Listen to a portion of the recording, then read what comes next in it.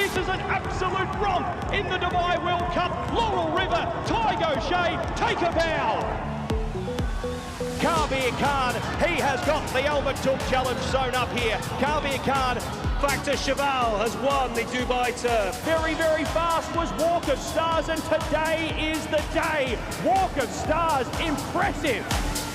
Bill Heil needs the line, cover up late, cover up, gets him. Back-to-back Dubai Stakes for Tuz, the king of the dirt. From last, Native approach over the line. Measured Time steals the Jebel Hatta. Measured Time goes on to win well. It's history at Shartin. 3 Cups, Romantic Warrior.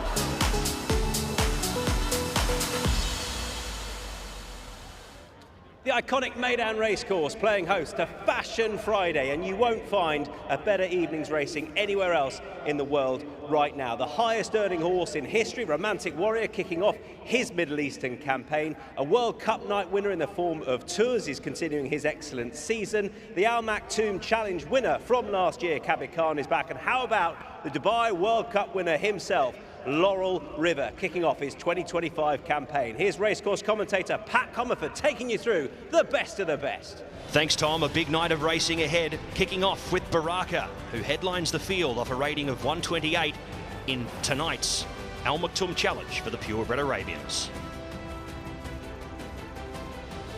Heart of Honour showed his versatility last start. He's 2 from 2 here at the track, and third up aims to take tonight's 2,000 guineas. Native Approach came from nowhere to win from last, overcoming Sandonado and Satu. He'll look to do that from the back once again tonight. A very impressive runner on the rise.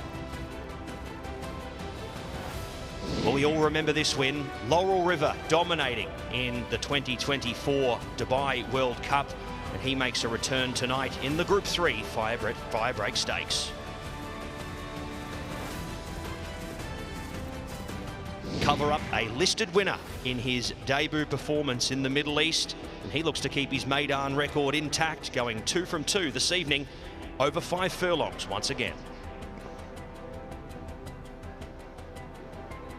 Well, the big question mark of the evening, will Factor Cheval handle the dirt? The Dubai Turf winner makes his way back to Meydan, but will be tackling a race on a different surface.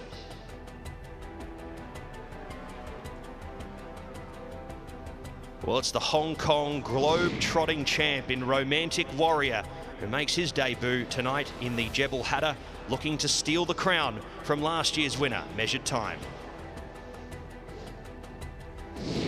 Well, he's built for speed, isn't he, Tuz? He continues to impress. The Golden Shaheen winner of last year, making a bid for it once again, and he has not put a foot wrong the whole campaign so far. And it was a wonderful start for David O'Mara and Danny Tudhope, getting Epic Poet home in our first 2,800 metre race for the season. And they look to do it all again here, albeit against a much stronger field.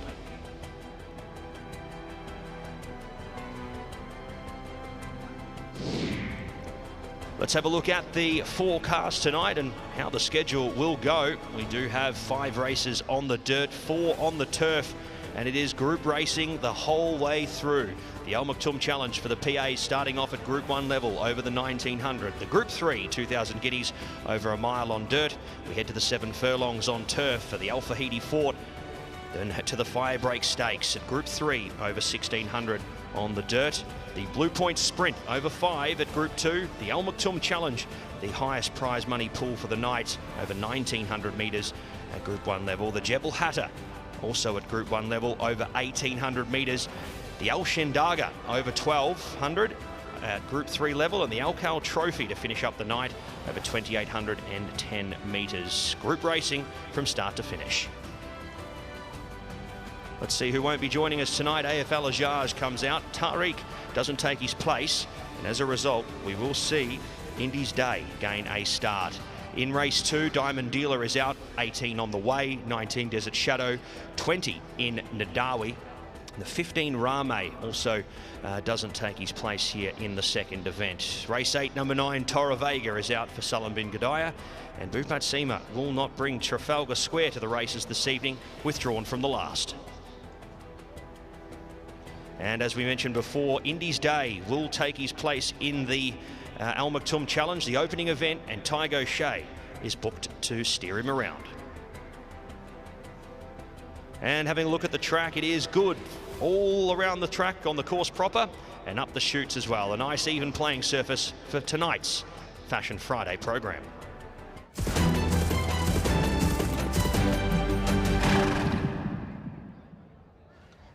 Welcome out to the winner's circle, joined by an excellent team to preview this brilliant looking card on Fashion Friday. Megan Nichols and Nick Lightfoot alongside. We've got a trio for you. Look at that. Megan, welcome back. It goes up a notch, or a couple of notches from last week. Welcome back. Thank you. Yeah, it really does.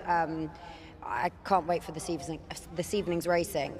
We've got some world-class horses on show, international contenders coming in, and yeah, it's taking a big step up from last week, and looking forward to seeing them all in action. I think it's everything they wanted when they readjusted the Carnival, highlighting those 4 nights or 1 day and 3 nights, if you like, and that's exactly what they've got with this edition of Fashion Friday. Festive Friday was good as well. You're back, Nick, and you're going to be hosting the international coverage with Angus McNay, and we're going to see you up on the big screen out here with some analysis after the big races. Yeah, and that's the exciting thing as well, to sort of contextualise maybe what's just happened. Some of those horses that starred on Festive Friday, that maybe starred on World Cup night last year as well.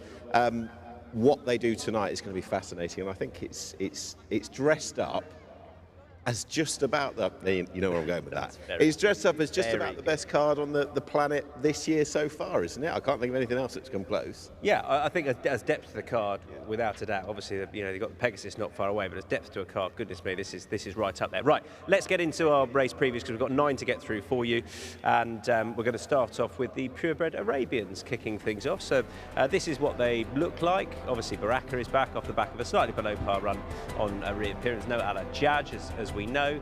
There's your first 7 in there, finishing up with Hiab Al-Zaman. And then we go right the way through to Diar there. Plenty of the usual suspects are back. RB French dudes in there. And we've got one more as well, Canale de Faust. And then horse number 18 in his day completes the lineup. Right, Baraka, I started with that horse, Nick. This was last year. This is when he's very good, perhaps over a more suitable distance than his reappearance. And I mean, he's held his form pretty well throughout his career. When he can lay up like this and sit on the quarters of a leader, I think he's very difficult to beat turning into the straight. Yeah, and I think we'll come to his first up back on Festive Friday. But yeah, as you said, I don't really see too many reasons to knock him when you think he's had the run to blow out the cobwebs. He steps back up in trip, which will suit massively. He's been second in the last 2 runnings of the Khail Classic, as you said, won this last year. And I was looking at this race and I thought, who's the most bankable commodity in the whole thing? I think it's him, really. Yeah, I agree. I think, look, I went for him on his reappearance run, Megan. This was on the 20th of December on Festive Friday. And I guess he was a bit disappointing. The race was won by Meydan. But I think this was very much a starting point. You know, more than ever, they're going to be working back from a World Cup with Baraka, and of course, 1600 might just be a bit sharp for him. Yeah, I think so, and you know, he wants to be retaining his title this evening, doesn't he? I thought, yes, possibly a little bit sharp on his return, and also he had every right to get a little bit tired, finishing in behind a couple of horses with race fitness on their side. So I don't think he was disgraced by any means, and I feel like he'll just take a little bit of a step forward, be that bit sharper for the run, and I think this would have been you know, the main target. He's got the right trip tonight, and this was very much, in my opinion, a prep. Now, he did finish behind a sort of unexposed rival, if you like, in Mubid, who's only a 5-year-old, and he seems to be improving, going the right way. Ray Dawson is very sweet on his chances again, 4 from 4 on the dirt. So, yeah, I do think he's got to step it back up, but Baraka was the one that I felt could improve the most. Great, we started and we all agree on the same horse. So it's a good start. That's frightening. I think he's the banker in the Purebred Arabian ranks tonight. There you go. Banker of the night with the likes of a World Cup winner, 2 World Cup night winners. Baraka, all in. Right, let's move on. Race number 2 then. This looks a really exciting, deep renewal of the UAE 2000 Guineas. Goodness me, there's loads of unknown quantities in here that have just been thrown in, and you know, you've got the established form with Heart of Honour, who we'll come to, Golden Vekoma as well, but then you've got a load of horses that are just lining up here, and we don't know a huge amount about them. Maybe they'll be too good on their first starts out in the UAE. So let's have a look first of all at Golden Vekoma. This was a really good run winning the UAE 2000 Guineas trial. Notably, of course, here Heart of Honour had finished ahead of Golden Vekoma, skipped this race. It was back over 1400. Golden Vekoma has obviously got to step up in distance, Meydan, to take this. But I mean, I don't know, he was pretty perfect on this occasion over 1400, clearly taking a big step forward for the debut.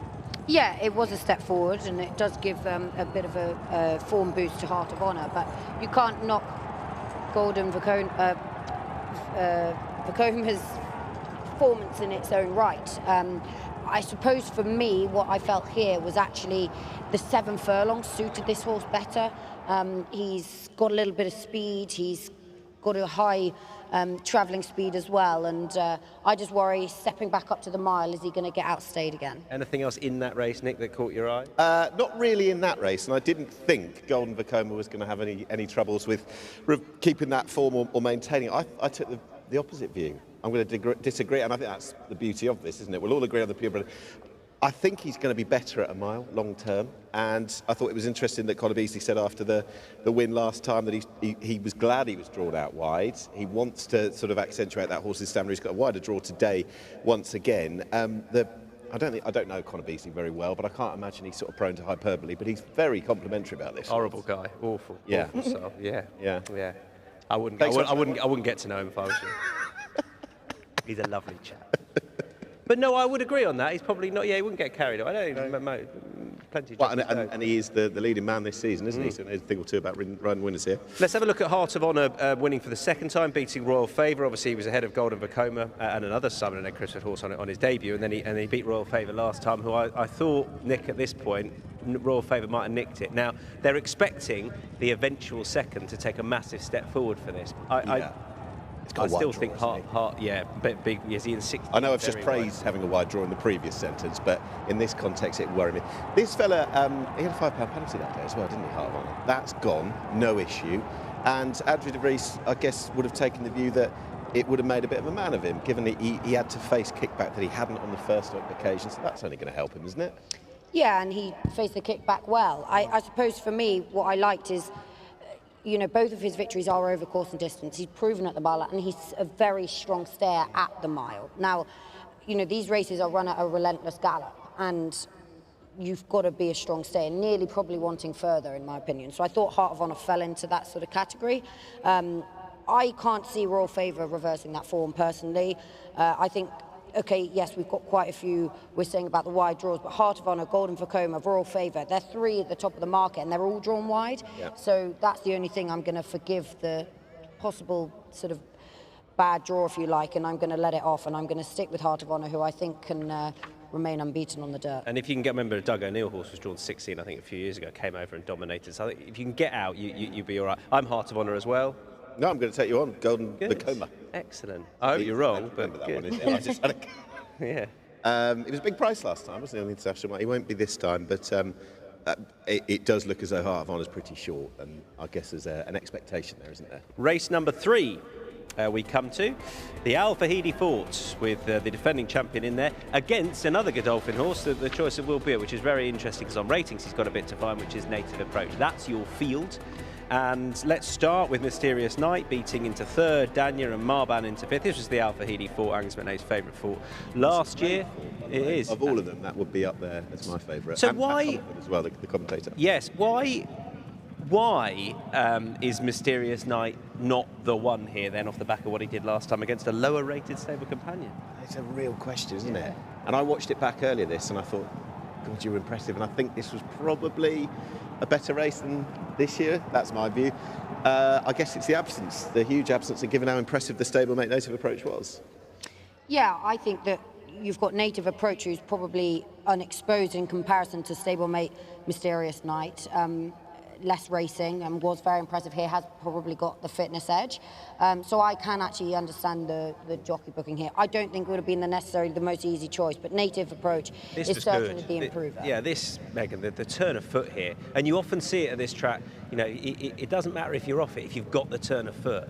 I thought this was pretty impressive. Yeah, and I think this was a ride with lots of confidence too. You can see he's had to switch pretty much all the way around the field, drop right out to the rear, and then when in the clear on the outside, I mean, absolutely takes off, finds another gear, and absolutely flew home. I mean, really, it was quite snug. The amount of lengths he's made up in sort of the last furlong is pretty incredible. So he has got a sharp turn of foot, and a smaller field today, William won't have to switch quite so far around and quite so far back. Anything to add? Well, I just thought the better race, the better the performance of Native Approach. I think he's going to be at concert pitch today, and I know that, I guess if you go on strict pounds and ounces, Mysterious Knight should beat him, but I don't think he will. Okay. Native Approach? Yeah. Native Approach? You looked at my selections. I sent them early. Liar, you looked at mine. I did. Guilty. Okay, let's, well, we'll shortly be having a look at a World Cup winner, because it's great that this horse is back, Laurel River. They would have had options about which race they run in, of course, and they've chosen to go back in distance and start. Bhupat Seema with Laurel River has said that they're coming to the Firebreak because he wants to sort of train him for the mile and then step up to the Dubai World Cup rather than starting at that sort of distance or with the 1900, which you could have done tonight. That's your first page. Our tourists are also in there for the same connections. And then you've got Meydan Bunce and Sound Money. Right, Dubai World Cup wasn't unfindable. I think the thing here, Nick, was that plenty of us thought he might lead, plenty of us thought he might still be there turning in, but whether or not he'd see it out the way he did, this was outrageous. Yeah, and it's funny that we're in the absolute anniversary, 12 months to the day since we were previewing him running in the sprint first up out here, and I think we both took the view that he blew out in the sprint, step him up in trip by a massive amount, and he's a certainty in the World Cup. I'm sure we all said something like that. Yeah, but he was quick out the gates. He got across, didn't have to work overly hard that day. And I think this is the thing that you've mentioned, that he's already a winner this week, isn't he? Longines, best racehorse or joint co. It's just interesting that Bhupat Seema said he'd rather start him at the mile because he'll feel that you can train them better for stepping up in trip. And I think he's miles clear on ratings. He's already brilliant at this distance, isn't he? As we saw at Super Saturday last year. So I think he's just going to win today, isn't he? Yeah, and I like the route that Bhupat decided to take here. You know, he's training the horse with the rest of the season in mind, and I'm sure there will be plenty still to build on, but he's not going to be unfit, and over the mile you're just getting that little bit sharper. Everything happens a bit quicker. He's got a huge stride, he's a high cruising speed, and I think this is the perfect sort of setup. Last year's route worked. I know obviously he started at 6, went up, but last year's route worked, and why would you change too much again? Yeah, and also the first start last year was first start for 18 months. This is, you know, it's just he's a different horse first start, I would say, this time round, for all that he's going to improve for it. Very difficult to beat. Mestry's been good. Yeah, he has. And I think when you beat Walker Stars, you look at the winner and you go, well, he's beat Walker Stars. Thing is, that horse has come out and looked pretty damn good last time, who we'll come to when we get to the Al Maktoum. So he's hard to knock. He's just not Laurel River quality, Megan. Well, no, he hasn't been yet, but he's still improving. I thought this was an impressive performance in the Al Maktoum Mile. He's still fairly lightly raced. The form, as you say, is working out well. You can't knock what he's done, but he's going to have to step it up another notch. I mean, what's he got, £20 officially to find on Laurel River? So yeah, he's got to step it up again, but he's a very decent performer in his own right. Sum it up for us, Nick. I think it would take a real underperformance from Laurel River for anything else to win. Mestry is getting better. I think they even thought about going for another race. I just wonder whether it's a bit of a statement of intent from Bhupat. I know there's all this start at 1,600 metres and work your way up, but when we come to the Al Maktoum Challenge, whether it's a statement of intent that they've got such a strong hand in that they can afford to run this fella in this and just win both, I'd imagine. That's the way I see it. You love that horse. Walker Stars. You love that horse. I'm going to come to him. Yeah, they don't want to take on Walker Stars with Laurel River. Well, maybe.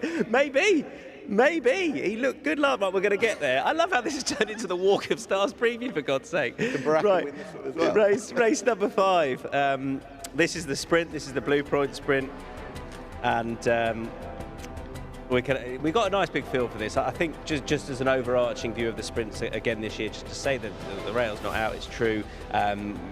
We've seen a preference for middle to far side so far this season. The horse won down the middle last time. We'll come to that, Westacre. But ultimately, I think it's been a case that you don't want to be drawn too near side.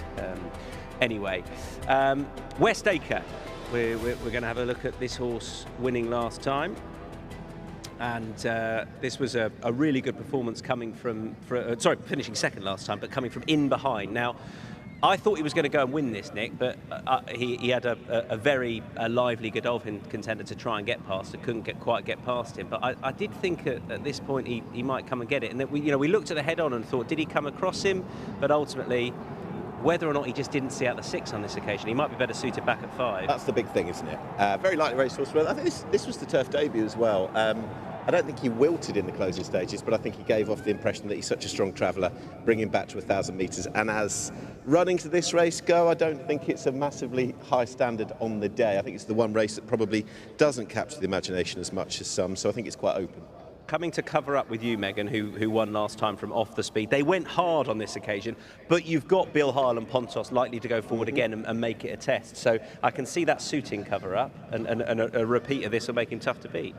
And he is going to get the strong pace once again.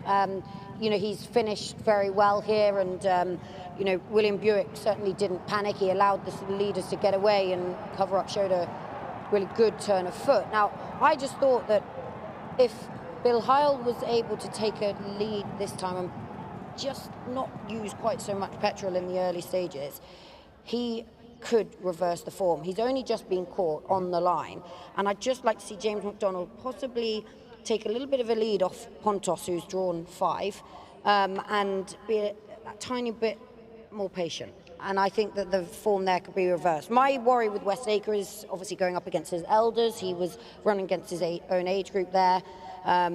So I'm going to go with one of the elders. I'm going to go Bill Hale, and I'm hoping that James McDonald would just save that turn of foot for the sort of last furlong or so. I wonder if we've got a slightly different... I think we've seen on the round course and the straight course, it's been easier to win from off it than it has in... I'm not saying it's an off-it trap, but it's been easier to win from off it than it has in some seasons here.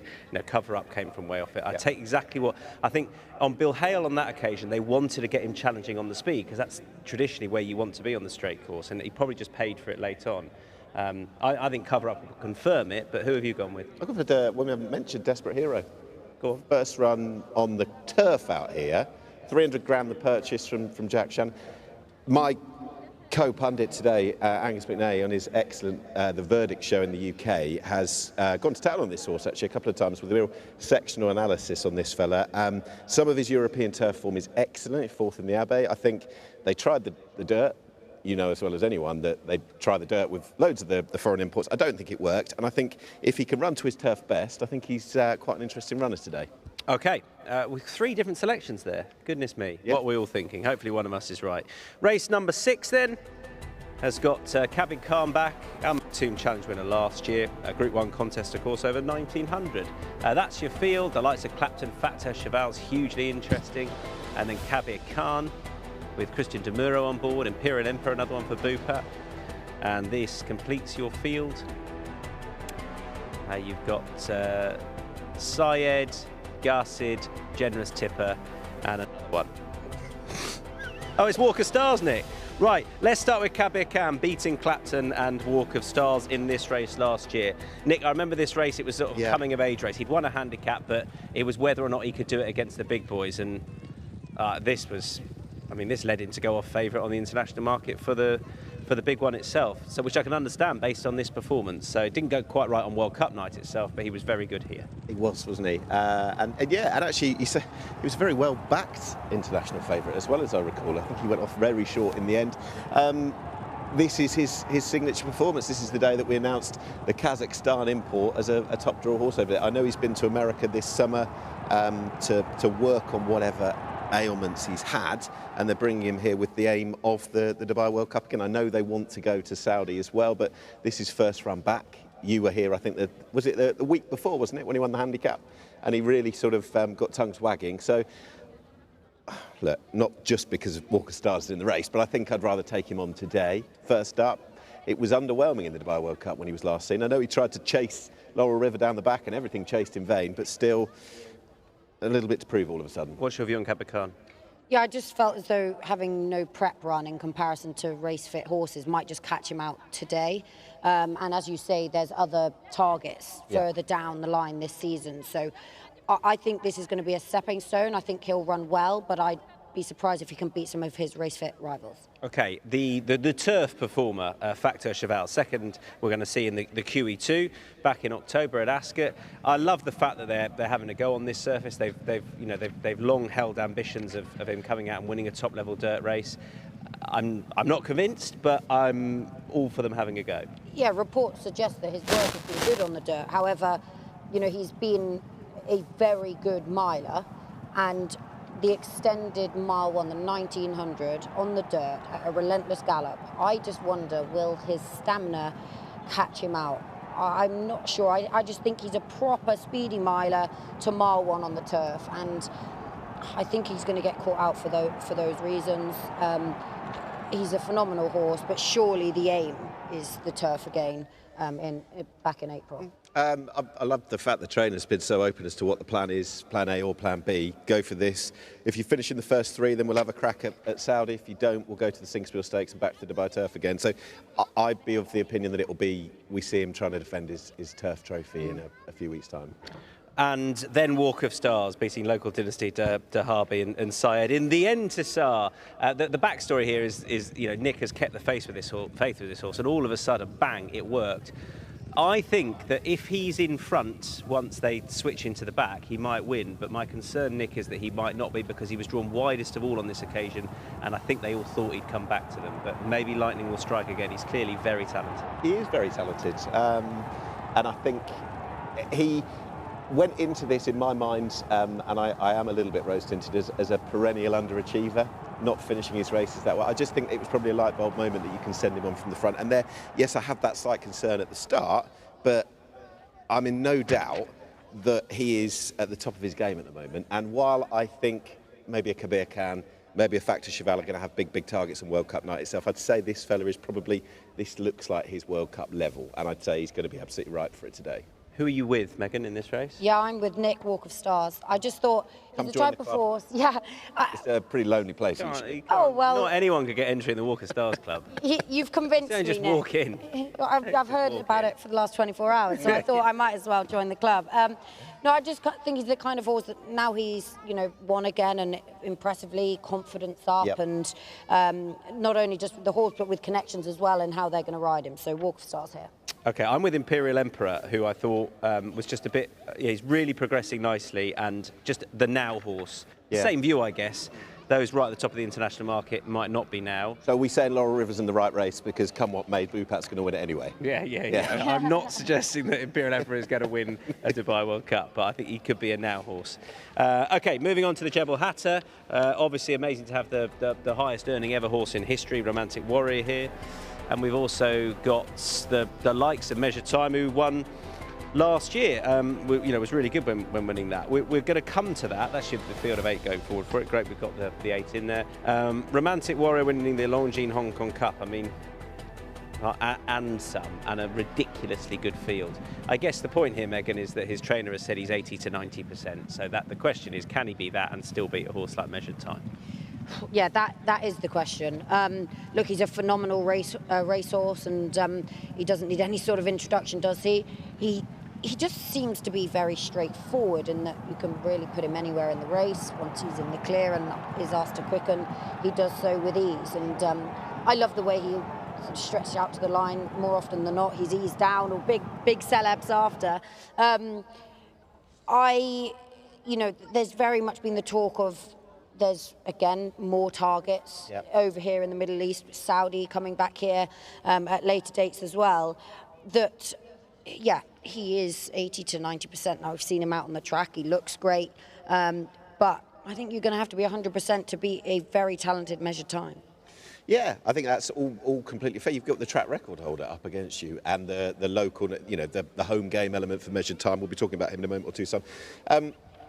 It's funny, isn't it, that you've already said that he's the highest earning horse ever with $22 million in the pot, and yet they want to ambitiously go for even more, don't they? They're talking about Saudi Cup, they're talking about the Dubai World Cup, and he could be into another stratosphere. But if he is only 80 or 90% fit, I think Measured Time could beat him, and that's the way I'm leaning in this race, because I think he's deadly round here. Well, let's have a look at Measured Time winning the Jebel Hatta. You mentioned last time he beat the track record as well. Got Ottoman Fleet back in here as well, but I don't think Measured Time's going to worry about him too much necessarily. I mean, barring World Cup night, he was pretty bomb-proof. And he's flawless here, really, isn't he, in the main? And I think, given the way that, as you said, aside from World Cup night itself, I think given the way that William Buick has been around here, goodness knows how many times, knows each and every blade across, I think they will look to do something to exploit any vulnerabilities, be it fitness, be it track edge, be it James McDonald, the best in the world, but at the same time, he hasn't been around Meydan as many times as Measured Time and William Buick, and I think that's just the difference maker here. I think that's the way they're going to try and exploit what's in behind. Yeah, I thought Ottoman Fleet being drawn next to Measured Time was ideal, really. He's a pace angle. William Buick will be able to sit comfortably where he wants. Romantic Warrior in draw one, jockey's going to be aware. Try and box him in as long as we can.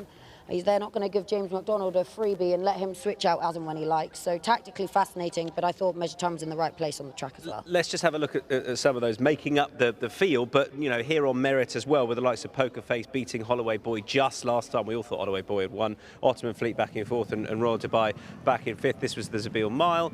Poker Face just getting up. I mean, you know, he needed to wait for an out, so maybe he was good value for it in the end. I know how disappointed Megan Colbert was that Holloway Boy didn't get his head in front, but he was, you know, either of them could have won it. Look, this is the thing for these guys is normally the Jebel Hatta doesn't have the depth of a Romantic Warrior and a Measured Time in there, so hard luck for them, but difficult to see them beating both of them. Yeah, and they're both really consistent horses at their level. But I suppose if you're being totally honest, what are they? Solid Group 3, Group 2 performers, stepping it up again. Obviously a race with extraordinary amounts of depth in it as well. I imagine they'll just fall short of being able to compete for the winners' enclosure. However, I think they're both solid each-way chances. They're very consistent. They always tend to run their race, and I think that they would be two very likely horses chasing home Measured Times and Romantic Warrior. All right, you're both with Measured Time. Yeah. I'm with Romantic Warrior. There we go. Moving on to the sprint on the dirt, we've got Tuz, who's looking, he doesn't always rattle off a load of wins, but I mean this season he's been very good on a couple of starts. This is the Al Shindagha, the key trial for World Cup night, and the sprint itself on that night. Let's start with Marya Tal first of all. Ben Cohen in here for Michael Costa. This is the UAE 2000 Guineas trial, and it was a similar sort of time last year. What do we think, Nick? Let's look at this horse stand out as opposed to comparing him to Tuz necessarily. Yeah. Has he come of age, this horse? We'll find out, won't we? I guess it's a hell of a long time off the track. I actually sat back and watched his first, because I thought run 2 of the 2, haven't got much to go on, was a little, I'm not saying it was underwhelming, because he's still got one like this, but the dogs were barking after the first run, weren't they? Do you remember at Jebel Ali how emphatic he was? That he's had so much time off up against a horse that is as sharp as Tuz, I couldn't be with him. I couldn't be with him today. I think he's got a lot of speed. I think 1,200 metres is absolutely fine, but I think Tuz is going to take everything out of their comfort zones. Tuz? Yeah, I think keep it simple here. He seems to be thriving this season. He's fairly dominant over course and distance, isn't he? And yeah, he's absolutely the one they have to beat. The slight issue here was just his demeanour pre-race. I think that was all, Nick. He was obviously well within himself, but moreover on his second start out here than his first, he was just getting a little bit. Was he? Jig-joggy down at the he's start. He's done that before, hasn't he? I think that's him, even though he's an old head. I don't know if he's on wise shoulders necessarily, but he's a sprinter. Colour up got a bit closer, but yeah, he's hard to look beyond. Yeah, he is, and it's funny the way that the calendar's mapped out now. I think we're going to enjoy a lot of him, because the Bhupat Seemar's already said this, 5 weeks this time around? We've already talked about the Dubai World Cup being in April, from Super Saturday at the beginning of March till April. So we might see him today, Super Saturday and the World Cup night itself, so plenty of Tuz. OK, I think we're done there. Team Tuz? Yep. Yeah, pretty obvious. Good. Race number 9 then is the staying contest. Plenty of these will be looking to line up in the Gold Cup itself. Great to have Brian Ellison here, one smooth operator. He's been his travels, one out in Oswald, didn't work out in the Melbourne Cup. Pridham, Impossible Pace, Angler, got King of Conquest in there, who did see it out last time, but couldn't quite get ahead of Epic Poet, who got there, and then Keys Chorister completing the lineup. Let's start up, kick off with her, Kick Average Long Distance Cup. This was on the 19th of October, over a bit further than this. Look, you know, a top level race was probably a stretch too far. It was Group 2, but Group 1 horses in there, Meydan, and you know, this is, I guess, a bit more realistic. She just never really disgraces herself, does she? I love this mare.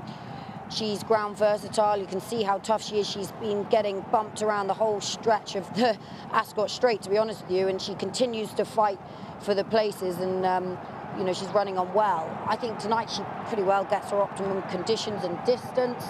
She goes well fresh.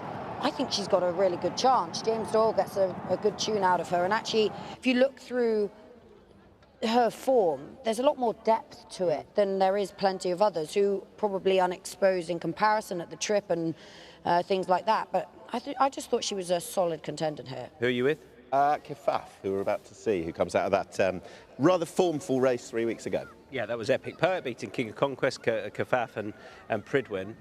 My starting point was that either Kafaf or King of Conquest might just reverse form with Epic Poet. Yeah.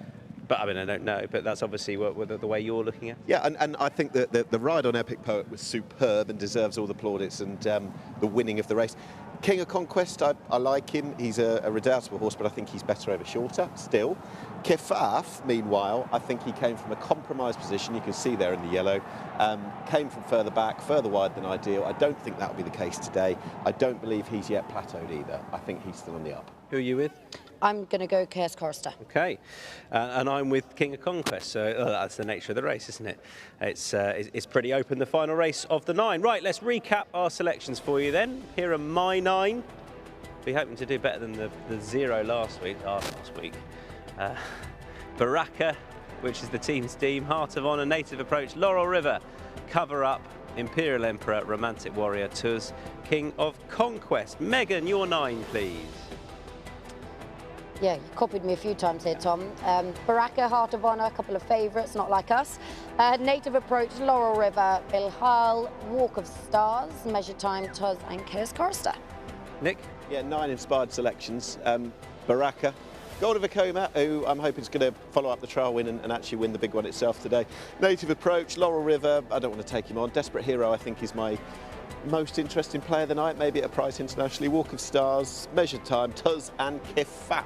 Lots of nice different colours, so hopefully we'll see something similar today.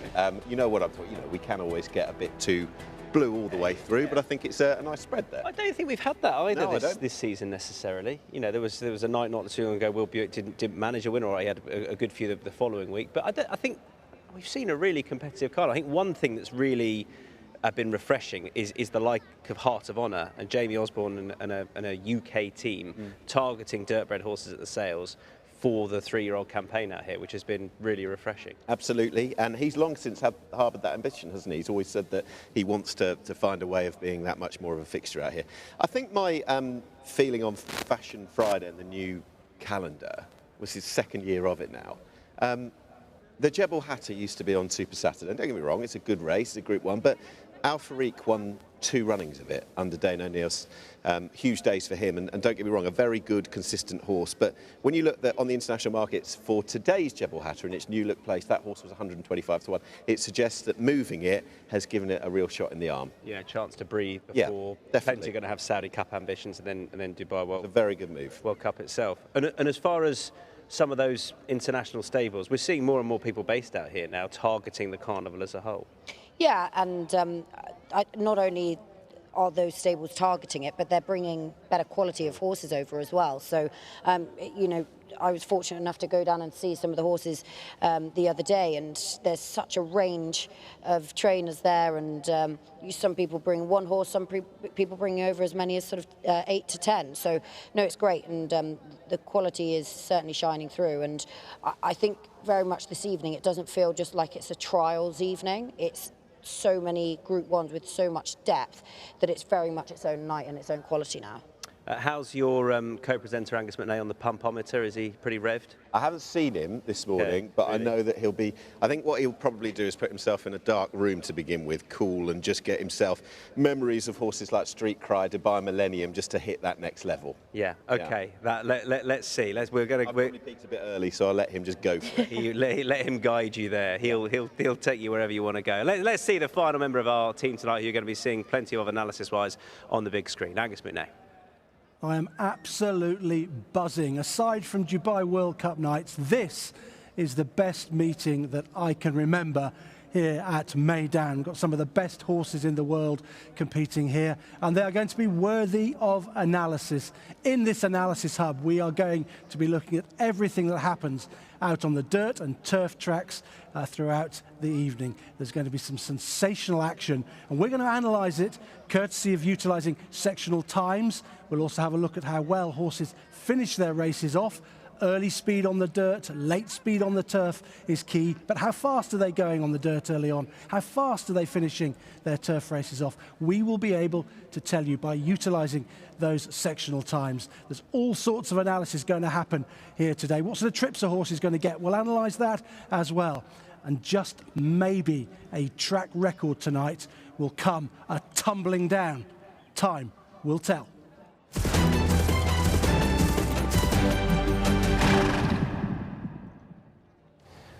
So gates are now open, and Megan and I have come to do the red carpet racecourse entrance walk, which I know it makes me feel quite special, Megan. Does it? I'm surprised your fans aren't here, so you can wave at them all. But racing royalty. You're struck like you've done this before. No. Can you do it again? Can you? I want to see you walk down a red carpet. Enough. Do you want me to show you? Yeah, you show me. Right, here we go. Right, how's this for you? You've been practicing, I know. Yeah. Remember my toes point in a bit, so it doesn't look great. Right, okay. There we are. What do you think? Is that how you do it? Oh yeah, work it. Yeah. It feels good. That was quite good, I'll give you that. Was it? Nobody would buy me in a sales ring, would they, walking like that? Oh dear, maybe not. Yes. Can you go and pose for us? People will be standing by the butterfly here. Of course. Lots of pictures going on here. I mean, what an entrance, right? You can get your first selfies ready for Instagram. Make sure we tag the Dubai Racing Club, Meydan, everything all over the socials, because we have got some red hot fashion competitions going on today. Take me through the stance there. You specifically stood in a specific way. Why? I don't know how I did it. Why wouldn't you? You just wouldn't stand like that, no? I don't know. Point the toe. You stand in, whereas I do a little, you know. Yeah, I go like that. It's all about posture. Hand in the pocket, because I never know what to do with this guy. He just wafts. Hold the mic with both. Yeah, hold the mic with both. Simple. There we are. I think we've made that look pretty easy. I think so. I tell you, there's going to be people walking down the red carpet better than we have just done. But we've given it a good go. We're by all the flower walls. There's more inside. Once you get in the grandstand, it's going to be busy. Loads going on. So it's an exciting night. And you can get involved with Best Dressed Man. I'm going to let you have a go at that, because obviously I ran away with it. Best Dressed Woman, again. We had to stand back. We had to. And Best Dressed Couple, you know. We definitely would have won that. But if we liked each other, we'd have tried. We'd have gone for it. But, you know, there you go. We'll do our best. We might stick to the racing. Who knows? Must just add, Rishi last week colour coordinated, so I'm a little bit disappointed. You did your own thing. Well, you had white trainers on. Oh, that was offensive. Other than that, we colour coordinated. Yeah, up you go. Right, gates are open. Get stuck in. And, well, racing's not a million miles away.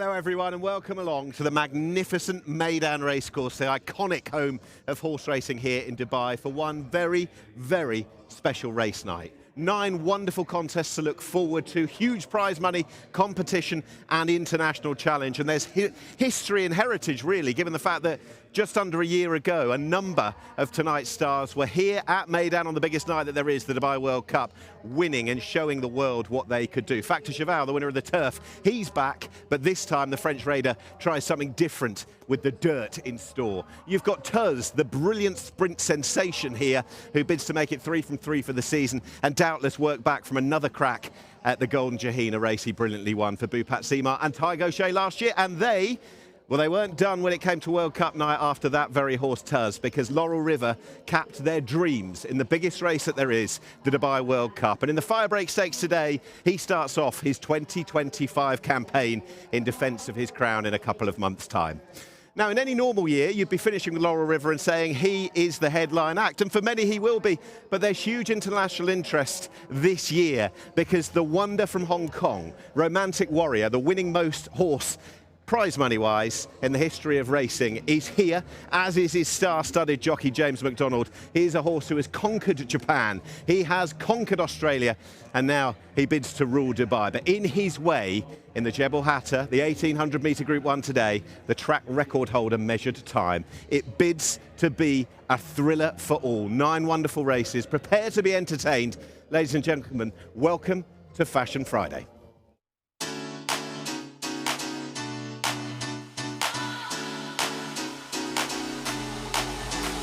This is an absolute romp in the Dubai World Cup. Laurel River, Tai Gaucher, take a bow. Kabir Khan, he has got the Al Maktoum challenge sewn up here. Kabir Khan.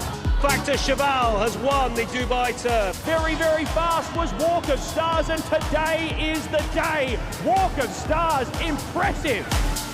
Phil Heil needs the line, cover up late, cover up, gets him. Back-to-back Dubai Stakes for Tuz, the king of the dirt. From last, native approach over the line. Measured Time steals the Jebel Hatta. Measured Time goes on to win well. It's history at Shartin. 3 cups, Romantic Warrior.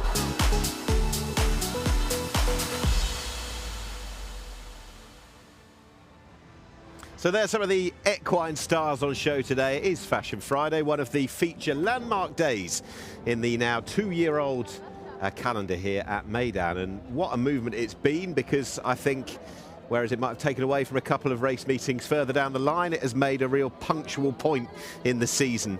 And it's almost like a mini World Cup night.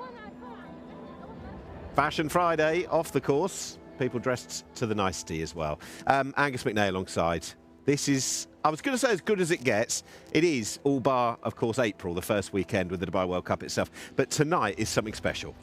Nick, hi everybody. It's going to be fantastic, isn't it? It's fashionable for top-class horses to turn up here at Meydan on a regular basis. But this is going to surpass anything that we have seen outside of a World Cup night. We have top-class international competition.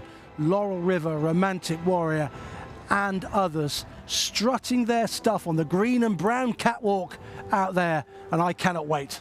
Always in vogue. When it comes to, I say, a wish and a prediction tonight, this is my way of looking at it. What do you hope to happen? What do you think's going to happen when it comes to some of our headline performers? Romantic Warrior up against Measured Time. Laurel River down to a mile, that shouldn't be a problem. Tuz, Factor Cheval on the dirt. There's so many angles. There's lots of things for us to get stuck into, particularly when we do the analysis later on. I think people will be looking at the card and thinking, well, Tuz is going to win the Al Shindagha. He's head and shoulders above the local sprinters here. His main problems will come when the international raiders are here on Dubai World Cup night. Plenty of people think Laurel River's an absolute shooting job, just point and shoot. He's okay at a mile, he's got loads of speed, they think he's going to win, and a lot of people are very keen on Romantic Warrior, understandably so. He's won 8 races in a row, he's a multiple Grade 1 winner, and he's earned a stackload of prize money in his career, and it's great to have him here. He's the one that could be vulnerable though to Measured Time. Measured Time setting a track record here last time in the Al Rashidiyah, really impressive. Measured Time figures to get his own way in front, and remember, this is not Romantic Warrior's day. They're getting him ready for Saudi. That's the big payday. That's the one they want. So measured time might just upset him tonight. And the trainer saying, Romantic Warriors trainer, 80-90% fit. But as you say, this is the dress rehearsal, his Fashion Friday dress rehearsal for later down the line. When it comes to that race, we were talking to our esteemed commentator Pat Comerford earlier, and he was saying if Romantic Warrior is going to win this, he's got to go and break the track record, which in itself, I know it's a simple way of looking at it, but we're expecting fireworks if indeed this horse is going to conquer here like he has elsewhere. Yeah, I think the point is that he's going to have a race. Yeah. You know, it's not just turn up here, bit of a cakewalk in the Jebel Hatta off to Saudi. Measured Time is a really good horse. On ratings, Measured Time's got a bit to find. I think how the race might pan out. And given that his trainer thinks he's 80 or 90% fit, then we have to believe him on that. I'm never one for this 80 or 90% fit lark. How do you know that? Anyway, if that's the case, then he's going to be vulnerable. $22 million later, that horse is here. One certainty on the night then, come on. A certainty would be Tuz, I think. Yeah. Because I just think he's head and shoulders above the local sprinters. And there's nothing in the field tonight in the Al Shindagha that he hasn't beaten, and that he can't beat, I don't think. Can't wait. It's going to be brilliant. Something special in each and every one of our 9 contests. Let's have a look at some of the horses who might just be writing the headlines in a few hours. So the first of 9 races for the Purebred Arabians is round 2 of the Al Maktoum Challenge, a Group 1 race, and a race that was conquered by this horse 12 months ago, Baraka, who's been second in 2 runnings as well of the Dubai Khail Classic, a top draw Purebred Arabian. Massive field goes forward for the Classic, the 2,000 Guineas, and another Classic in the Dubai racing season. Jeremy Osborne has won already, courtesy of Toast of New York and the UAE Derby. Can he do the same, but in the UAE 2,000 Guineas with this horse, Heart of Honour? Next up, we'll have a look at the first turf race, for which Native Approach will likely be a warm order after this blistering success on Festive Friday. Interestingly enough, this is the selection of what couldn't have been an easy decision for William Buick. And then we welcome back the King, the reigning Dubai World Cup winner, who starts off his 2025 campaign, Laurel River, in the Firebreak Stakes, down over 1,600 metres, but he's devastating at this trip too.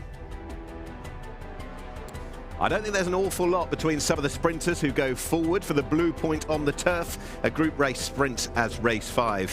One answer, potentially for some, could be Cover Up, who beat a couple of these last time. Factor Cheval was successful on World Cup night last year in the Dubai turf. Brilliant French-trained horse is back, but this time he flexes his muscles on the dirt. How will he get on in race 6? And then the star from Hong Kong. He is the horse who has won the most prize money in the history of the sport of horse racing. And now he's in Dubai. Welcome, Romantic Warrior, as he sets out on a Middle Eastern adventure that could take in Saudi Arabia and back here, of course, on World Cup night. It's a treat to have him. Tuz, what a sprinter he is. He's got that enigma before the race, but those enigmatic tendencies are only part of the package as to why he is a top draw sprinter, the winner of the Golden Shaheen. He's invincible this season. Will that continue tonight? And we'll finish with the longest race on the card, Epic Poet beating First Conquest in Shock for Godolphin and Kefaf last time out. Excellent ride it was, and an extremely formful race to go forward for our nightcap, the last of 9. And this is your race card for this fantastic night of racing. The Al Maktoum Challenge, presented by Longines, who kindly sponsor the whole card. That's the Purebred Arabian races, race 1. The Guineas is race 2. The Fahidi Fort, as we switch to the turf, race 3. The Firebreak Stakes, that is race 4. But for the Blue Point Sprint, race 5. The Al Maktoum Challenge presented by Longines, one of the Group 1s on the card for the Thoroughbreds. That is race 6, the Jebel Hatta. What a race that will be. Race 7, Al Shindagha Sprint, race 8. And we'll finish with the longest race, the Al Khail Trophy. These horses don't run, notably Al Ajaj, joined by Tariq in the first race. This does incorporate horses who don't get a run, who weren't in the race anyway. Race 2, scratch 15, 17, 18, 19 and 20. Race 8, no Torre Vega. And race 9, unfortunately, Trafalgar Square, after the expensive transfer from Europe, won't be running tonight. And I mentioned Alajaj being out of the first race. As a consequence, the champion jockey Tygo Shea switches to the horse who gets in, number 18, Indy's Day. So anticipation is building here on Fashion Friday with 9 wonderful races to look forward to. Please do join Angus and myself for the duration, and indeed our top team out on the track as well. Always dressed to the nines, this pair, Megan Nichols, and first up, Tom Stanley. Nick, thank you. This seemed like an obvious place to stand with Megan Nichols, right? You know, Fashion Friday, some flowers. Flower board. Yeah. That's where everyone wants their pictures. Everyone's going to come in and have their picture taken here. Absolutely. Like we did. This will be the most packed area of the racecourse. Yeah, more than the horses. More than. Yeah. But there is that feel to it tonight, right? Sure, it's about some incredible action on the track we'll come to, but I mean, the Dubai Racing Club have pumped loads into this night as like the standout night. You know, 4 massive nights, obviously, but I think this is the one before Dubai World Cup night itself, which is standalone events off the track and racing on it. Definitely, and you know, Fashion Friday, we've got loads of different things going on. We've got Vivian Sheriff as our milliner this week, or for this year. She's here. I'm wearing one of her beautiful hats today, and yeah, there's loads of things going on around the grandstand. So we'll try and find out a bit more about that as well. But we're not going to go for the best dressed man, woman, or couple. That would just be, we'd win it. I thought we would. No, we listen. We need to give other people a chance. Okay, naturally. I thought you were really having us down then. I think we've turned out well. No, we would. We'd skate it, but we'll give others a go. There's big competitions though, and I'm telling you, I've got to come up and announce it later, and I'm telling you it's going to be tricky. I'm sure the judges have got hard choices on their hands because the fashion is going to be elite. Can I just ask for your opinion? So I nearly went Rishi Prasad style white trainers, ankles out. No trainers. I'd have made you go barefoot if you had trainers on. I'm so glad. The brown shoes are better than the trainers. I'd have got away with barefoot. There we are. What about the action on the track? This is, you won't find a better evening's racing anywhere in the world right now. You've got, I mean, Romantic Warrior is the standout, but loads of previous winners of their races, a Dubai World Cup winner. It's a fantastic night's racing. It is.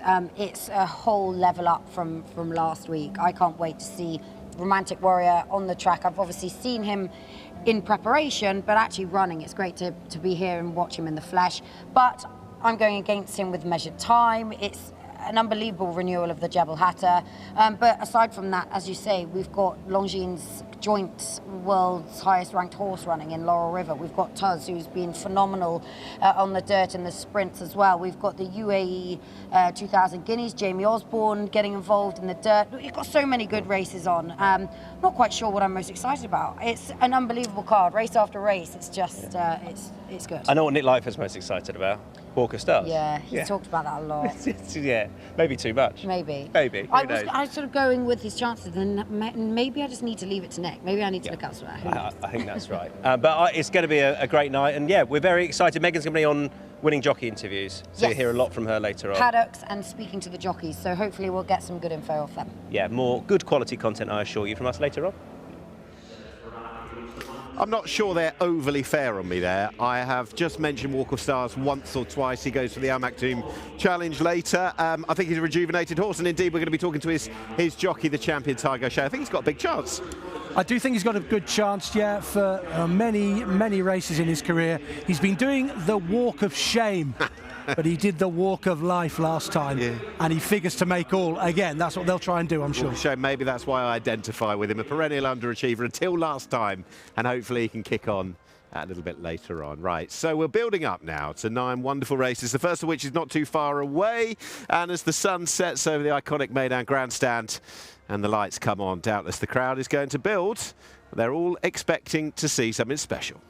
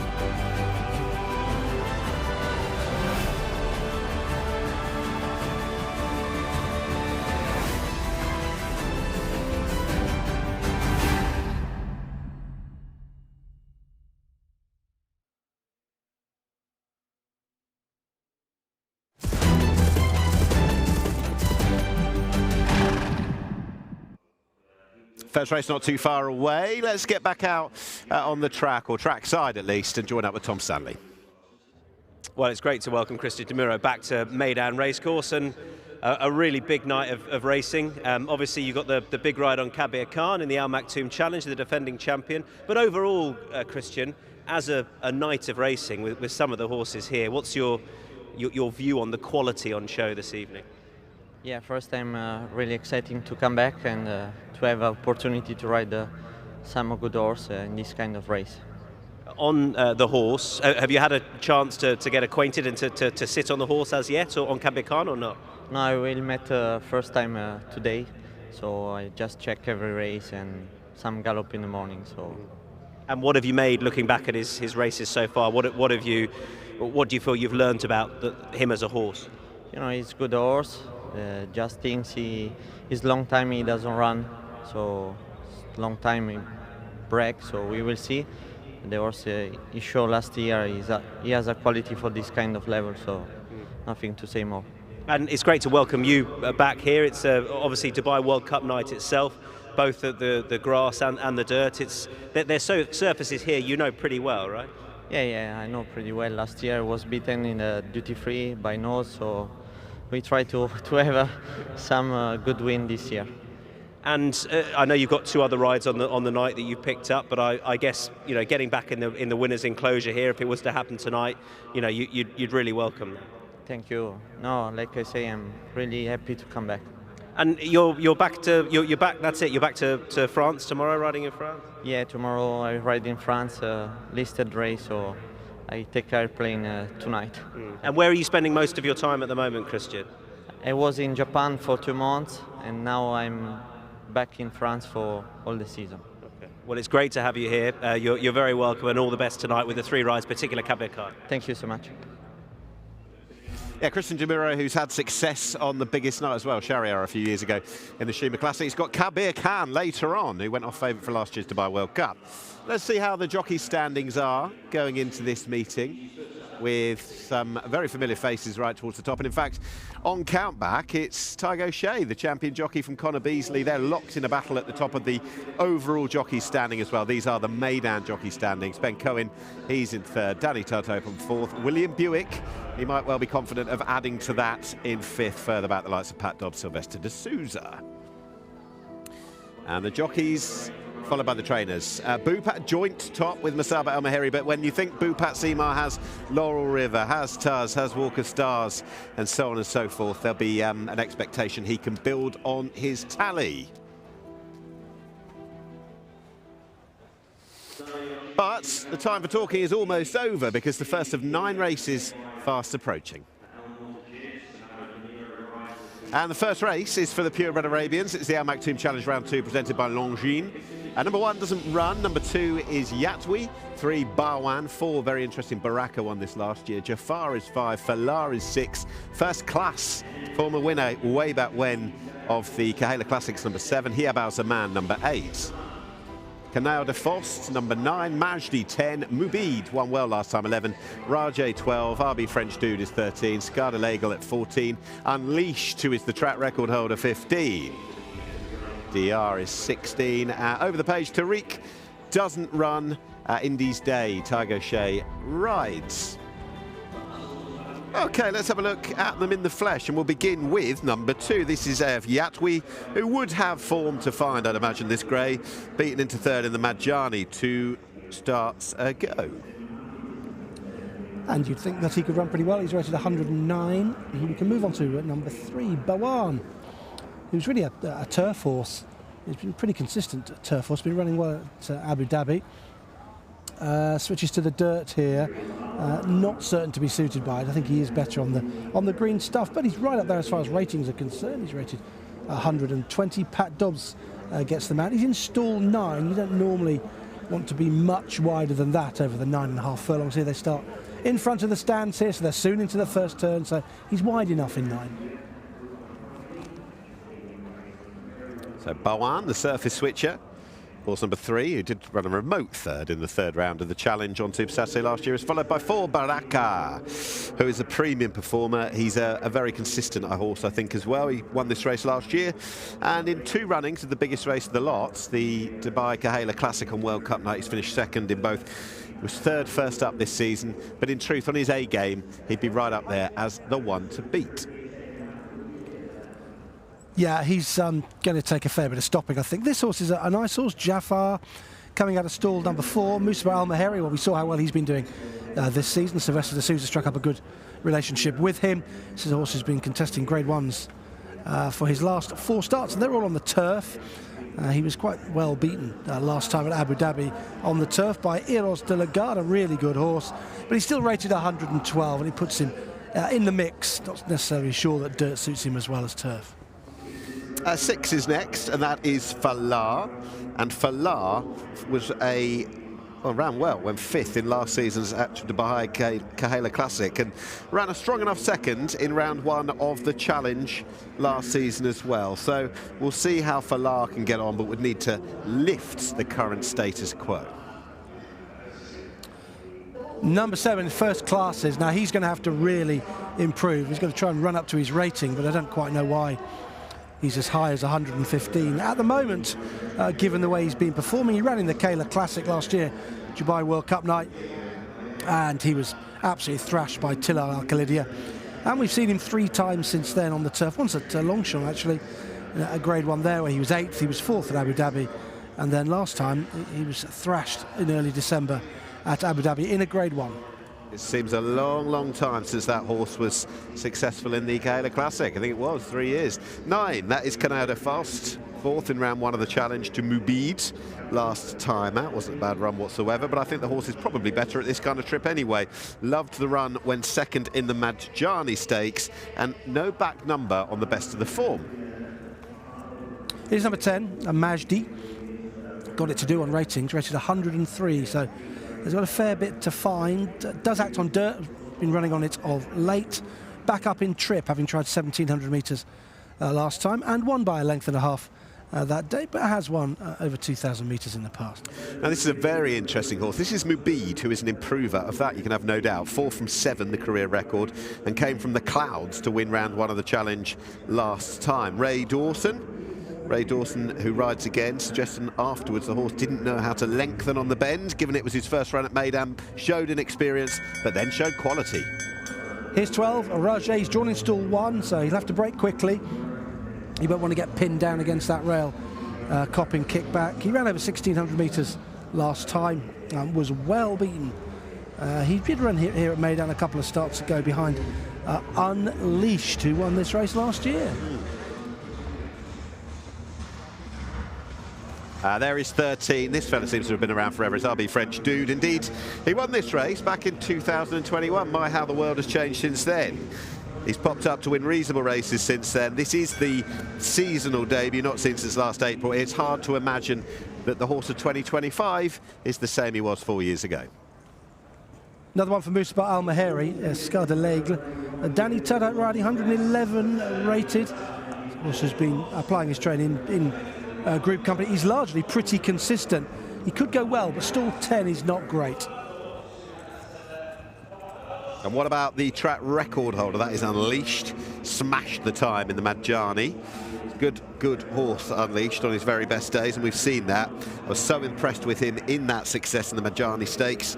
He's not had all that much racing either, and I think he could still be improving on the dirt. He's a likely player. I think he is. And then we've got DR, who's ridden by Bernardo Pinheiro from stall number 2. He's pretty consistent, but probably not good enough. A rating of 105. Good draw, though. Stall 2's an excellent place to be. OK, we'll see the reserve who gets a run. That is Indy's Day. And as a consequence of Valajaj being out, Tygo Shea switches to ride Indy's Day, who's been thumped out of sight the last twice. And the champion jockey, who's got big rides tonight, I don't think he's going to be in the winner's enclosure in the first of them. They are your runners ahead of race 1 today. And they're all getting a good vantage point, and why wouldn't you as well? The action's about to unfold on the track. We'll take a short pause.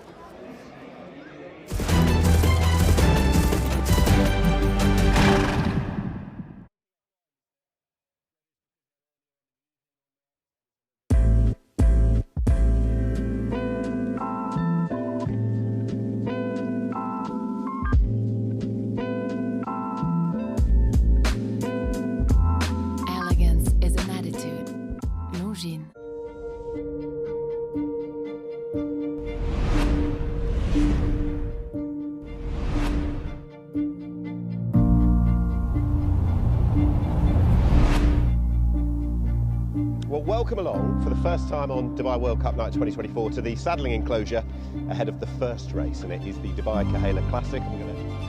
We are set here for the $1 million from the Dubai World Cup start at 2,000 metres. For the 28th, the Dubai Khail Classic. Here's Jebel.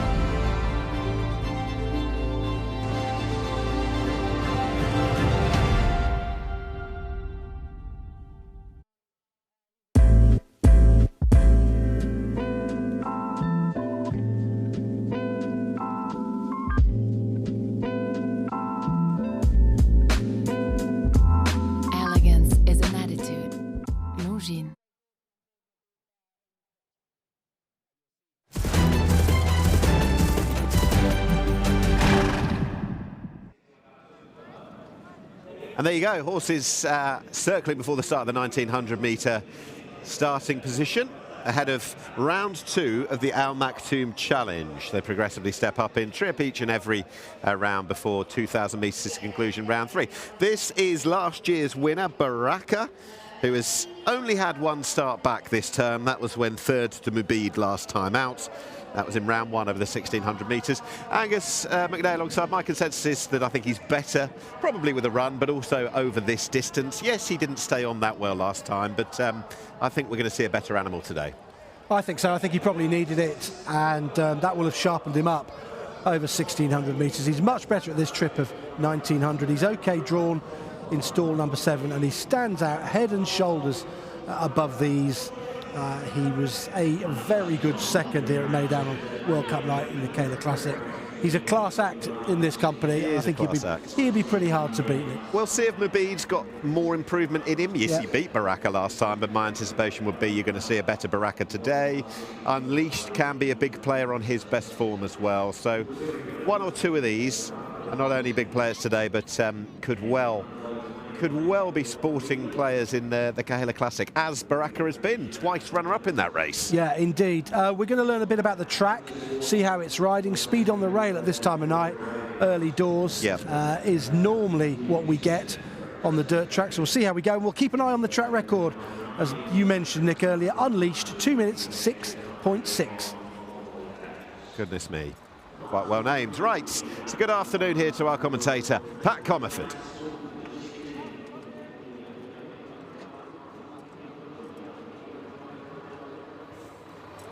As we're about to get this wonderful meeting underway. Fashion Friday, Jebel Zaman locks away under starters orders. Set now, and away we go. Yatwi was slow, Jafar the same, and going back also the second emergency in Indy's day. Baraka fast away.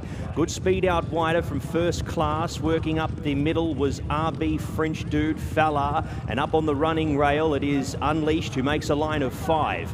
Meydan's going to be caught a little deep under Dawson into that first bend as they work off the front and head towards the 1,500 metre peg. Dia up on the inside in about 6th position. From Canal de Fosse, Jafar recovers to the first half of the field. Then came Falah 3 wide with a back from his inside Yatwi and Raja the rail. Deeper out Meydan had to take his medicine, but can't go out back any further at the moment, and still caught 4 wide from Scar de Lagle, Jebel Zaman. Next was Majdi. It was 2 lengths to Indy's day, and Barwan, the place getter in last start's President's Cup, is last of all. So down the back they go, and it is Unleashed who eventually takes over the lead here from RB French Dude, who shades him in second. Baraka 3 deep in third, travelling along well at the moment from DR. Then came Jafar, and First Class was 6th and 4 wide. From Canal de Fost, Fallah's out wide now for Amur El Razbi working into the race. From Raja, then came AF Yatwi.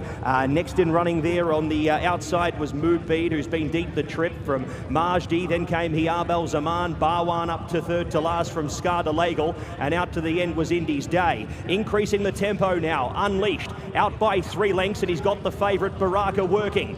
Canal de Fost a lot closer today and sits third as they swing in the bend in for home. From DR, deeper out on the track was First Class, and running along from the back as well Jafar, but he's given them something to chase here. Richard Mullen on Unleashed, and Unleashed comes clear here. Baraka trying very hard to stay onto his place in the minors, and Canal de Fost doing the same, but this is all over. Round 2 of the Al Maktoum Challenge going to Unleashed.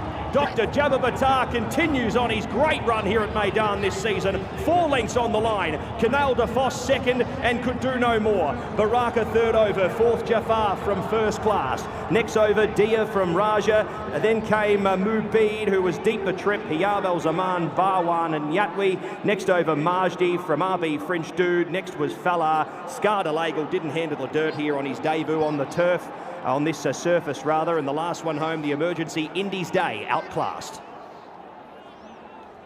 Well, that was impressive. The track record holder has gone and won, and it is a 1-2 from the Meydan Stakes, who've been 1-2 in this particular race.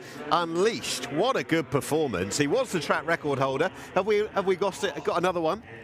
He's broken his own record, Nick. Yeah, 2 minutes 6 flat here. His previous record, 2 minutes 6.6. She's set here in December when winning. Speed on the rail at this time of night on the dirt at Meydan. That is key. He eventually got to the front off furious early fractions. The pace then steadied, and then he picked up in the home straight, and they just couldn't reel him in. 13th of December, Unleashed beats Canal de Fost over the 1900 metres. A month later, they meet again over the same track and trip, and it's exactly the same. Baraka, I just think, was being niggled at a little way out. I don't think he's given his full running once again, but the horse who'd been it, seen it, done it, and proved his class here before has done something similar here and inspired Richie Mullen on the front end. Yeah, once he got to the front, he's managed to dictate matters.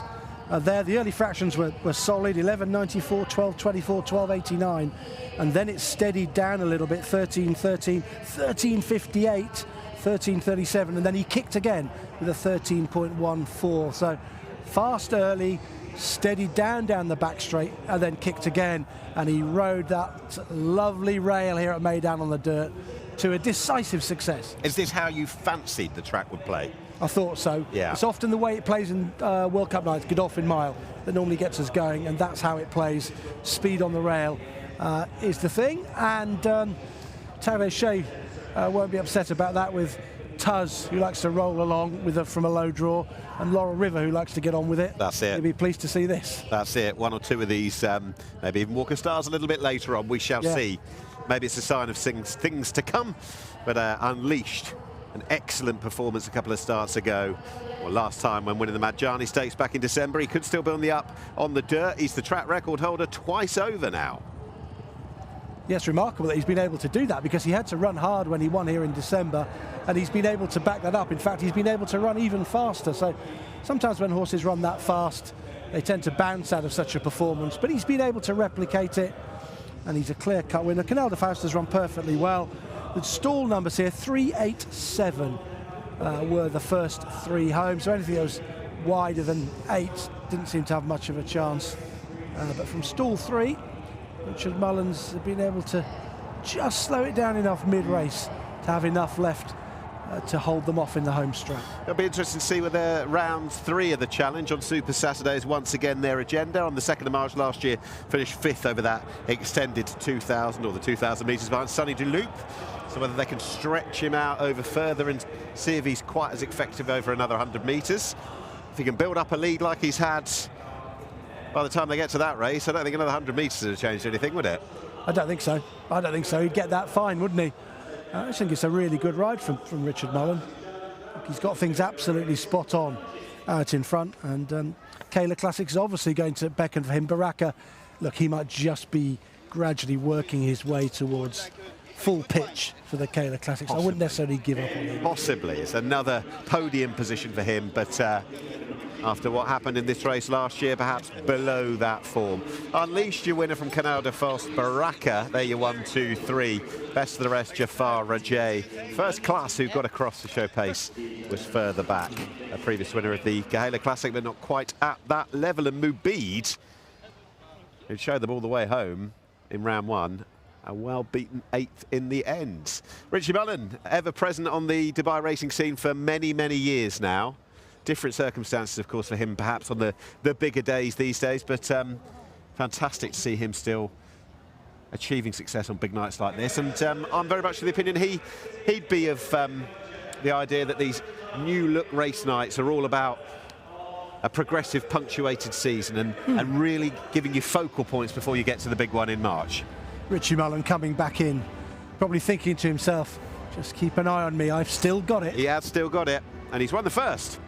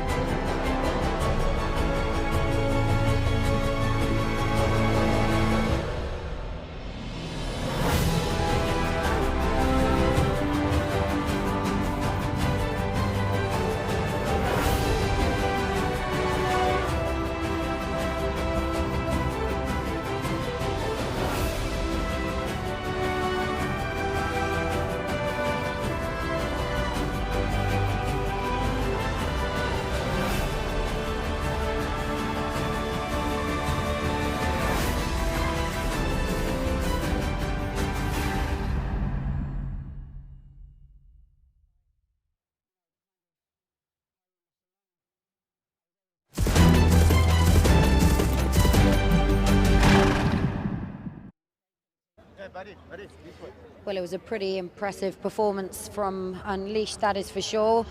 Winning jockey Richard Mullen is just weighing in. All good there. We better catch a word with him. Well done. That was a pretty straightforward but impressive performance. Yeah, he's very uncomplicated, Megan. You know, his runs previous that have just sort of tailed off a little bit. He's got himself behind and gets a bit of kickback. And like I say, the thoroughbreds aren't that genuine going through. The Arabians are certainly not too forward going, and I kind of sent him on in a just an average race last year, and he seemed to thrive on just rolling along in front, and did the same sort of tactics last time out. And although it was pace, I was just sat on the wing. I think he's a horse that doesn't like I say, any intimidation or anything like that. And we had a good draw today. The most important thing was getting out to the first bend, because where you are then is kind of where you land for the rest of the race. And I was quite happy, even though there was horses on my outside, you know, kind of hurrying us along. I was able to take him back and just, you know, just fill him up the whole way around there. And he was just in a very comfortable rhythm, and great for the team, Arif and everybody at Al Reef. You know, they're not a massive stable, but does a very good job of what he's got, you know. And do you think there's any chance of him staying that little bit further for the Kahala Classic? I think he would, because he puts himself in that position, Megan. He's very relaxed horse. Although he has pace and you see him on the front end, he's not a horse that overdoes himself when he's there. So, like I say, it's only an extra half a furlong, and I see no reason why he wouldn't, like I say, providing he gets a good draw, but it's a long way till then. But I think Connection should enjoy today, because they've done a great job in it. Well, very well done. A great start to the evening, and good luck later. Thanks, Megan. Interesting thoughts. Richie Mullen, who's got the fab ride on Imperial Emperor, who's no back number in the Thoroughbreds Challenge later. Unleashed wins, Canal de Fast in second, Baraka in third, Jafar was fourth at the result of the Al Maktoum Challenge round 2. So let's see, well, from a stats point of view, from a times point of view, how that race stacked up, Angus. Yeah, first things first, a little maxim on our first bit of analysis today. The figures never lie. Your eyes do, the figures don't. Let's have a look and see what this race produced. And what I think it did produce was a very good ride from Richard Mullen. He's got it right out in front, as these figures show us. Look at that finishing speed percentage, Nick, 100.59. Dirt racing, you expect them to go hard early on and then get tired and finish slowly and sort of cling on in the closing stages. But he's just run evenly. He's not getting tired. He's just kept going at an even gallop. His last 400 metres, 26.37. And there's that track record, 2 minutes 6 dead. He's shaved 0.6 off his previous track record. So it's a good performance, but I'm going to have to credit Richard Mullen with a really excellent ride. That's what the finishing speed percentage tells us. If he'd gone faster, that would have been well under 100. He might still have clung on, but he's rated this horse brilliantly. Should we have a look at it, Nick? Shall calling up the... There we go. Yeah, okay, so we're down on the inside here. The interesting draw stats here. Stalls 3 and 4 are heavily favoured over this trip since 2017, and he comes out of a low draw, and Mullen is quite aggressive on him early doors. You can see there he's very animated, Richard Mullen. Here he is. He's really trying to get to the front, and he wants that rail. He's going to have to work for it and go hard early on. 9.32 out of the stalls the first half furlong, and then he went in 11.94. That's rapid for Purebred Arabians. Look at these horses out wide getting bad trips. First class, first of all, Nick. You've mentioned him early on. Yeah. He's come from 16. He's had to work so hard early on. He's never going to have... He was, but he's run all right there. He's all right. He's never going to have anything left, is he? And actually, the first 3, as they were, are all pretty much front rank at this stage. Baraka got that lovely easy pitch as well. The second, Canal de Fast, he broke quite well. I know he's taken a sit in 5th, but the narrative was there. It was. We can pick him out here, can't we? So you've got your winner. He's in front. There you go. Beautiful at Meydan, isn't it, when they make the run in and they win. Absolutely love that, Nick. Canal de Fast is here. Baraka's there. And anything further back, very little chance of getting involved. And why is that? Because the leader was rated well. If he'd gone too hard, it would have sucked these other horses into it from the back of the field, but he didn't. And this is where he eases it down. And if we look at the sectionals, you can see what he did down the back. Having gone hard, he suddenly goes 13.13, 13.58, 13.37. He's just filling his horse up a little bit. Now, we were talking about this fella being unexposed at the distance of the 3rd round of the challenge. Finished 5th in it, beaten 13 lengths last time around. It's only an extra 100 metres, so if he can have the same sort of run through a race and sit there quite prominently or on the front end come Super Saturday, is there any reason why you think he wouldn't go as well? I think he'd get... Yeah, he'd get another half a furlong, wouldn't he? He'd get another 100 metres. What Richard Mullen did well was he was pressed by Falah, who's dropping right out of it now. He got to near the front from a wide draw, and he's paid for that early move. But Richard Mullen, he didn't push on, he didn't kick on to get rid of Falah. He said, OK, you want to sit upside me, I'll just sit and wait. I'll rate my horse how I want to rate it. And that's what he did. And it's all over at this stage. There's nothing closing, is there? No. Baraka, I thought, here he is, Nick. I mean, I thought he was heavily favoured by today's race, but it was a relatively weak finish, wasn't it? I think not for the first time this season. Yeah. Now I'm starting to be a little less sympathetic to perhaps last time's run. Don't get me wrong, he's still that maybe he's lost a few lengths on last year. I don't know. We'll see. He looked booked for second, and then it's a bit of a tame effort from him through the final 200 metres. I like the way the second ran on, Canal de Faust. ran on strongly in the closing stages, having jumped from stall 8 and sat in that 5th, 6th position, just tracking the pace. But all in all, this was an excellent front-running ride on the dirt from Richard Mullen. With Richie Mullen, as we've talked about him, he's got Imperial Emperor, his sole thoroughbred ride today, who is the second string for Bhupat Seema, given the fact that Walk of Stars is there and Tiger Shay's aboard that one. But Imperial Emperor could give him potentially another huge ride on the day. Yeah, he's one of the horses tonight in the big races that is open to a fair bit of improvement. A lot of them, we know where we stand with them. He, I think, is gradually improving. There could be a bit more to come. He's picked up a good ride there. Earlier in this week, Bhupat Seema was already a winner, courtesy, or a joint winner, courtesy of a ceremony, a glittering one in London. Longines, world's best racehorse, crowned from 2024. And we had a dead heat. City of Troy, the magnificent horse for Ballydoyle. The turf horse who was tried in America, it didn't quite happen, but tied top with a rating of 128 with the Dubai World Cup winner Laurel River. Via Sistina was 3rd, Goliath 4th, and then we had a few for 5th, which includes a certain romantic warrior, but standing proud, or joint proud at the top at least, along with City of Troy, Laurel River, trained of course by Bhupat Seema. Well, it's wonderful, isn't it? It's to have the best horse in the world on this planet. It's an incredible thing, and it doesn't happen that often. It's like having the top tennis player or top football player in the world. So I'm thankful to Longines, and I think everybody else is thankful to Longines who recognize this and give it to the best horse in the world. Racing. Dubai World Cup number 28 is underway. He's like one of those great horses that's got a lot of speed, and then he's got the stamina. But we were a little bit easy on him the first time when he ran because he hadn't run for a long time. And we upped in distance, and when the second time when he was running, just before that, I thought he's very, very special. And after his second run, when he won very impressively, we were training him for the World Cup. I thought, I don't think there's a horse in the world that's going to come and beat him. Right from the get-go, I think our plan was, we'd much rather be on the outside than inside. When you're drawn 1, then you only have one option.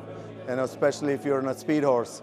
He's got to go and use the horse a little bit more than you want to. But, the wonderful thing about Laurel River is he's just got this gate speed, natural, that just comes to him. And he just went and took control of the race. And when the other horses came to him, he just kept going. But Laurel River has given him the slip here. Laurel River puts a big break on them here in the Dubai World Cup. The best part of 8 or 9 lengths here. And Juddmonte Farm are close. But this is an absolute romp in the Dubai World Cup. Laurel River, Tiger Shay, take a bow. He's, like I said, he's one of those champions that has that speed and then the stamina, and then, and it was just the most exciting finish I've seen in a race. And especially to be involved in it, to training this horse, it was just incredible. When you win a Dubai World Cup, to me, it's like, it is probably the best race in the world, in my opinion, because I live in Dubai, I've trained in Dubai, and for us, it's the epitome of the best race in the world, because it's like the Olympics, you have horses come from Japan, you got horses come from all over the world to compete there. And then to win that race is just phenomenal. Now he runs again on Friday, 2025 debut. You've gone for the Firebreak Stakes over the mile. What was the thinking there, dropping back? Well, you much rather, in my opinion, start short, in the shorter distance and then go to the longer distance. And he's good, he's doing very, very well. And I didn't want to train him for 10 furlong because that's more extra work. Much rather, our goal is the Saudi Cup and the Dubai World Cup. So this is just a prep, but he's ready for it. He's doing very, very well. I mean, like I said, we leave a little bit for the next, month and the month after that. So he's as fit as he can be without getting a race fitness into him, but he's doing very well. Laurel River's Laurel River. He's a different league of a horse.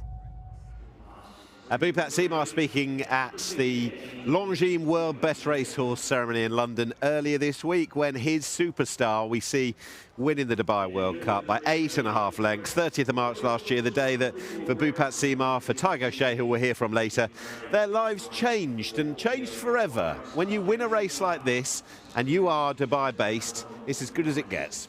Pay your mortgage off, Nick. That's the thing to do. I did hear, yeah. Yeah. We'll be pressing Tiger on that a little bit later. You will. This horse was brilliant on the night, wasn't he? The Dubai World Cup night. We just saw the Purebred Arabians here, and there was just over 100% the finishing speed percentage. He was about 94 in this race. He was on fumes in the closing stages, but he just burnt them off early on and showed so much speed, and they couldn't live with him. They started to make inroads a little bit in the closing stages, but all the damage was done in the early part of the race. And I think a mile really suits him. I've got no problems with him coming back to a mile whatsoever. In fact, I thought he'd have won the Godolphin Mile as well as the Dubai World Cup. Not on the same night, obviously, but he would. If he'd just gone for the Godolphin Mile, he would have won that. You know what, clarification is always key. You never know. I need to do that sometimes. I think when Tiger O'Shea comes up and joins us on this sofa a little bit later, if we roll these shots again, particularly that wide shot where you saw him first, the rest nowhere, you're going to get a big smile out of him. I'm sure he's watched it countless times, but he won't mind. And it shouldn't be forgotten, Angus. You said about the Dubai World Cup, the mile. On this very night, I wasn't with you, but you'd have been sat on the sofa talking about this hot horse from America coming over to be a favourite for the 1,200-metre sprint. On this night, it's remarkable. I know. They tried him sprinting, didn't they? But he did go off favourite for a Breeders' Cup Mile. Went with Bob Baffert. So that's what Baffert thought of him. He thought he was a miler. That was just a bit of a get-ready run over 6, wasn't it? And they soon changed their tune and got him up to a mile.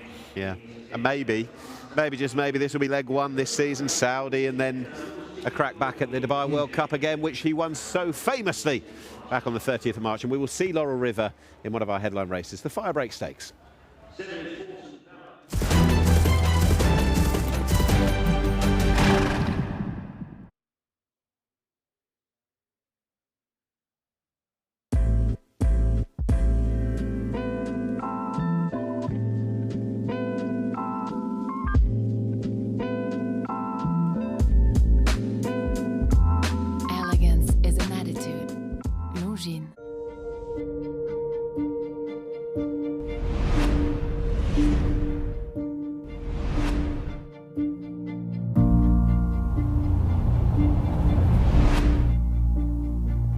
Welcome along for the first time on Dubai World Cup Night 2024 to the saddling enclosure ahead of the first race, and it is the Dubai Khail Classic.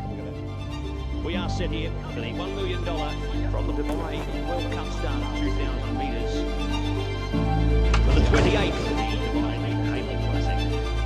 Yes, jumper.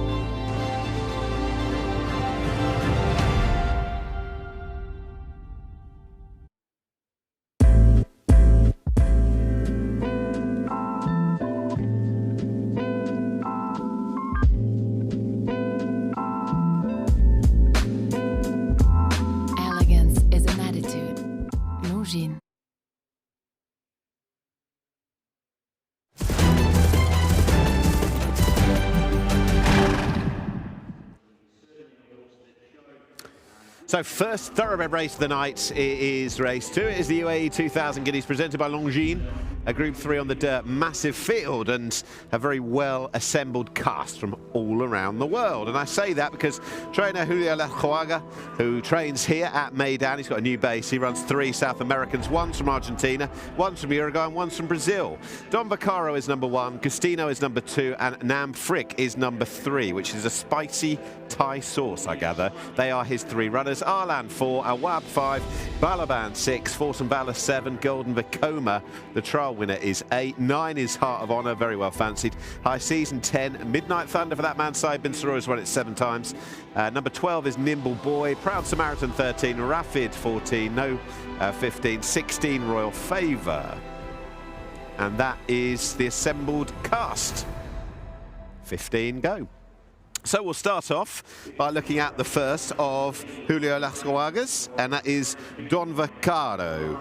This one Don Vaccaro, is from Brazil. Doesn't look the absolute pick necessarily of the three, I would imagine, that the trainer sends out. He finished 7th in the trial last time and has it to do. He also saddles the number 2 horse, Cristino. And this is a horse who's a Grade 1 winner at a mile in his native Palermo.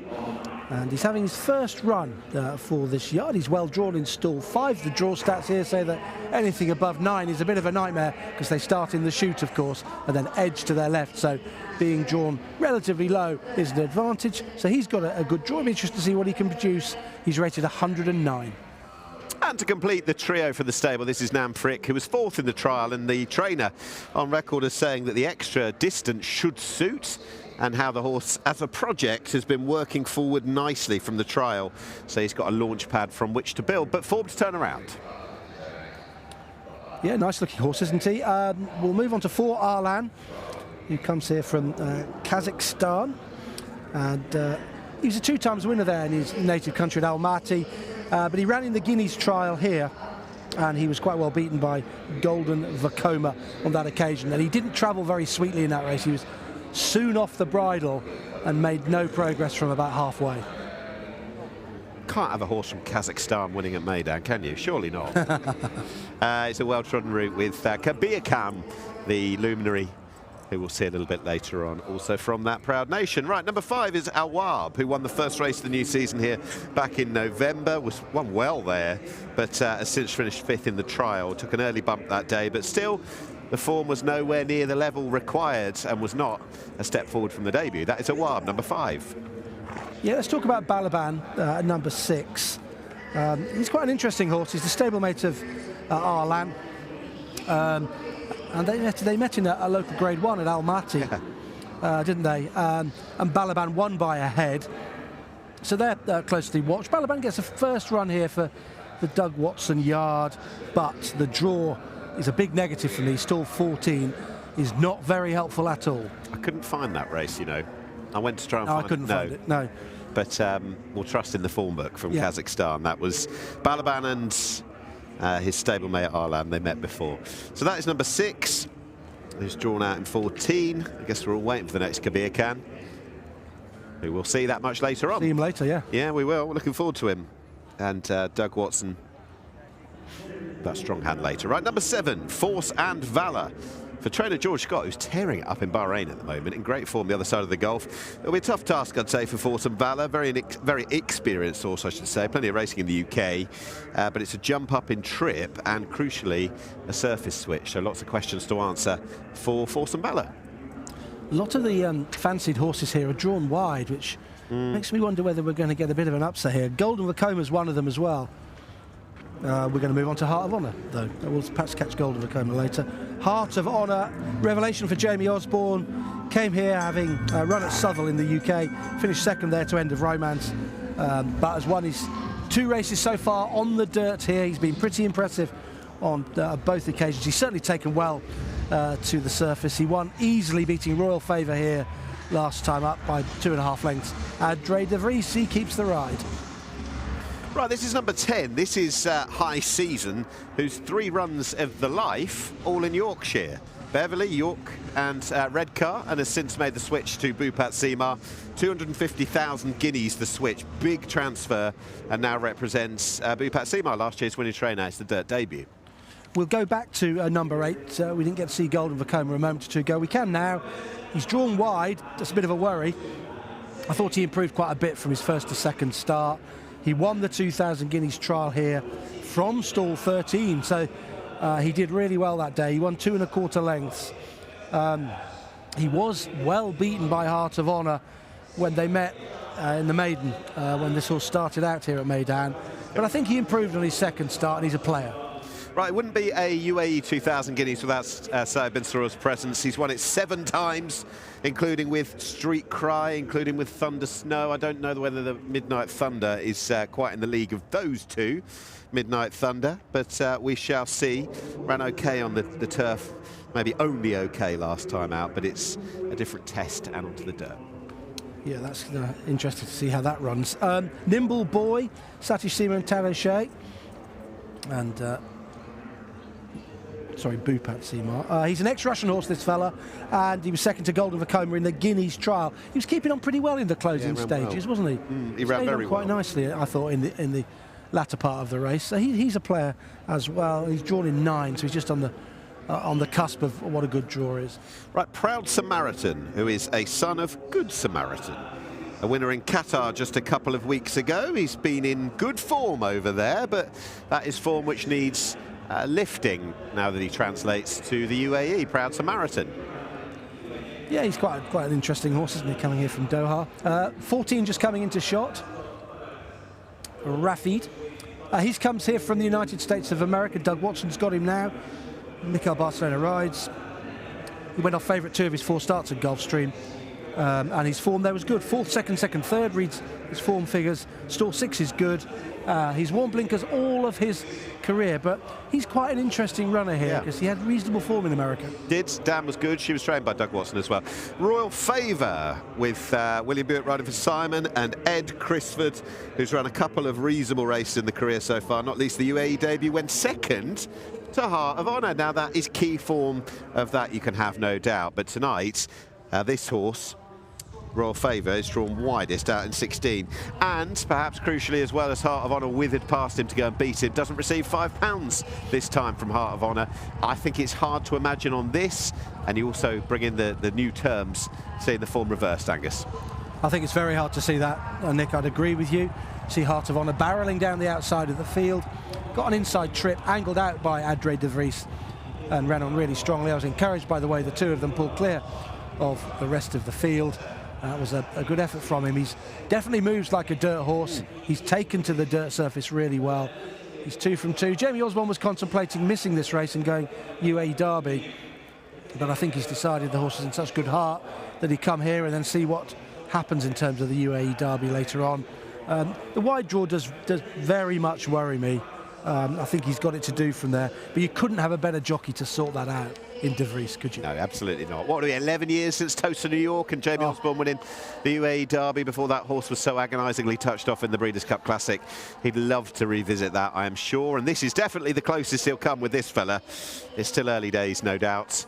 But we shall see. There's talk of the Saudi Derby, the Al Bastakir as well. There are options for this horse, but we shall see. I am a fan of Golden Vacoma, the trial winner, Angus, who, interestingly on the draw, I found Connor Beasley's comments over the 1400 beasts in the trial really interesting last time, saying he was happy the horse was drawn wide because he said the horse would find 1400 metres sharp enough and he wanted enough of a stamina test right from the word go. So stamina's a strong suit, and we were talking earlier in the preview, myself, Megan and Tom, Connor Beasley's probably not the type that gets too theatrical and animated when talking about a horse in glowing praise, but he's really done that with this fella. He has. He really likes his chances, I think, doesn't he?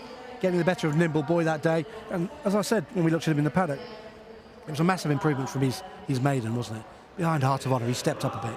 Massive step up. So do all points here come back to Heart of Honour for you, or are you looking elsewhere? It is a great field of unknowns. You've got these South American horses coming that have got to give the weight away, being South American breds, but with big ratings, so they're an unknown. What do you think? I think it's really tough. I think it's very competitive. The draw might play its part. Heart of Honour is the obvious one, but he's out wide. That's not necessarily ideal from stall 12. So it's just one to watch for me. It's an interesting race. I quite like Rafid for Doug Watson. He's got a good berth in 6. He had decent form at Gulfstream. He handles dirt. And he's got Mikel Barcelona on board. Many a time he's shown how he can ride the dirt here at Meydan. So I think he might go well, but it could be a race that's ripe for an upset. Midnight Thunder might go forward. He's a fast horse. He's stepping up to a mile. He's been running at 1,200 metres and 1,000 metres, but he steps up today to this 1,600 metres. I don't quite know why. He's very quick. He's by Kodiak. I think Saeed loves this race, doesn't he? Giving the dirt a go, aren't they? He might blitz along in front, and they'll see if he can hang on. Track record's not in danger. Muntazar, 134.99. Famously, quite a while back now, in 2019, under Jim Crowley. So these youngsters probably won't get close to that, but it gives us a marker to gauge this race by. 134.99. First stage of the Millennium Year, Bakir winning it. Then it was Street Cry in 2001, your absolute favourite since then. And of course, these are the Nadal Sheba years. Asiatic Boy for Mike de Kock in 07. And more recently, Thunder Snow would be the best of the recent winners by some way. He went on to win 2 Dubai World Cups. So, the last 4 or 5 to load for the first of the thoroughbred races. Race 2 is over to Pat for the UAE 2000 Guineas.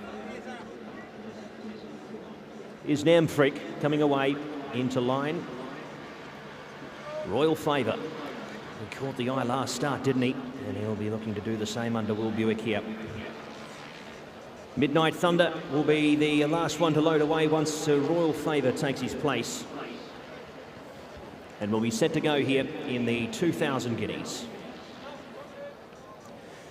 8 furlongs ahead of them. D'Souza loads forward on Midnight Thunder, and we're set to run. Set now. And racing. Balaban was slow. Heart of Honour was half a stride slow also and had to muster as well with the Force and Valor, and at the back of the field also was Arlan. It's Rafid out fast with High Season from that inside draw. Awab works forward along with Justino, Proud Samaritan the fence. Midnight Thunder deeper out from Golden Vacoma, half a length back to Nimble Boy, a similar margin to Arlan. Then came Royal Favour from Force and Valor, Namfrick. Up on the inside, Don Ficaro, second to last, Heart of Honour. He's back there spotting the lead 8 lengths in the early stages, and Balaban is detached. It's High Season who goes on to lead here. Andrew Slattery in his only mount for the evening, and he's not going to leave anything to chance. 3/4 of a length here on Rafid in second and Midnight Thunder third. Fourth was Awab from Golden Vacoma. 3 lengths Royal Favour from Force and Valor. Then came Justino, Proud Samaritan. Deeper out working into it, Namfrick from Nimble Boy going back, passed by Arlan. Heart of Honour on the move wide from Don Vaccaro, Balaban. Pace has been good here, 10-8, 11-02, 11-3-6, 11-4. So these things on the back should have something to chase here as well. A few of these up front might stop. It's Rafid, the leader in the 2000 Guineas, gets to High Season. Awab runs on here along with Golden Vacoma. Heart of Honour coming from a long way back, but picking up good ground with Midnight Thunder and Royal Favour. Golden Vacoma, the leader. It's up in front there by 3 lengths. Running on now, Heart of Honour, pegging back the margin quickly now. It's Golden Vacoma, needs the line. Heart of Honour tries very, very hard, but Golden Vacoma's done it again. Wins the 2000 Guineas by 2 lengths. Heart of Honour brave in second. Third across Royal Favour from Awab, who got tired the last 100. Rafid next over from Force and Valor, Don Vaccaro, Namfrick and Justino. High Season was next from Nimble Boy. Then came Midnight Thunder. Balaban, one of the last ones home, along with Arlan and Proud Samaritan. He caused a bit of a shock in the trial last time. No shock about it on this occasion. The horse who won the 2000 Guineas trial back on the 3rd of January, Golden Vacoma, holds all to win. But what a remarkable run, and luckless clearly from the early stages for Heart of Honour, who has gallops to the line to be beaten, what, 2 lengths or so in the end from the most compromised early position. That was remarkable. Yeah, he's run an absolute blinder in second place. He's come from a long way back, and he's made up an awful lot of ground in the home straight. This Golden Vacoma, who promises to be suited by the step-up in trip today. Another 200 metres for him today. It's helped him reverse form with the runner-up from when they met a couple of starts ago. 1:37.08 the time, Nick, so we're not anywhere near Muntazar, who was just under 1:35. But we wouldn't expect that. And Golden Vacoma, well, he's got first jump, really. He's much closer to the front. Yep. He's down towards the inside, and the runner-up has got a poor trip, and he's run on really well in the closing stages, but he's forced 3 or 4 wide on the home turn, and he can't get there. It's huge the way that when you're watching it back on the big screen, as I am, the ground he's had to make up to go past the horse who plugged on for third, sweeping past him before making up any number of lengths on our eventual winner. But the bird had flown, and we talked about the wide draws. Stall 13 beat stall 12, beat stall 16 Royal Favour. It's got a formful look to it as well, hasn't it? I think it has, yeah. The horses that have been showing something, that won on their last couple of starts, are first and second here. They've defied the draw stats here. Tells me they might have gone pretty hard down on the inside and allowed others from wider gates to get involved. So Golden Vacoma, I thought Connor Beasley's done well to get the pitch that he got early on in the race. Once again, being on the rail seemed to be something of an advantage. And, well, the runner-ups come from an absolute mile back. Royal Favour's run well under William Buick. He often shows pace, this horse, but this was his second career start. He'd been beaten 2.5 lengths by Heart of Honour last time, and he's run pretty well. But, well, it's hard to think that Heart of Honour probably would have won if he'd got a better trip. Right, he got very close with a better. I think Jamie Oswald's going to be thinking what might be, but he opens doors. Surely he's talked about the Al Bastakia on the 21st of February, the Saudi Derby, the UAE Derby, to try and win that again. The way that he has galloped out to the line, and also the winner. You wouldn't be surprised if they meet again over further. No, you wouldn't. UAE Derby, you think that might be where they meet up, but Conor Beasley did well from his wide draw. He got prominent. He had to use up a bit of petrol early on. He got prominent. He was pretty sure his horse would stay. He'd said that confidently after his last effort, and he has. He stayed on really strongly. The pace was really solid. 14.10, 10.8, 11.02, 11.36, 11.4. So consecutive sub 12-second furlongs. So it really was a solidly run affair. No hiding place for quite a number of these. They were well strung out, and well, the front two had the best form in the race thus far. They have come clear in the end. And a word on Conor, who bids to wrestle that title, which is always in the hands of Tiger O'Shea. It's another win for him. He is atop it. We'll hear from Tiger a little bit later. He knows he's got a fight on his hands for the UAE champion jockey this year. Oh, definitely. Conor would really love to win that.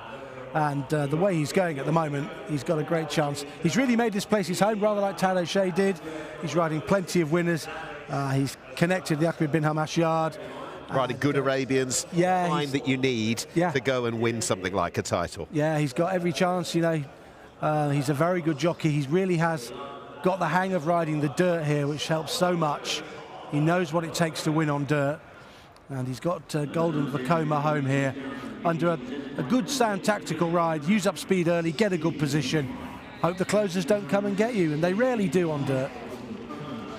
Nearly 15 lengths between Heart of Honour and Golden Vekoma when they met back in December.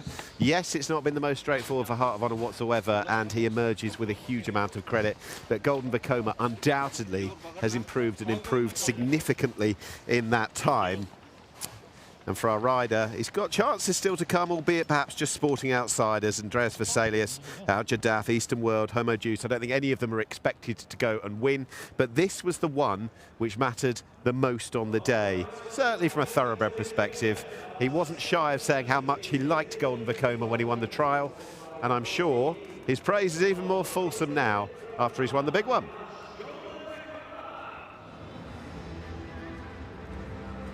And we welcome him back. There is Conor. And this horse, a trial winner now, a classic winner. And it opens the door. Well, the Al Bastakia, are they going to try Saudi? Are they going to wait and go for the UAE Derby, which is 2.5 months away now? Options are plenty, this truncated season as it is now. This horse is clearly thriving, improving. Where next with him? Golden Vekoma has won the classic.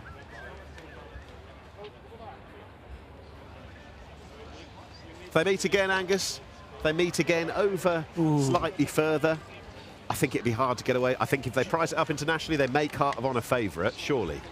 Yeah, they would do. Jamie Osborne would be pretty confident. He's confident at the worst of times, but he'd be pretty confident he could turn the form around, you'd have thought. I would say so. I would say so. But Ahmed bin Hamash is the trainer in the winner's enclosure on this occasion. Golden Vekoma it is, who's beaten Heart of Honour. Royal Favour back in third, who remains a maiden, but doubtless will be a winner in waiting, granted the right race. Awab was fourth, Rafid fifth, and further out the likes of Force and Valor. And the South Americans, Don Vaccaro and Nam Frick. Golden Vekoma wins. Let's hear about the success now with the winning jockey, Conor Beasley.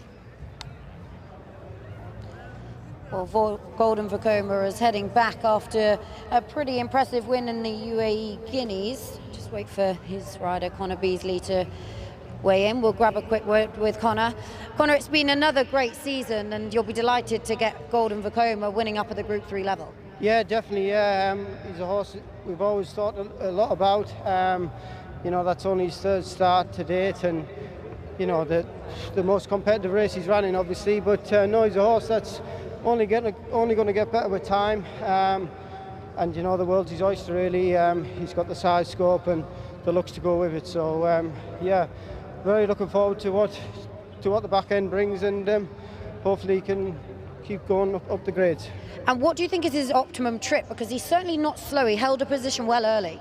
Yeah, listen, he won over 1400 the last time and travelled well. Obviously stepped into better company there tonight, up to the 1600. I felt like we're going good fractions down the back, but I just need to keep tabs on him because all my fella does is gallop. So, you know, he's seen the mile out well there. He wasn't stopping at the line, and I think if a bit of company came to him properly, he would have dug deep again. But you know, you could see him go further again. So the UAE Derby, he's obviously got the win and he's in now. Do you think that's a realistic 1900? Is that trip okay? Yeah, I think that'll be perfect. I'm not sure what the plans are going to be from tonight before then, but yeah, he's definitely a good horse to have in the yard and one to look forward to. Well done. Thanks, Megan. Thanks. Yep, once again, Conor Beasley all there in his praise, and rightly so for Golden Vekoma, given the way that the horse has gone and won the 2,000 guineas today, the UAE 2,000 guineas, the first of our thoroughbred races, race 2 on the card. And well, the question was put there by Megan Nichols about the extra distance, 1,900 metres. Would he be able to tackle that? I think he'd be fairly positive about it. He's won well today, Golden Vekoma. So let's learn a little bit more about how the race was run and won from an efficiency perspective, Angus. Yeah, it's another evenly run race as far as the winner is concerned. He's got a finishing speed percentage of 99.51. So, you know, Conor Beasley's rated him pretty well. He was anxious to get handy. He broke pretty well out of the stalls, but he hasn't gone mad on him chasing the leaders.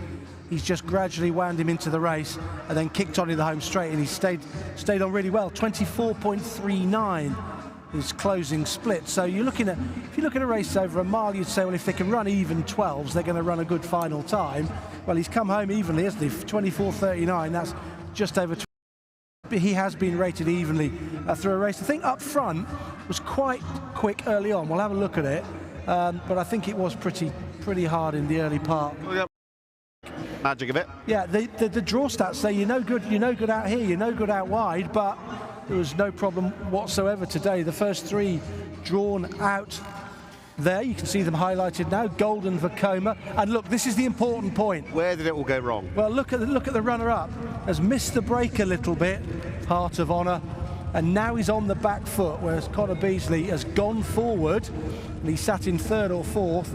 And to be honest, Heart of Honour, he was here, okay, he's missed the break, but he's also a bit off the bridle under Adre de Vries. He's niggling away, he's at him, and it's almost like he's a little bit outpaced in the early part of the race, which I was surprised to see. And now he's got an awful lot to do. If we pick out the winner, remember the winner's being rated evenly by Conor Beasley, so he's not going too fast, he's not going to stop, he's just going to keep rolling, and look at the ground he's going to have to make up. He's a long way back. And on dirt, that's very hard to do. Hard to make up that distance. I've just got half an idea, and this is only hypothesising, that Adre de Vries and maybe even Heart of Honour himself, given the kickback he took last time, the first time he'd ever faced it, maybe didn't face it quite as well this time, keeping him away, maybe the horse just didn't fancy it patently as much, and he's had to circumvent the field. I personally think that Adre de Vries has been at him for most of the race. He was never really travelling for him, and look at the distance he's now got to make up. He's way back here. He's got absolutely loads to do, and Conor Beasley, meanwhile, he's making his run. He's coming to challenge round the outside. That's going to be significant. He's going to go first, and he's got 10 lengths on Heart of Honour, who's still off the bridle. I think he might have struggled a bit in the kickback, but on dirt, Nick, if you miss the break or you start slowly, it's very hard to gather that momentum and pick up horses who've got early speed. So the eye is going to be drawn to Heart of Honour. Look at that big move he goes and makes. But I don't want to take anything away from the winner on that front. I think he's been in the right position, courtesy of his ability to get himself into the race early doors. And in isolation, he's killed the race off quite impressively. Yeah, he has. He's stayed really well. He's stayed on strongly in the closing stages. I think he's helped Conor Beasley a lot more than Heart of Honour has helped Adre de Vries. It's a slightly flat performance from the runner-up. He's making late gains, but I think it might be wrong to just assume that if they meet again, Heart of Honour will beat Golden Vekoma, because if he races like he did there, he won't. Okay. Golden Vekoma it is, who's won the UAE 2000 Guineas. Tom, it's presentation time.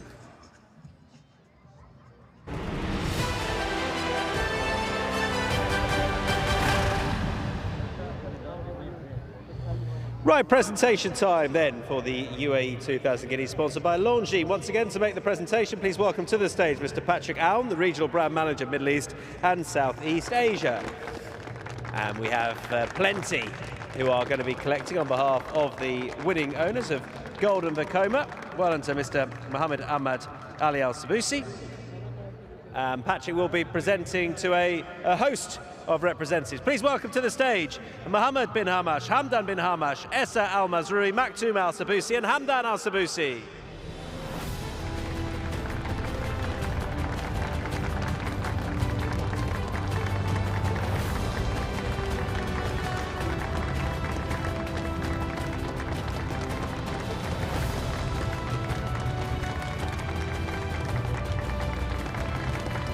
Well done to all involved.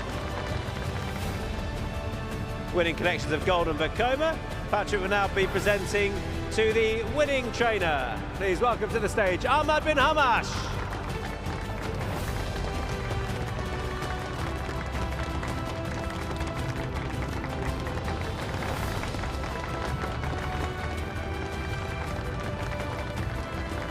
Well done to Ahmad, up there with one of the bin Hamash boys. And now the winning rider, ladies and gentlemen. Please welcome Conor Beasley.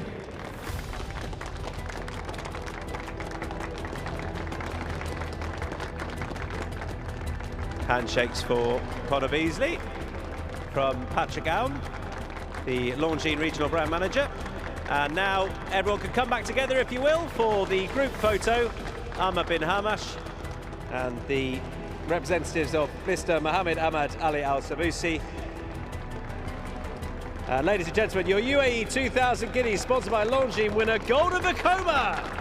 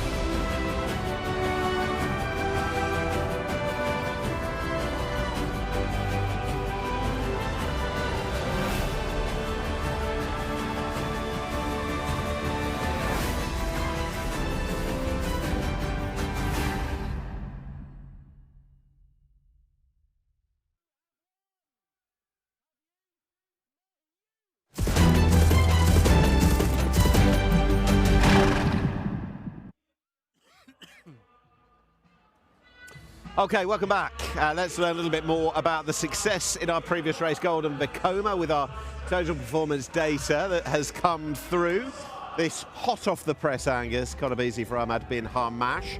And there are the achievements, including early speed, top speed, average speed and late speed. What I would take out of that is the early speed, because on dirt, early speed is so important. So you get out of the kickback and you get a good position. And he is second fastest early on. To reach 30 miles an hour, it took him 5.6 seconds, second fastest in the race. And that was key, because if you look at Heart of Honour's stats, he would have been much slower than that. And that was the difference between winning and coming second. And look at his late speed. He was keeping on really well in the closing stages, second fastest at 25.5. So beginning of the race and the end of the race, he was dominant. The action will build and build, and there are so many stars on show, not least the return for the first time since of the magnificent Dubai World Cup winner of 10 months ago, Laurel River. This is Laurel River. Laurel River has given them the slip here. Laurel River puts a big break on them here in the Dubai World Cup, the best part of 8 or 9 lengths. This is an absolute romp in the Dubai World Cup. Laurel River, Tygo Shea, take a bow. The stuff of dreams to Tygo Shea. I have never, ever ridden a horse to feel like that. I was just hoping that nobody's going to come from the back and catch him, you know, and he kept going, which is superb. Gone around the world. We've just seen Laurel River winning the Dubai World Cup, and it's a night that Tygo Shea, the 12-time champion jockey who's just joined us, will never ever forget. I was lucky enough to be walking in alongside you that night, and I think they say, you know, just give them a couple of questions, but I think it was Dubai World Cup winning jockey, how's that sound, and off you go. Yeah, look, it's amazing. You still pinch yourself stuff, you know. I've been coming to Dubai since 2001, as everyone knows, and obviously been very, very lucky to win like 12 Jockeys Championship here, but you know, the race that everyone wants to win in Dubai is the Dubai World Cup, and I had a super partner on the night, and looking forward to getting back on his back in less than 30 minutes. So in the off season, we'll see the performance. How many times do you think you've watched that back? Yeah, countless. We've lost count, and anybody that comes to visit or whatever is the first thing you go for. And you know, the kids, my two sons, Dara and Aaron, they're still even watching it there some mornings. You know, most kids are playing PlayStations. They're watching replays of Laurel River and Tuz winning World Cup night. So it was very important. Debbie, my wife, and the kids were here to witness as well, and they're at an age now where they really appreciate it. There you go. Just, I mean, it's Laurel River first, the rest nowhere at this point. Yeah. And that's how it felt for a long way, didn't it? Yeah, it was mesmerising. Look, I'm not going to sit here now and say I knew he'd put in a performance like that, but on his last work before the Monday before World Cup on Saturday, I pulled Boopit aside and I said, look, I can't tell you where he's going to finish, but all I can tell you is I've never ever ridden a horse like him. So yeah, thankfully it all came. And listen, his owners were fantastic. They left it to Boopit myself. They didn't tie us down with instructions. They just let us get on with it, and we rode him accordingly. And he was awesome. Can I ask you about riding him? Does he have to lead?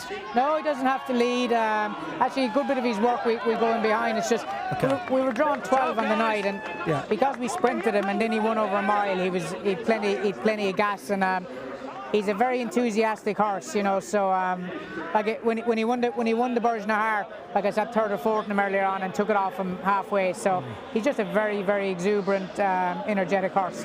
And is he hard on himself at home, or does he relax? He relaxed at home until you put him in company, and then he knows his game on. So he's a very, very professional horse. I remember here World Cup night, obviously, you know, there was huge crowds and big atmosphere, but he went down to post like a robot and walked around accordingly. So he's a super pro, and look, he'll be fresh and well tonight. He's fresh at home, so he needs to get out and run.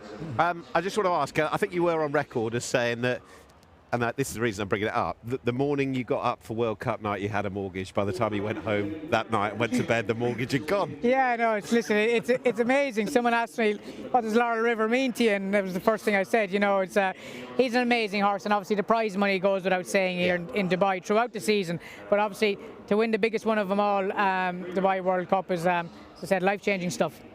Your rides tonight, obviously Laurel River is chief among them. Are you expecting him to go and win tonight, first out? Like all of the horses from the barn, and a bit like last year, we don't have the screws fully turning him because he's got bigger targets. Of course we want him to win, and he's fit enough to start off and do his stuff, but look, he's got bigger targets ahead, being the Saudi Cup and come back at the defence of the Dubai World Cup. So look, he is the best horse in the race. We'll ride him accordingly, and but he will tighten for the run. Elsewhere, I wanted to mention Freedom Fighter because he tries something totally different tonight, which is it's quite interesting in itself, isn't it? Yeah, he's a horse that has loads of ability. He's had niggly problems with his feet and that, so we decided instead of going on the dirt again, he moves super in the morning, so we said we'd try him on the turf. Looks like there's a lot of speed there, 3 or 4 possible front runners, so it's kind of like an experiment more than anything, and it could open a door for him, and if it does, and if he delivers how he works in the morning, he'll run a big race. And Walker Stars, we've got to talk about Laurel Rivers in the mile race. It opens it up for those in the mile and a quarter race, and it can't have been the easiest decision necessarily. No, definitely not the easiest. Is a good horse. Definitely not the easiest decision, and Imperial Empire is probably a lot more straightforward than my guy, but my fella's usually talented, and look, he's got a lot of ability. I've been on record when he came to the barn. There isn't too many horses in the barn that'll work with him. Right. But yeah, Imperial Empire is probably more straightforward, and you can do what you want and put him in the race wherever you want, and he relaxes, he quickens. Obviously he's going the distance for the first time on the dirt, but his mother was a Grade 1 winner on the turf going 1 mile and 3, so I'm sure at home he gives us all the indications, Imperial Empire, that he'll stretch out no problem and he'll give himself every chance. But my fella is a big engine, so hopefully well, look, time is against us, but I know that you wanted to talk about Tuz. You can't really get away from him, can you? The other winner of World Cup night last year. He's just the best sprinter around here, isn't he? Yeah, he's a speed bomb. Look, he's great confidence around here. He's a fantastic horse, and again, he doesn't have to make it like he showed on World Cup night, and he showed here the last night. So look, hopefully he can keep the winning sequence going. He's one of the fastest sprinters I've ever ridden anyway, so hopefully he continues the winning trend. Seems a bit of a contradiction to see Tuz in slow motion, but then you do get to see the athleticism and the artistry of what he does. Yes, Christian's horse went quite quick this night, and Tuz was like second, third all the way, but when he got out and changed up these leads and that, he really quick. And look, he's a speedster. He's got everything you want in a sprinter. Jumps, travels, and I won a Creek Mile on him, so he stretches out as well. So horses that go with him or tend to go with him can end up paying the price. It's a proper dirt horse looking at him, isn't he? Oh, he's a big, strong bull. He's a bull to sit on. Yeah, he's a bull to sit on. You got to sit pretty quiet because he's had a few victims in the past. Has he? Yeah. That's it. Tiger Show, we've got to let you get back to the day job. Thank you for joining us. Thank you very much. Best of luck for the rest of the night. Good luck. Thank you very much. Thank you. Thank you. Cheers. Okay. No problem.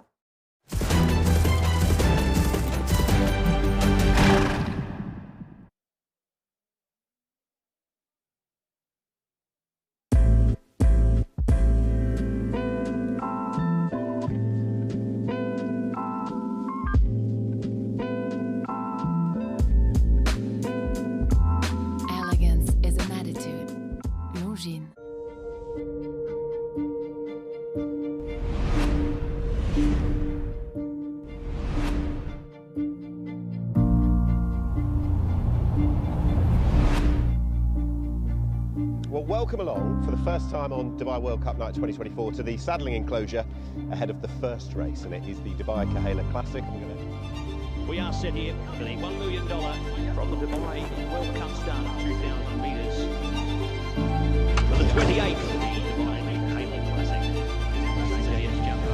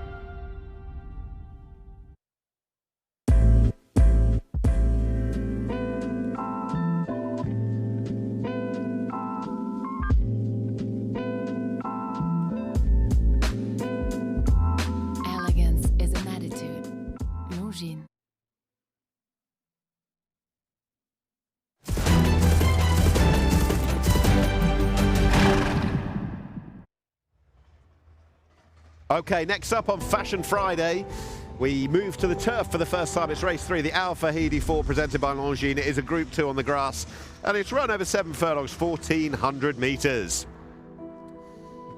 And Godolphin seek to conquer. Last year's winner, Mysterious Night, back for more. Andreas Vesalius is number 2. Dania, winner on World Cup night a couple of years ago. The Alcoz, number 3. Fort Payne, number 4. Make Me King, number 5. Marban, number 6. Native Approach, William Buick selection, number 7. Satu is horse number 8.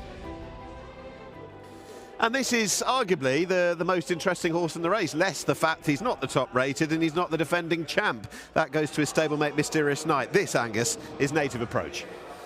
Yeah, I thought that he might be an Fahidi Fort horse after he won last time. He was so impressive. I think Charlie Appleby thought he was a Guineas horse. He disappointed in the Craven Stakes at Newmarket, a trial for the Guineas. They took their time with him, they gelded him and they brought him to Dubai. And here, well, this was impressive. He's the white cap Godolphin blue right at the back, switching wide, and he quickens up like a wild horse down the outside and flies home to win this in good style. Dania was back in 3rd place. This was a slowly run race and he was held up and the runs in front of him were not stopping.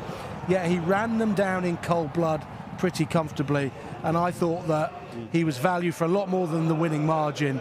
He looks to be a very nice horse indeed. We talked to Tiger O'Shea about difficult decisions with Walkersars and Imperial Emperor a little bit later on. It can't have been the easiest for William Buick, given the fact that Mysterious Night is here, last year's winner of this. I think he beat good horses that day. I liked the way he did it. That said, it's a long time off. And that must be an angle here. It is a long layoff. Yeah, Mikel Barcelona has picked up the ride with William going for Native Approach. He's a steadily improving horse, I think.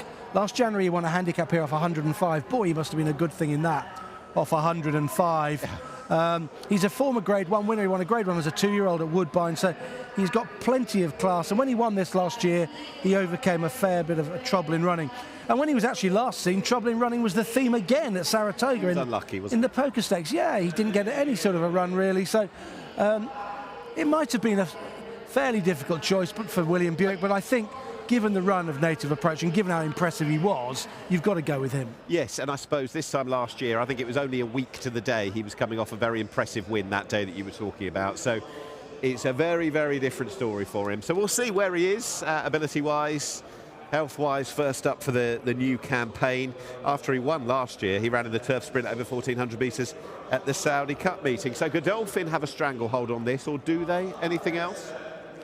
No, not really. I do think they've got a fairly strong hold on the race, to be perfectly honest. It'll be interesting to see how it pans out, yeah, in terms of pace. Dania goes forward. Yeah.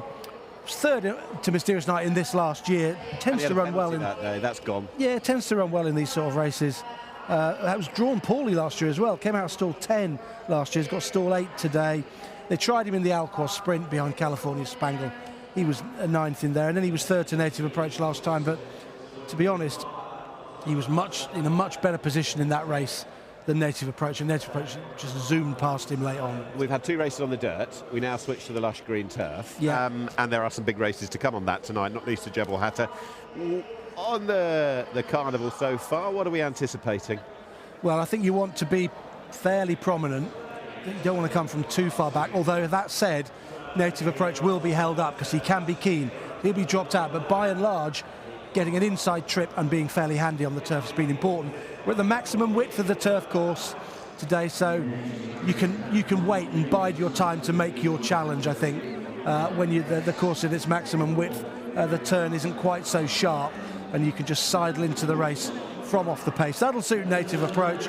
It's a really interesting race. The track record, 1:21.45, set by Echo Point recently.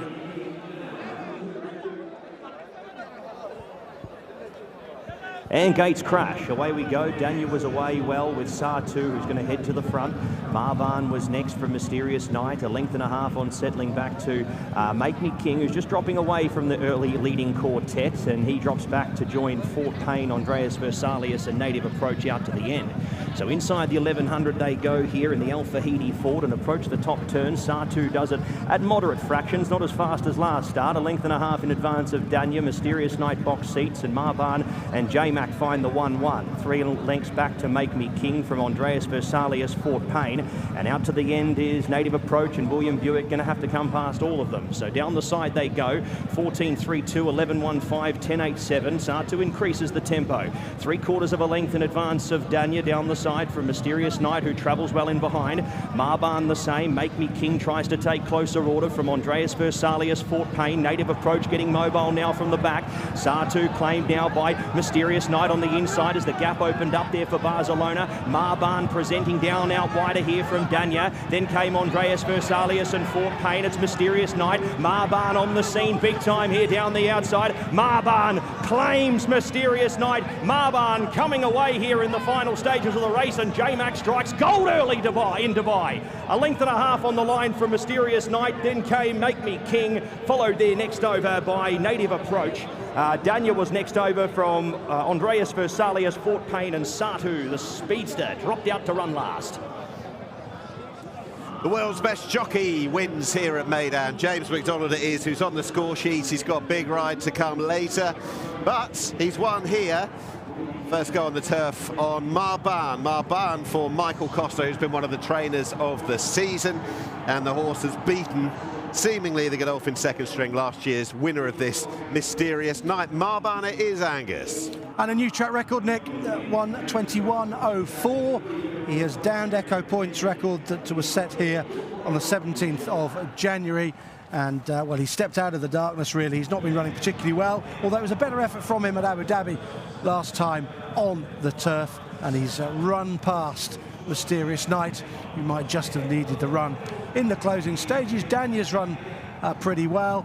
Native Approach has run no sort of race. Too keen early, and possibly he's bounced out of that big effort when he won last time. He was disappointing. Didn't show that real turn of foot that he showed last time, but he had quite a lot to do. He was set a fair task as William tried to get him to settle out the back. But it is Marban for the Michael Costa team. Michael doing so well with his horses now here in Dubai, based at Jebel Ali. And Marban was relatively handy in the early stages of a race up front that was run at a reasonable gallop. I think they went 11.15, 10.87, 11.08, so they certainly weren't hanging around. It wasn't a crawl and quicken from the front. It was a good performance, though. This is this horse's career best, I would have thought. Yes, and certainly out here. He was a good horse in the UK as a juvenile, certainly some years ago, but out here it would be a new PB. And what a confidence booster for the world-class James McDonald. Wow, what a warm-up for him, Nick, for Romantic Warrior later on. He's a brilliant jockey. He's world-class. He's up there with Ryan Moores of this world and others, and he has landed this. He sat fourth throughout off that relatively strong gallop. See how far back Native Approach is.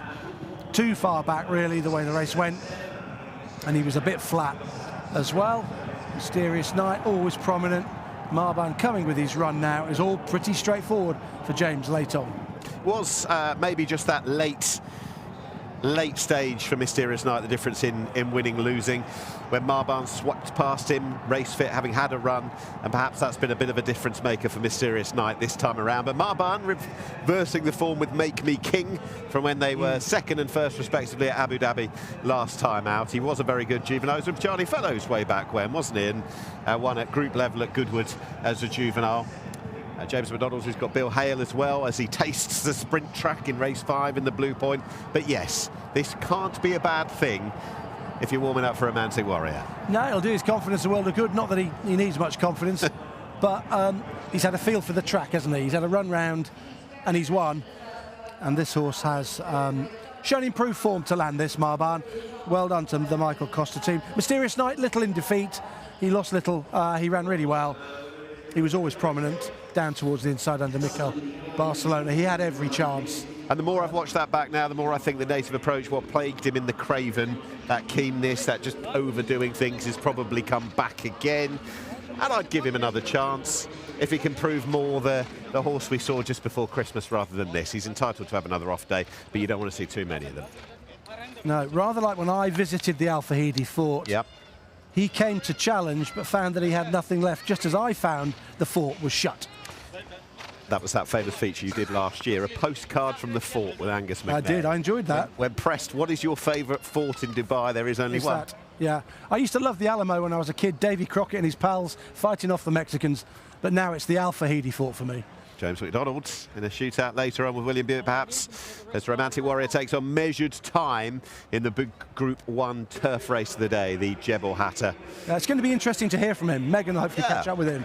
It'll be great to hear from him, see what he's got to say about this horse and the track maybe as well, and what his thoughts are going forward to Romantic Warrior. But look, this place brings world-class horses to the table, but not just that, world-class jockeys, and he very much fits into that category. Yeah, his first experience here, his Middle Eastern journey begins with Meydan successful, and does so the colours of His Highness Sheikh Ahmed bin Rashid Al Maktoum. For trainer Michael Costa, who is doing great things. You can see him there on the left, holding the horse. And for James McDonald, Meydan it is, who has won, beats Mysterious Night and Make Me King. There you 1, 2, 3 in the Fahidi.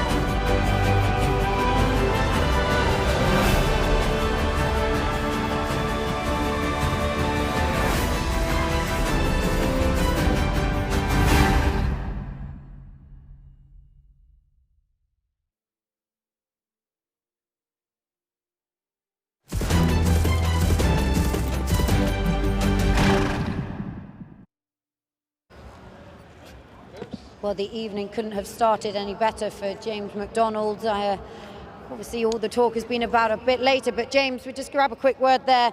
That looked pretty straightforward for Meydan. Track record, it didn't look as if you were going that quick.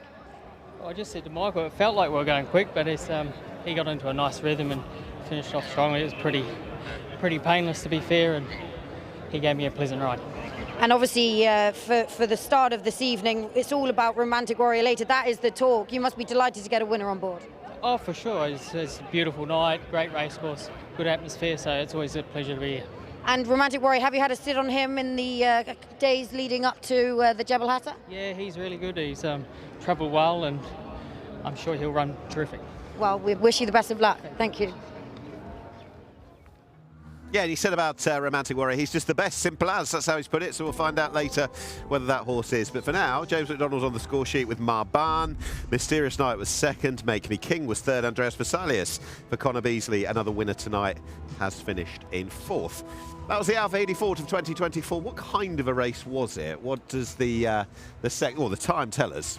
Right, so I think what we've learned here is something different to what our eyes told us. Because when we first watched it, we felt that William Buick was just well, just out the back, and his horse was a bit flat and didn't pick up.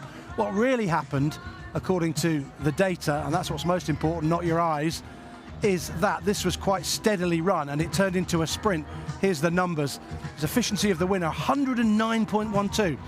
Means the winner was 9.12% quicker in the final 2 furlongs or final 400 metres than he was in the rest of the race. And he sat handy, and the favourite is sat out the back, Native Approach, giving him loads of lengths. And then his final 400 metres, the fastest in the race, 21.22. That means if the Native Approach from the back wanted to run him down, he'd have to run like 18 seconds, which is just impossible. So this was a race about pace and position, quite steadily run, and James McDonald had his horse perfectly berthed close to the speed. Should we have a look? We should. There we go. Always the second time, it seems.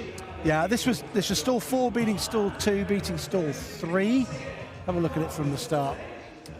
So he's quite quickly away. We'll see some figures later on to say that he was quite quickly up to 30 miles an hour. And James McDonald goes forward on him.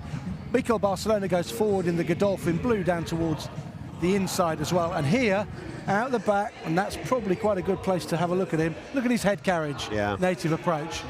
He's really keen. Now, William Buick's in a position he doesn't want to be in because he's trying to get him settled, and in trying to get him settled, he's dropping him out. But he's, as it turns out, according to the data, he's dropping him out in a slowly run race. So he's going to have to be Pegasus to catch horses that are more prominently placed and quickening in front of him. That's the problem. They're going to quicken in front of him, and he's never going to get to them. Here's your winner, and there's the second. Make Me King was third. But look at the ground he's ceded to the others, and I'm not blaming William. No way am I blaming him. He's had to try and get this horse to settle. But once he's got him settled out the back, he's a hostage to fortune, hostage to pace. And he doesn't look like, just his mannerisms to me have suggested it wasn't going to be a going day from some way out anyway. Scratch the run or not? Yeah, scratch the run for many reasons. Too keen in the steadily run race. Gave the winner 8 lengths, and the winner's going 21 seconds for the final 400 metres. You're not going to catch him when they're going that quick. He's made up a bit of ground towards the outside, to be fair. But look at this horse come home, Meydan. Quickened up really well. This is the best form he's shown for a good while. And he's come home to catch Mysterious Night, who, looking at the numbers, wasn't stopping either. So he's had to really quicken and work hard to get to Mysterious Night. And then he's run him down and run past him. So this is a very good effort. This is the winner back to his best, I think. Yeah, and it's not impossible to think that a 1400-metre specialist should be done and dusted for the season. There is the Rassau Cour on the conditions race on Super Saturday. Yeah. Right up history. He was a 1400-metre group winner with the Vintage Stakes back in 2022 in the UK. And he beat Holloway Boy, who we'll see later on. So their paths matched once again at Meydan. Let's have a look at the total performance data that has once again come through. Once again, the different speeds, top speed, early speed, average speed, and so on. Look at that. He's a data winner, this horse, isn't he? He is. Oh, wow. Top of the class. Top, first, and first down there as well. First, his highest top speed, 42.7. Highest average speed, his late speed, 22 seconds. We're calling it through the final 400 metres. Way better than the rest, and he was even pretty quick to get up to 30 miles an hour, second fastest. Whatever way you look at this, whatever way you have an analysis of it, he's the best. He comes out the best horse in the race. Simple as that, given how it was run, because all races are a hostage to pace. And the best deserve a trophy. Let's get one with Tom.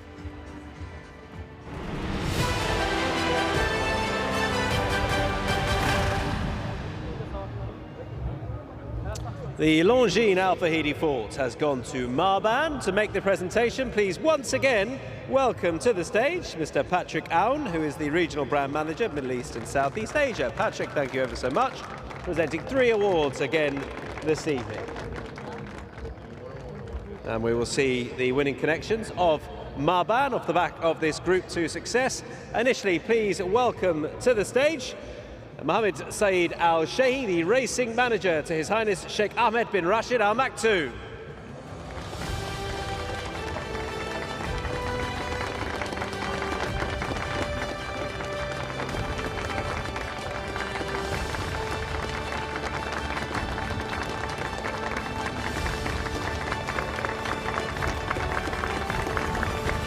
More success at Meydan and at the Dubai Racing Carnival for the man having the season of his life.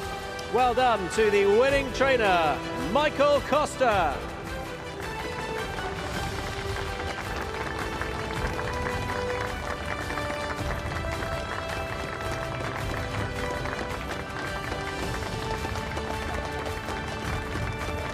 And his first time riding out here in the UAE at Meydan. Please welcome to the stage the winning rider, James McDonald.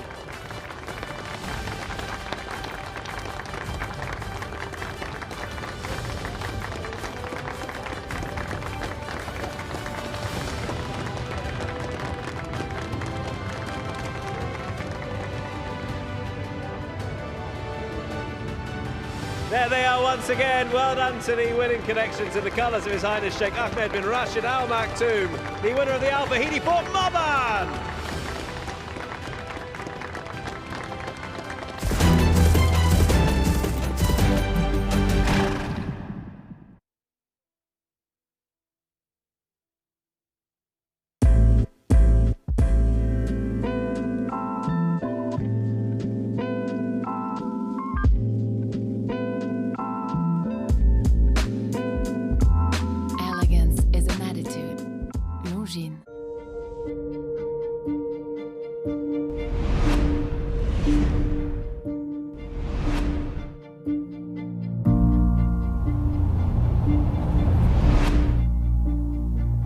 Well, welcome along for the first time on Dubai World Cup Night 2024 to the saddling enclosure ahead of the first race, and it is the Dubai Khail Classic. We are set here for the $1 million from the Dubai World Cup start, 2,000 metres. For the 28th, the Dubai Khail Classic.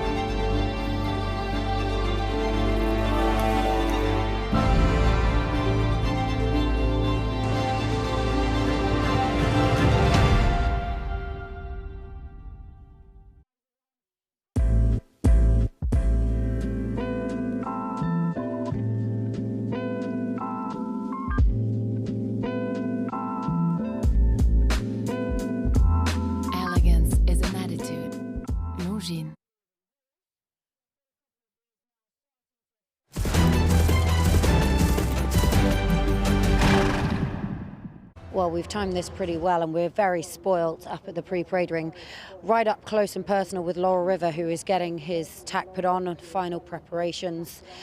He's the ultimate professional, stood up beautifully. You can see he's got that shadow roller on, or as we sometimes call it, the fluffy noseband, just to keep his head down and concentrate. But he's also got some earplugs in. They will come out down at the start. He won't run with them in his ears, and they're just there to keep him calm, block any sort of noise out from the crowd. But it's doing its job. He's beautifully calm. He's just had his girth done up. He's going to have a quick leg stretch before coming back to have the surcingle put on over the top. He'd like to give them a walk and a leg stretch just to stop any pinching of the girth, make sure that he's all comfortable, which he is. And I must say, he does look an absolute picture. Obviously this week he got awarded the joint highest rated horse in 2024 with City of Troy, and he absolutely deserves it, doesn't he? He's a champion in his own right, and it's great that it's getting recognised worldwide by Longines. But what an absolute picture. We're going to try and catch a few more of these horses in a bit. Those over reach boots will also come off once he's down and ready to run, but signs are looking pretty good for Laurel River. It's great to see him back. Yeah, return of the champ. The Dubai World Cup winner, Laurel River, kicks off for 2025 in his first race since winning the most iconic of the lot, the Dubai World Cup, with a run in the group. The next race, the Not quite sure we've got the right graphic there. It's the Firebreak Stakes. Race 4, a Group 3 on the dirt.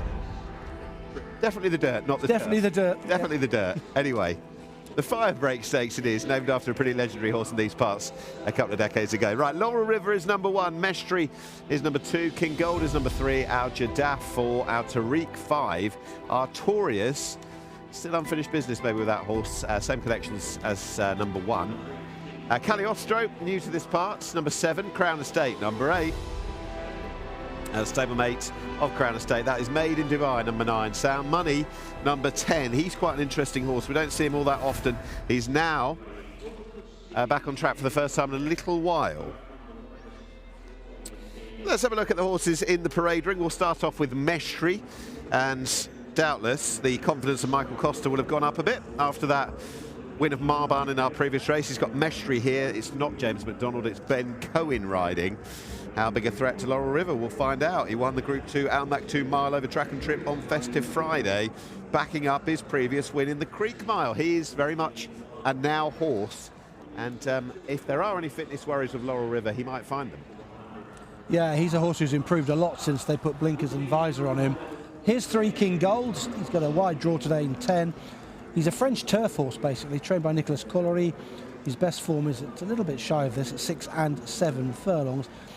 Given that he's run quite a lot, we have to state that he is quite exposed, and he makes his dirt debut today. He looks full of beans in the preliminaries, and it's going to be very interesting to see how he handles the surface today. Adre de Vries, a good booking. On the Group 1, Primoristic East once upon a time. Number 4 is next. This is Al Jadaf. Doubtless is going to find this tough. Goes to the Connections, who won the Guineas earlier, but at his level, he really will find this difficult. He's been running all right in handicap company behind Crown Estate and Made in Dubai last time, but the level he's at will need to be raised in order to win this. Yeah, he was 12 lengths behind Laurel River in the Burj Nahar, and it's hard to see him making inroads into that. He looks well enough. He's a handicapper, really. Here's 5 Al Tariq. Good draw in stall 2 today. Doug Watson and Pat Dobbs. He won the Jubawi Stakes in 2022. He's on the downgrade, really. He did win at Jebel Ali last season, and he was 4th at Jebel Ali on his latest start. He used to be pretty talented, this fella, but and in more of a sprinter as well, but he's not as good as he used to be. This is number 6. This is Artorias, the sporting act, perhaps, to Laurel River. By the late great Araga, winner of the World Cup once upon a time. But it wasn't the strongest of starts when well beaten by Mestre in December. I think more was expected that day. He hadn't been with them at Zabeel Stables that long and had been off 5 months, so will need to step forward, but has got to do so quite significantly. This horse, Cagliostro, is an interesting runner. He's an ex-USA racer. It's his first run for Hamid Al-Jahani. He's a stakes winner from the United States of America at Churchill Downs. He ran in the Breeders' Cup Dirt Mile, where he finished 10th, and he does have some Grade 1 form in the States, notably 4th in the Forgo at Saratoga. He's interesting. Crown Estate beat Made in Dubai and Al Jadaf last time. That was in handicap company. It was first run since joining his new team from the Gosdens in the UK. It was a first run on dirt. This will be a different beast altogether, but a good start to life in Dubai. And here's his stable companion, Made in Dubai. As Nick said, they met last time up. And this horse was 3/4 of a length behind Crown Estate. That was in January. It was a handicap. He's exposed as a handicapper, basically, and the handicapper that functions off marks in the low 90s. So plenty to find. And we complete it with the new recruit for Julio Lajuaga. That is Sound Money. Sound Money, who left Doug Watson prior to that, Bupat Seymour, is well travelled in the UAE. I loved him 2 years ago in the Mahab al-Shamal on Super Saturday. He's only been seen a few times, really. So perhaps fragile, but the talent has always been there, and I know that the trainer has been making the right noises.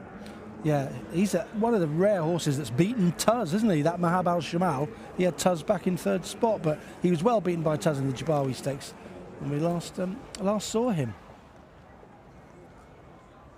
And last but by no means least, there you go. Laurel River. Do you know what? because the Dubai World Cup winner is a locally trained horse, we get the pleasure of getting to see him again. You know what I mean? The Americans have farmed the race, haven't they, over the years, and we never see them again. They rarely came back to try and win it again, but because he's a locally trained horse, we get to see him in this, which is absolutely great. Bergenhal winner, Dubai World Cup winner last year. A mile's no problem. He's a real class act. And we're going to see him in just a minute. Laurel River is back.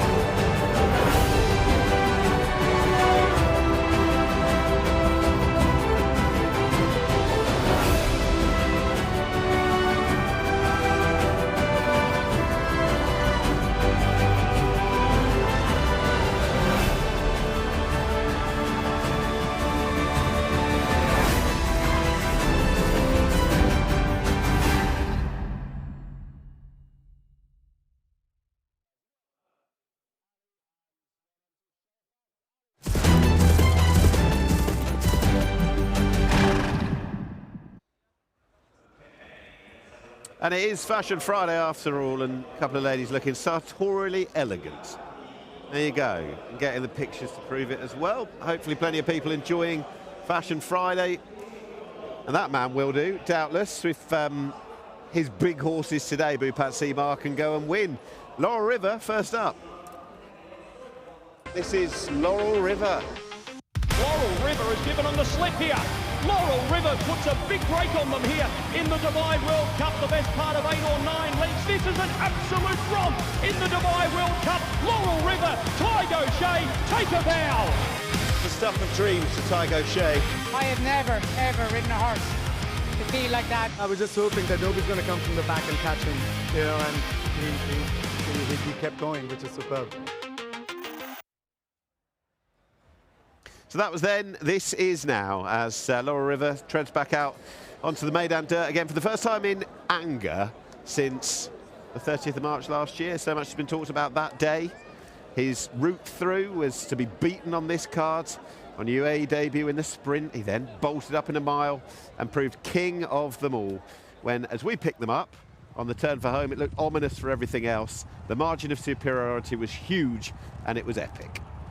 It was a fantastic performance. He stretched his speed out to this trip, which he'd never tried before, and he just burnt them off in the early part of the race. The data told us he was very tired late on, but he'd established such an advantage over the others, it made no difference whatsoever. I'm not so sure how they'll ride him tonight. They might be a bit more circumspect. They've got other targets on the horizon, obviously, so they might just try and get a lead with him. He looks perfectly relaxed as he goes down, Nick, and it was an honour to be here to see what he did in the Dubai World Cup last season, and that's one of the aims this time around. Go to Saudi, I think, after this. I'm not one for paddock watching and deciding how fit a horse is, but he looks okay to me. Yeah, the rider, he wouldn't have put you off. when we had his Not really, I think half an hour or so ago. If you think about it logically, they're not going to have him completely cranked up, are they, for this? This isn't the target. It's going to be like Romantic Warrior later on. Seymour has made it clear he likes to start them off over a mile because they'll require more training to be going over further. Start him off here, and I assume, Angus, you can tell me better than myself that nothing's going to get him fitter than him racing action like this. Yeah, just got to get a run behind him, and a win would be a bonus. Really, given the field he's up against, he should be winning this. It's not a very strong field, with perhaps the exception of the dark horse Cagliostro, the ex-American racer who's got some good form. I'm interested in what Artorias can do. I think better was expected when he was behind Mestre in the Al Maktoum Mile. And Mestre looks to give Michael Costa a double, and he's clearly got his horses in good nick. So it will be interesting to see what happens. Here. This is his signature performance, and good win it was when last seen. You can see Artorias in the Juddmonte colours underperformed, I think. Yeah. Another of the big players, Clapton, also underperformed that day. The big rivals wilted away, but again, I don't want to take away from the success of a very much blossoming miler. Yeah, 3-length success in this Al Maktoum Mile. He won the Dubai Creek Mile as well prior to this. Look at Artorias boxing on again late on, having been outpaced, or I don't know what happened to him, but he did run on again into third in the closing stages. I figure that he's going to be way better for the run, Artorias, and we might see a better horse today, but Mestre probably is the main danger to Laurel River. If there's a fitness chink in Laurel River, Mestre might be the one to give him a tough International time. markets would have it, Laurel River a shade of, he's a strong favourite, but interestingly, joint favourite or thereabouts with Forever Young for the big one on the 30th of March, the Japanese winner of the UAE Derby. A lot to go between now and then, a small matter of Saudi, and there'll be further domestic races which could shape the landscape, but it's an important race nonetheless. It's a very important race. You'd have thought that as an international favourite he'd be long odds on, given what he did in the Dubai World Cup. That's slightly worrying that he's not. But he ought to be able to boss these, to be honest. But bear in mind, Talichet will not give him a hard time. If it's getting tough out there, he's not going to be hard on him. He's already a winner this week, Laurel River. Tuesday in London, Longines, world best racehorse, sharing it with City of Troy. The great City of Troy, yeah. The great City of Troy. City of Troy retired, Laurel River back for more. So a rating of 128 as per the Longines rating. So I'm glad they kept him in training. Look, play for when you're rated that high, you're there to be shot at. Well, yeah, he's a 6-year-old. He's only raced 10 times. Yeah. You know, he's had some breaks in his career when he left America and came here, for example. He's still an entire, obviously, so he's got a career at studs to come. But, you know, another big race, another Dubai World Cup would really make him a commodity for breeders. I'm interested to a degree in the unknown quantity in the race, Cagliostro, number 7. Yeah, that is interesting. James Dorr riding for Wathman Racing, Hamad Al-Jahani, the trainer. This is horses ex-US. Now, what I found interesting enough was that there was real talk about this horse being ready for the quality race at Jebel Ali, the mile, on the 15th of February. If not, if he needed more time, the Burj Nahar. Well, clearly he's come to hand a lot quicker than any of that, because he's here 2 weeks before. Yeah, it's an interesting thing with him, isn't it? He's got a Saudi Cup entry. Yeah, and he had some good form in America at Churchill Downs, at Saratoga in the Forgo Stakes. Breeders' Cup Mile, he was 10th, but he was, at least they thought him good enough to run in it. Quite. You know, so you take some positives from that. He looks pretty sharp down at the start, doesn't he, as well?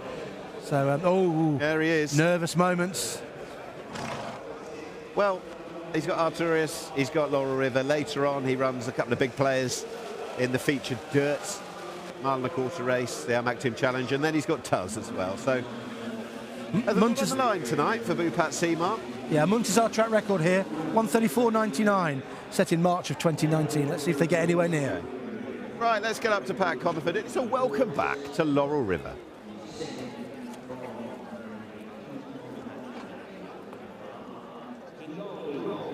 If he takes to the dirt well. Firebreak Stakes field, set and ready to go. Away at the mile. Laurel River jumped about 4th or 5th in running. El Tarek anticipated the start well with Mestre. Laurel River creeping up now in the early stages of the race as they head onto the course proper from Cagliostro, Sound Money and Al Jadaf is 6th. followed by Crown Estate, then came Artorias, King Gold, and Meydan Dubai spotting the leaders at least 10 lengths here in the early stages as Laurel River now lets the burners go here, coming up to the outside of Mestri, who's working to hold him off the fence here. So these two pair off. It's 4 lengths to Sound Money, Cagliostro 3 wide on the improve. From Altartic, who's being outpaced here in the middle stages with just over 800 to travel. They're about to work off the back here in the Firebreak. Then came Al Jadaf from Crown Estate. Next was King Gold, and Meydan Dubai is watching it all unfold as Laurel River now slips away here inside the 800 metres, and Mestri's now being worked upon to chase him down here. 4 lengths in the margin here. He's getting further in front here, Laurel River. The champion now half a dozen clear. Artorias works into the race along with Cagliostro. Then came Al Jadaf, sneaking runs up the inside from Sound Money. Best of the rest, Crown Estate, but it is a 1-horse race here in the Firebreak Stakes. He's out by 8 lengths now. Cagliostro out chasing along with Artorias, running into it King Gold along with Crown Estate, but Laurel River continues to run along well inside the final furlong. He's out by 5 lengths. King Gold making good ground in the late bounds. Laurel River needs the line, getting tired. Here's King Gold on the scene, trying to spoil the party with Cagliostro. Laurel River, will he get there? Maybe not. Maybe King Gold in a thriller. King Gold has got there on the line to make it very interesting with Laurel River. Next over was Cagliostro from Artorias. Next over there was Crown Estate from, then came Meydan Dubai, Al Jadaf, Mestri. Dropped the bit there with 600 to go, couldn't sustain the speed. Sound Money next, and Altartic was last. Photo finish in the Firebreak. What an astonishing race. For much of it, it looks as though the Dubai World Cup winner was back to go and do something similar to what he did on the 30th of March last year. But as the line got closer, it got further away, really, for Laurel River.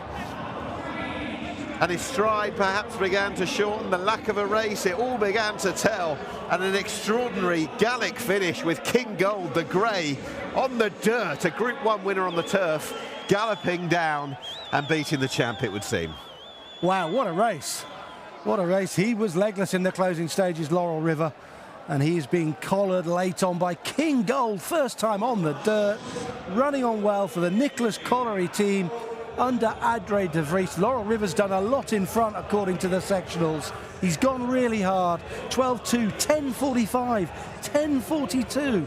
He was winging along out there, 11.23, 11.33, and then suddenly, Nick, he's on fumes. 12.34 and 12.77. He got really tired, and he's been run down by a closer and a horse who took to the dirt really well first time up. Didn't he just? Nicola Colliery has brought horses like Batwan out here. This fella's been here, but it's been a different test altogether. A Prix Maurice de Geest winner has now won the Firebreak Stakes. A tremendously versatile horse. He had a lot of ground to make up, but Laurel River wasn't quickening. He wasn't maintaining his advantage.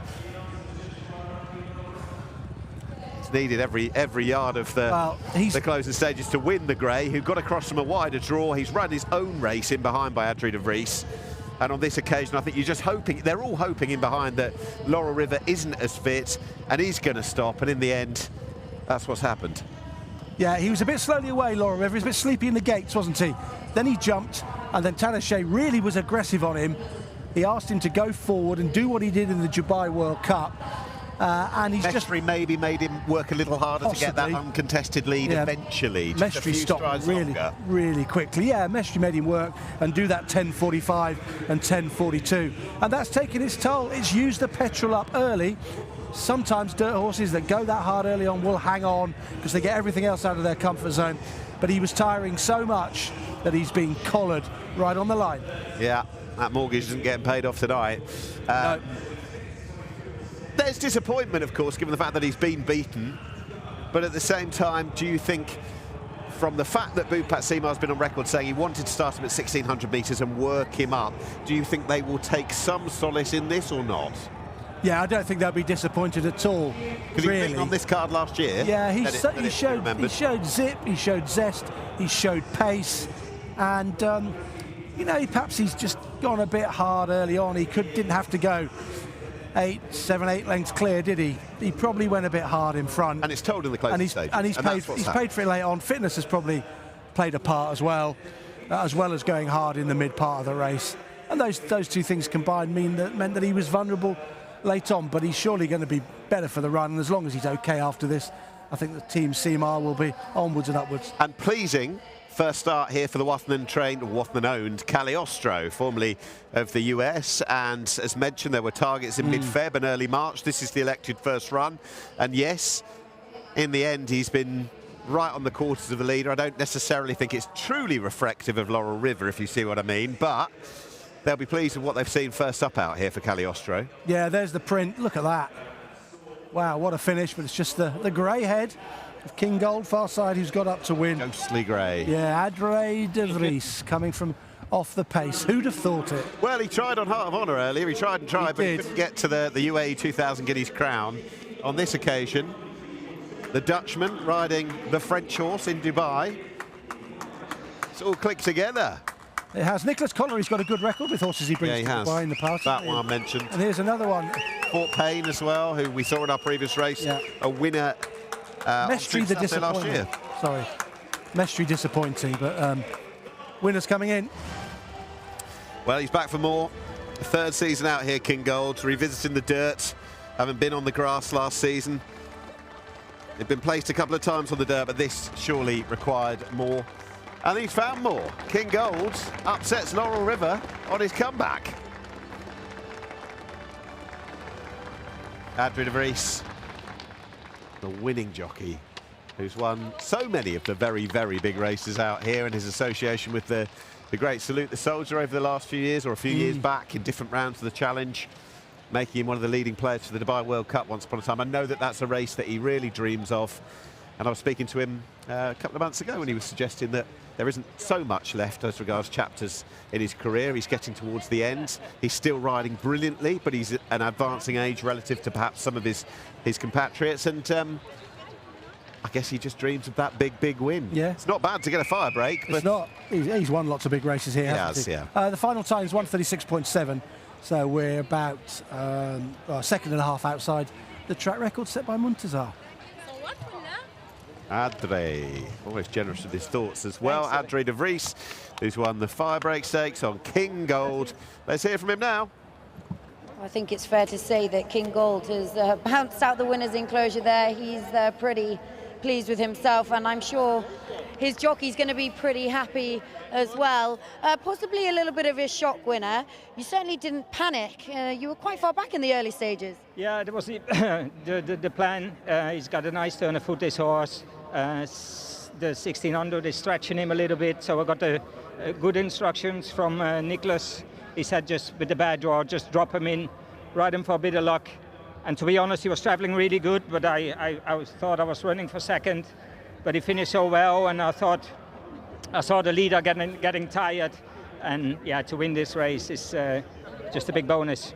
Absolutely, and you say about the trip, do you think that this is his optimum? You can keep him at this trip now? Yeah, getting a bit of kickback, got him behind the bridle a little bit, which is maybe a good thing. He saves a bit of energy, and once you grab a hold of him, he's got a good kick. Yeah, a little bit of a surprise possibly for you, but clearly he's taken to the dirt well, and he could progress now. Yes, to be honest, I rode him one time on the dirt 2 years ago, and he ran a really good race, and I hit the front too soon. So I learned from that, and we did a better job this time. Just on the line this time. Yeah, perfect. Well done. Thank you. Cheers. Adre de Vries, who's got the ride in the turf sprint very shortly on Emiratiana, and he has just won the Firebreak Stakes. The efficiency of the race, the finish. Angus, what did we learn? Well, what we learned was that Adre de Vries has ridden a really well-judged race, because the finishing speed percentage just under 100, 99.73. So he's just rated his horse evenly through even 12-second furlongs, and that's evidenced by how he came home in the final 400 metres, 24.24, so just over 12-second furlongs for those last couple. So he's rated his horse evenly off what was a very strong gallop set by Laurel River. The individual sectionals were pretty fierce in the early part of the race. Nick, let's have a look at it from the start, and we've got stall 10 beating stall 4 and stall 9 back in third place. So let's just watch Laurel River at the start of this race. He's just a little bit tardy from the stalls, but he's soon sent forward by Tanochet, and he's just going to mix it with Mestri in the early part of the contest. They're going head to head toe-to-toe. That really did for Mestre late on. He weakened quite markedly in the home straight. Now Tadeusz's going forward, and he has to go hard, and the sectionals are evidence of that. 14.2 from a standing start, and then here 10.45 followed by a 10.42, where he's really forced Laurel River past Mestre, forced him a few lengths clear, and that's why he got really tired in the closing stages, because he's run hard through those 2 furlongs down the back. Benefit of hindsight, we know the margin of defeat, it's minimal, and it is that dust-up he's had with Mestre, which is done for the latter, and it's probably counted against the eventual second come the end. Just look where the winner is very quickly, miles back, up against the rail, just running even 12-second furlongs. Adri de Vries rating his horse brilliantly, we know that from the finishing speed percentage. He didn't quicken the winner, he just kept going whilst others were stopping in front of him. And if I tell you that Laurel River did a couple of sectionals, 10.45 and 10.42 early on, his closing sectionals were very slow, 12.34 and 12.77. And we estimate that Laurel River's finishing speed percentage, get this, was 92 to 93%. So he's really tired in the final 400 metres, which is a function of 2 things. 1, going pretty hard early on, and 2, probably needing the run as well. So, putting it all on the table, Dubai World Cup again at the beginning of April, in between time, the Saudi Cup potentially. Again, we want to focus on the winner as well, and rightly laud it on King Gold, but it's not often we get to preview on a domestic card like this a World Cup winner coming back. So it's obvious to talk about him. What do you think? I don't think that Connections will be that disappointed, to be honest. He's shown a lot of zip, a lot of zest, and a lot of speed according to the sections. He's just got tired in the closing stages. I think at this point, as we look at the overhead, I think this didn't help Tadeusz, because Mestre's trying to go forward, and look how far ahead of the others Mestre is at this stage. Quite a long way ahead of the others there. They're going hard in front, and if Mestre hadn't pushed Laurel River at that point, I think Tadeusz might have been able to save just enough for a stronger finish, and may just have clung on. It's a good run from him, Laurel River. I wouldn't be put off by this whatsoever. He's going to be better for the run, and I'm sure Bupat's pleased enough. Tiago O'Shea said the kids don't play the PlayStation, they watch back the Dubai World Cup from last year. I don't think they'll be watching this one back. Who knows? Maybe a Saudi Cup still in sight, and also another crack at the Dubai World Cup. But it wasn't his day today, it was King Gold's. Let's take the presentation.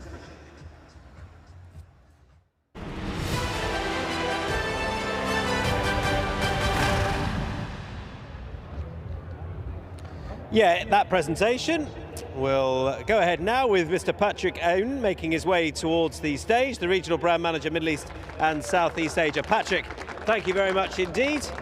Presenting the Firebreak Awards. The Firebreak Stakes presented by Longines. King Gold, the winner.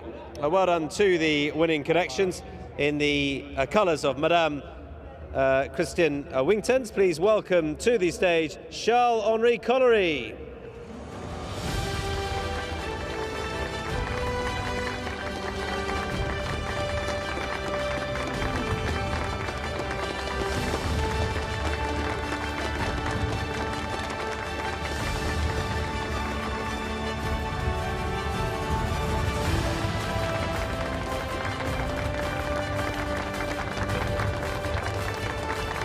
And now please welcome to the stage, on behalf of the winning trainer, Nicolas Collery, please welcome Marine Henry.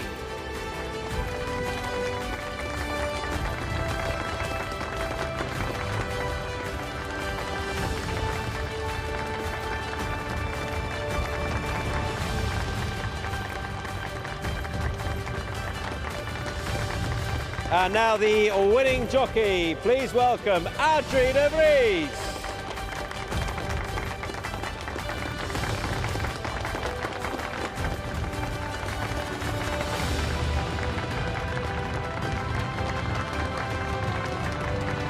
So everyone comes back together. Well done to all involved. A successful international raid for King Gold, and a huge success winning the Firebreak Stakes presented by Longines.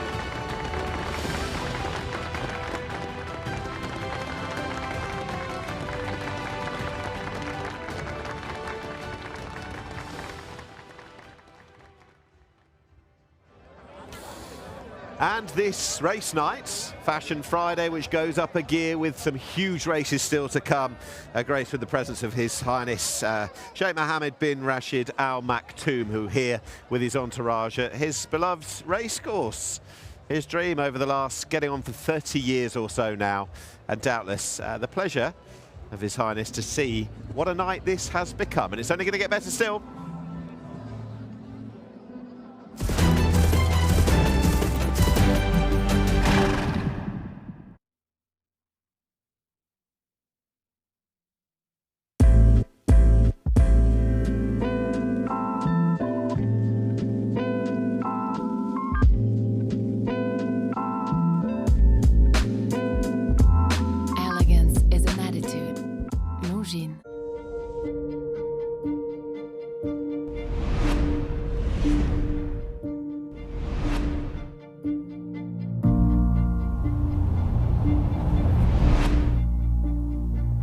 Welcome along for the first time on Dubai World Cup Night 2024 to the saddling enclosure ahead of the first race, and it is the Dubai Khail Classic.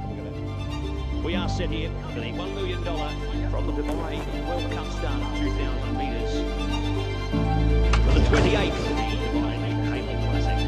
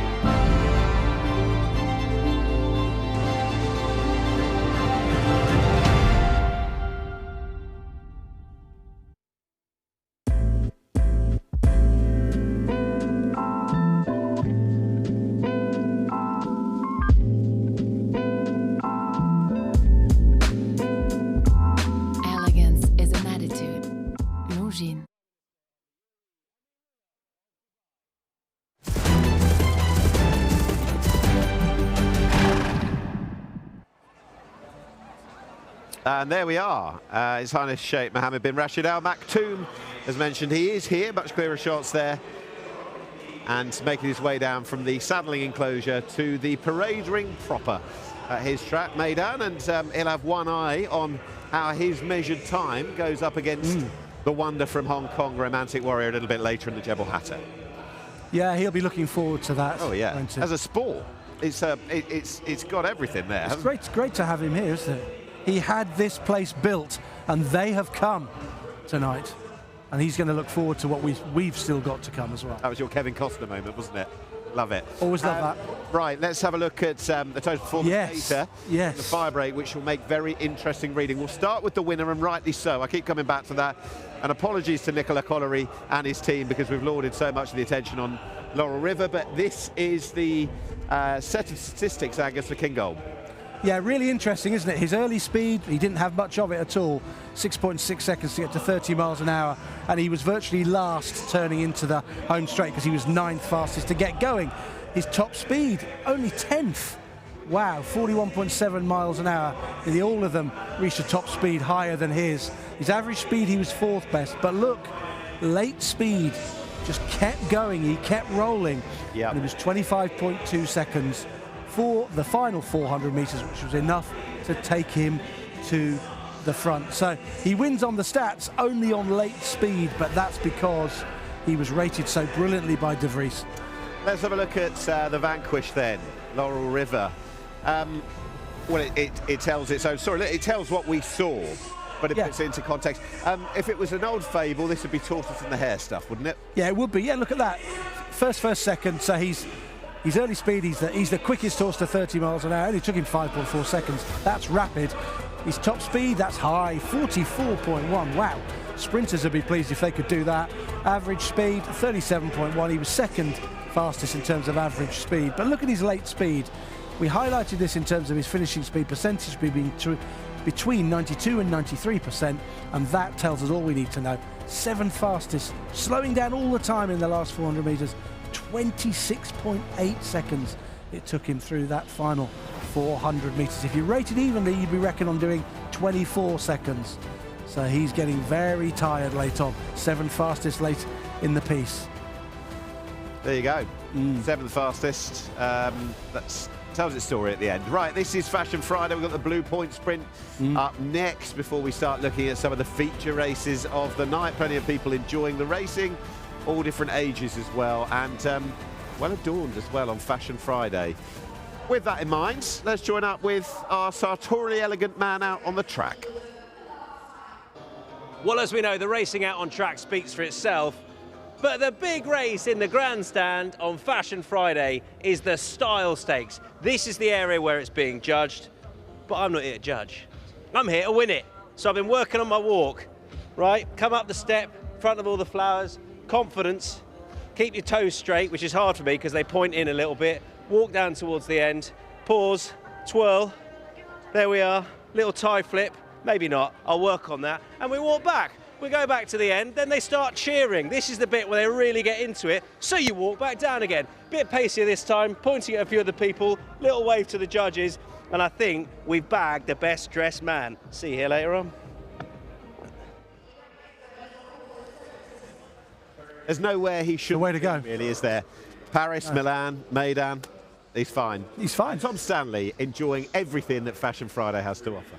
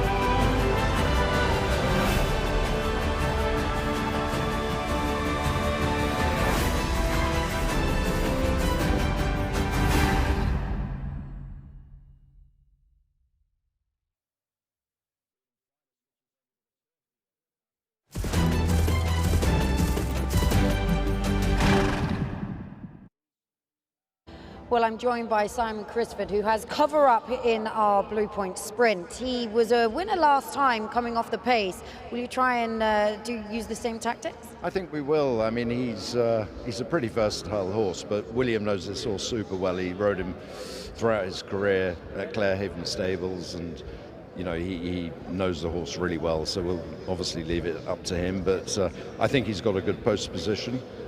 He's been training super well, so we have to be very hopeful of a good outcome. Yeah, you must be pleased to see that you got drawn 4, because it seems this season at the moment that sort of lower to middle is the place to be on the sprint track.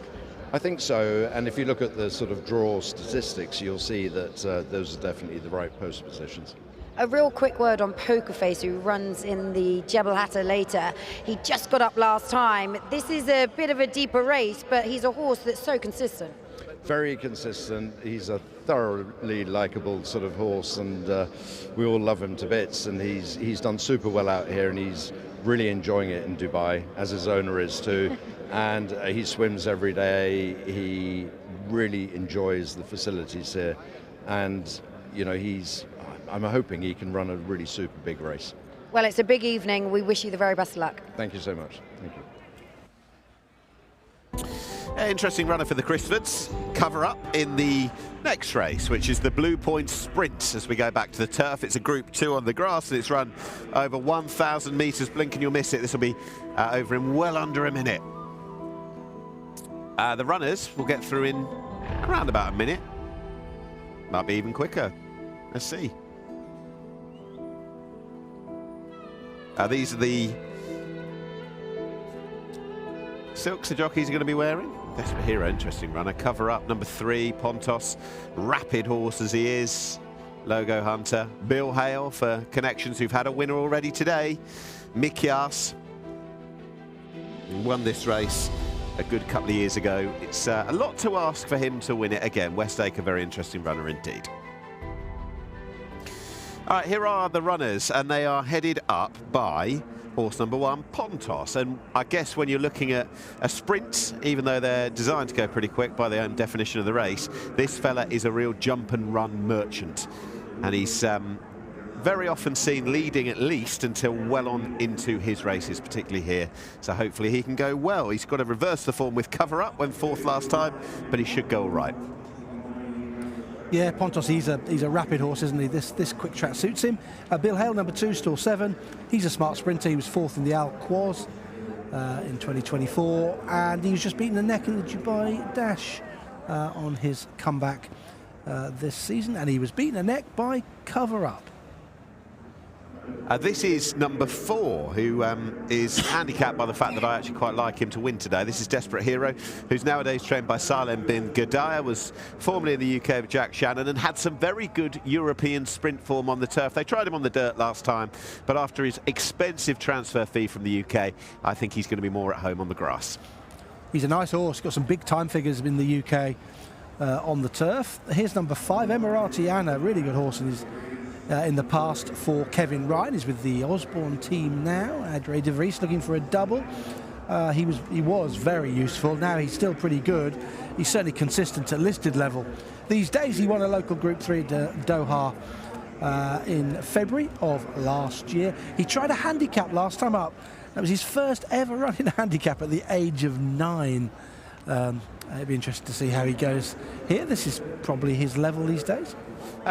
We heard from Tiger Shea earlier as regards the chances of Freedom Fighter, who's a very established dirt horse.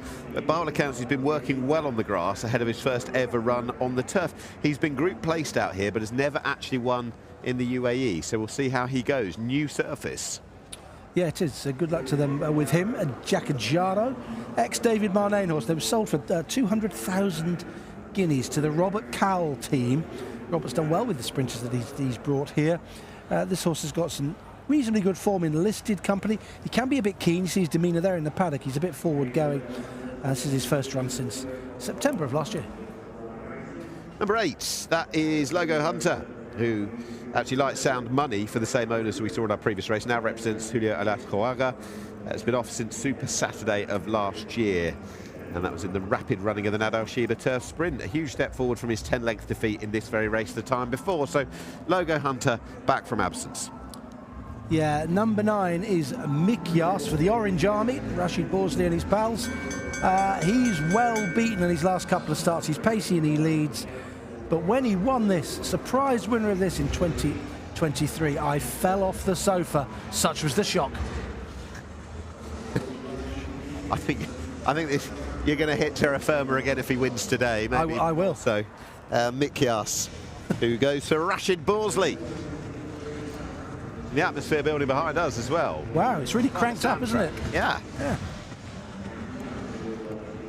I think it's got quite an open look to this race. Very much so. Callum Shepherd, recently enough back from injury, and the rider on Westacre. George Scott's been in ridiculously good form across the Gulf over in Bahrain. Westacre, his representative here, who was just denied, as we'll see, by a symbol of honour here over 1,200 metres last time. Now that was in the Al Wasl. Excellent turf debut. And I suppose you can take the view, Angus, alongside, that the way that he travelled and moved through his race, that an extra 200 metres on this occasion than he'll have today maybe stretches him, and 1,000 metres could just be right up his street. I like him today, Nick. I think he'll go really well. Yeah, I think coming back in trip is going to really suit him. Look, for all the world, you think he was coming to win here, but he can't get past Symbol of Honour, who rallies and finds a bit more late on and gets his head down right on the line, and Westacre simply just couldn't go past. But they pulled quite a long way clear of the third that day, 5.5 lengths back to the next horse in the race. So the angle with this horse is coming back in trip.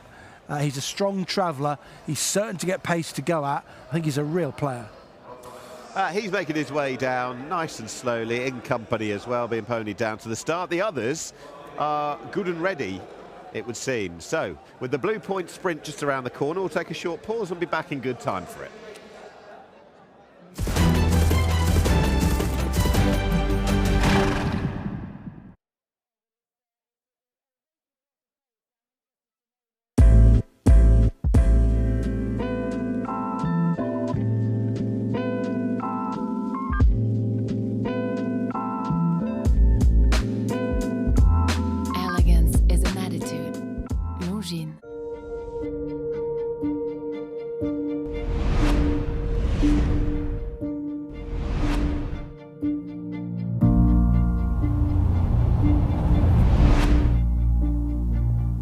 Welcome along for the first time on Dubai World Cup Night 2024 to the saddling enclosure ahead of the first race, and it is the Dubai Khail Classic.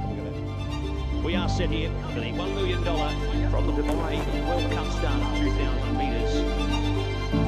For the 28th Dubai Khail Classic.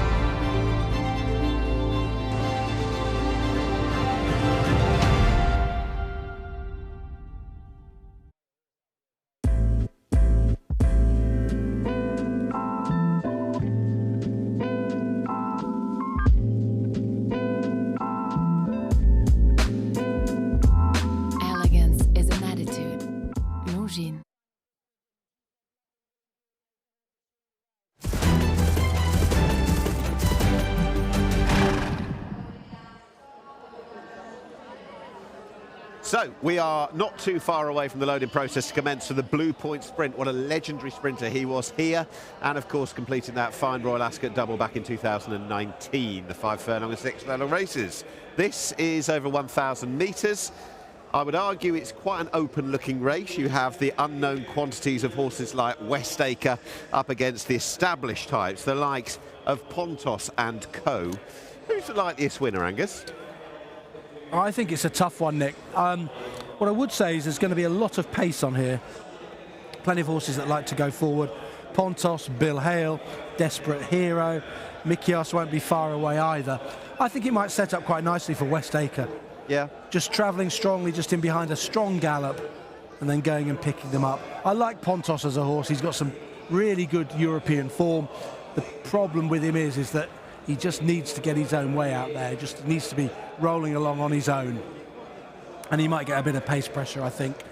Jim and Fitri Hay, the owners of Jakajaro, have been no strangers to success in these kind of races. Equilateral, of course, their great flag bearer, and the horse has left Ireland to join Robert Cowell for an expensive transfer fee, but the trainer's been on record as saying he's fairly fit, but he's going to have to be really up to it to win a group race first time out. Yeah, 200,000 guineas, so they'll be wanting to get some of that back. as soon as possible. He's in stall 1. I don't think the draw is very material. I think it's just going to matter where the pace is going to come.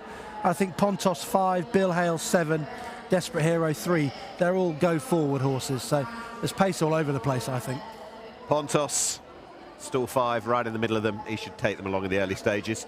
That's just the way that he goes. There is Bill Hale under that man James McDonald, who has had a winner already, and Bill Hale has got half a length to reverse with Cover Up, a key form race from back on Festive Friday. You were here in that individual battle, and bringing in others. Do you see the form being upstanding or not? I'd be surprised if Bill Hale was able to hang on this time. Away, Cover Up surged from quite a long way back. As a closer, he's got a chance given there's going to be plenty of pace on, but Bill Hale was committed perhaps a bit too soon, and I fancy him to run really well. He might just reverse the form.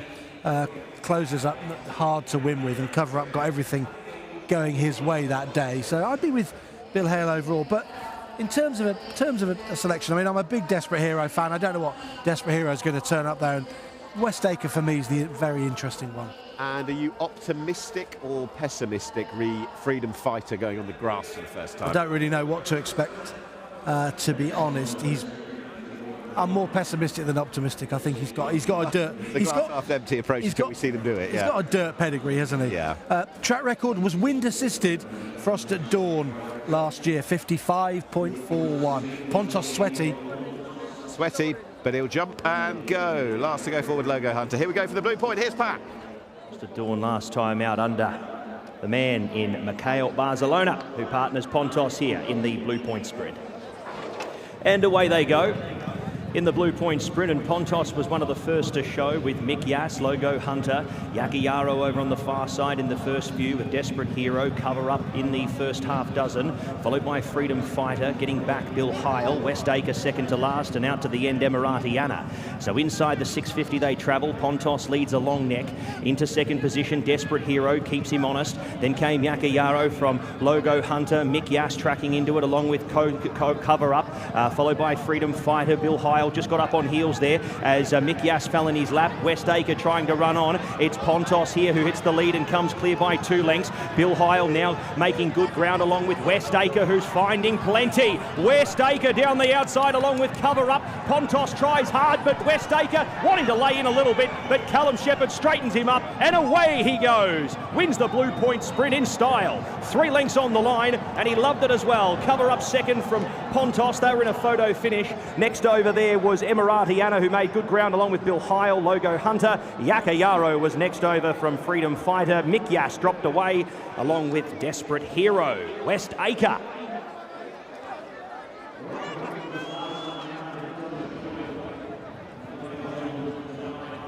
West Acre it is. He is a sprinter on the up, and that was an excellent performance, not only visually but on the clock as well. The blue point sprint has gone in no uncertain circumstances to West Acre in track record time. He is a horse who's only tried the turf a couple of times. This was the exposure to 1,000 metres as well for the first time, and he is a sprinter of top order. Brilliant performance from this 3-year-old. Very, very strong gallop. They went mad up front. It's set up for West Acre, who surged home, set a new track record of 55.38. That's the 3rd track record we've seen broken here today at Meydan. We suggested at the top of the show there might well be some track records today. Well, we've got another one here as West Acre surges home for George Scott and Callum Shepherd. Travelled strongly, back in trip with a fast pace. Really suited him. Didn't adjust. Pontos, it would seem, has been given the verdict for second over Cover Up. That form has been reversed from last time out. And Bill Hale back in 4th. Pontos has done very well to stick about as long as he has, hasn't he? To stick about for second, given the brazen speed that he shows. Oh yeah, he did two furlongs early on of 9.9 and 10.2, and he still hung about in there for second spot. Big effort from Pontos. We're hearing doubtless from Callum Shepherd, not long back from injuries, had some significant time on the sidelines, but through his exploits in the Middle East over in Bahrain and now here in Dubai, he's been winning very, very big races in the Gulf region, and we are going to be dreaming about some of the big sprints. What about an Alquoz over 1,200 metres? No, well, too far. It ran a very good race. Looks to me like this is his trip. looks to me like a strongly run 1,000 metres is what he wants. He had every chance to go past Symbol of Honour last time at 1,200 metres. He got there going well, and he ran out of gas, and I think the trip stretched him. This, though, was absolutely perfect for him. He had it to do in the closing stages, but he's picked up really well off that blindingly strong gallop set by Pontos. Desperate Hero was involved in that in the early part of the race. Bill Hale wasn't far off. And here comes Westacre picking up the pieces, surging to the front down the outside, and this was really good. He's gone away to win a decent sprint very convincingly. Frost at Dawn showed that remarkable track record speed to go and win on Super Saturday over this very course and distance last year, and I would imagine, based on what we've just seen of Westacre, he'll be going for that, won't he? If they're content to stick about here. You'd think so, wouldn't you? Yeah. It's amazing. Ertijal had the track record here for many, many years. Yes, he did. Brilliant Ertijal. Thought it would never be beaten. And then, of course, Frost at Dawn does it last year, and now it's gone again. Yeah, they named a race after Ertijal, so how many can we have? The Frost at Dawn, the Westacre? They'll have to win plenty more, like Ertijal did, to be fair. But well done to George Scott. And again, you look at the right horses perhaps in behind. Pontos sticking about second, yes. Cover Up in third, Bill Hale in fourth. It reads well as a form race, doesn't it? I think it does. I think there's not been any real bad disappointments, but Pontos has run his race. The pace was very honest. The track records come tumbling down. There's a lot to like about this. He is a very lightly raced sprinter, and his only 2 runs on the grass have been here in Meydan, or at Meydan, and he's proving like a top draw performer in the making. Can't wait to see what's next from him. Westacre it is, who's won for George Scott. George Scott, who had that fine treble this night last week in Bahrain, and not content with just success over there. It's further wins in the Gulf with group race success in the Blue Points with Westacre. Callum Shepherd always articulates well after a race, so looking forward to hearing from him in just a few moments' time. But what for a now, the brief goes on with the trainer. Magnificent red suit worn by the groom. Wow. Embracing Fashion Friday. Yeah, it could have been Festive Friday as well. It'd double up, wouldn't it? Yeah, it would have done, yeah. Dry clean in between, off you go.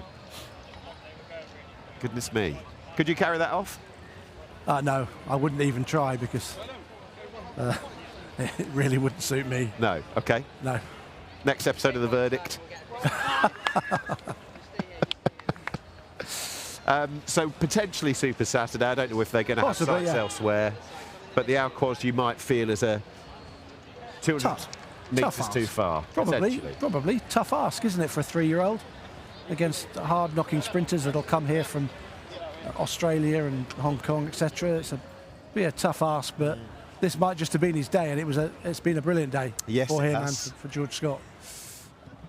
Okay. Callum Shepherd, let's hear from him now. I think this was a pretty popular winner. Callum Shepherd has been waving at all his fans in the crowd after Westacre absolutely bolts up. We'll just let Westacre sneak out the winner's enclosure there. Callum, he's quite highly strung, and he doesn't look the easiest, but it's worth it when he's that talented. Yeah, he gives the personnel involved, other than myself, a harder me getting on with the pony. He actually is pretty straightforward now, from my perspective anyway, and once he's out the stalls, he's pretty, he's shotgun really. They went very quick, and I just wanted to get over slightly from that draw, followed the right horses, and he came home unbelievably well and went right through the line. A very special performance. That turn of foot was pretty impressive. I mean, he absolutely flew in that final furlong. Yeah, it's potent. He ran extremely well over 6 last time, and he was at least as effective at this trip, and obviously breaking the track record. I must say, it's quite a remarkable story. He was ready to go in April, believe it or not. Did a breathtaking piece of work around Chelmsford, and then didn't make his intended target. Then a week after, we didn't see him until September, but to find ourselves in January now, winning here, it's a testament to the patience of Michael Blenko, the entire team, and George, who's just, God, I'm very fortunate to be riding for him. Yeah, patience have certainly paid off on this occasion. He's a talented horse who's done that well against his elders. Do you think that he can continue to progress now? Yeah, I'm sure he'll follow the same programme as Star of Mystery last year, and hopefully go one better on World Cup night itself. But I feel so fortunate to have access to these horses, and coming back from injury and things means a lot.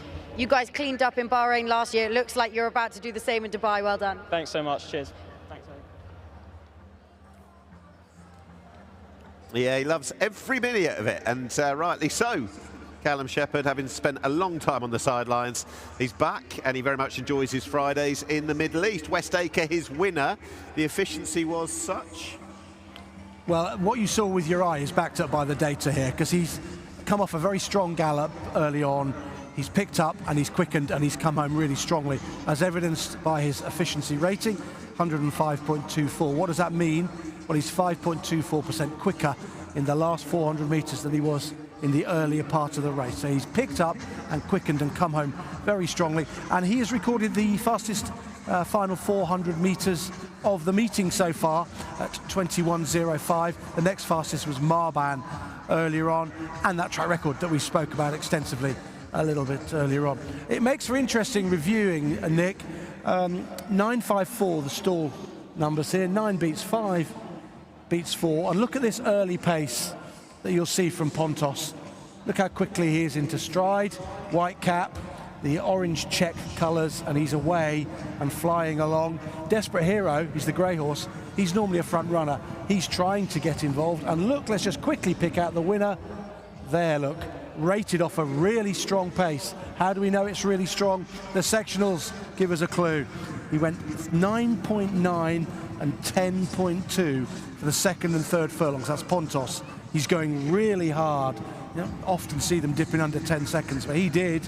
He's taken them along really strongly, and full credit for him hanging around for as long as he did. But now Westacre up here, he's got dead aim of these horses who are stopping here. I suspect their finishing speed percentages, Pontos, Desperate Hero, Bill Hale in the yellow colours, would probably be around about 100 or possibly under 100. They're getting a bit tired, they're stopping, and he quickened from the back of the field off that strong pace to win going away. What you see with your eye there is backed up by the data. Strong pace. Every time that horse flies home down the outside off that pace. I think visually this is going to be as good at any angle. Seeing him from the back cam overhead, see that destructive move to go and win his race. I think second, third, fourth time I've watched that, more impressed I've been each and every time. Yeah, he's a fast horse. I think 1,000 metres is always going to suit him. How fast he is evidenced by that final 400 metre time of just over 21 seconds. He's got a lot to do at this stage, and he has to be credited with a fine turn of foot here, Nick. He's flown down the outside, but they have stopped in front. Pontos doing what Pontos does, going hard, hoping that he can hang on. And this was better from him, because he's put in some indifferent efforts in his last 3 or 4 starts, but this was much better from Pontos. But the horse with a turn of foot from the back of the field in a race that's set up perfectly for him has come to win. He may never get a trip like that again, because it just worked out absolutely perfectly. How many 4 furlong sprints would Pontos win? He'd win a lot of 4 furlong and 3 furlong ones. He would, yeah. 4 and 3 furlongs. Those fractions were incredible. He went 11 seconds out of the stalls from a standing start, then 9.9, then 10.2. He really was rolling along out there. Okay, but Westacre, strongest of the line, quickest of the line. It's presentation time.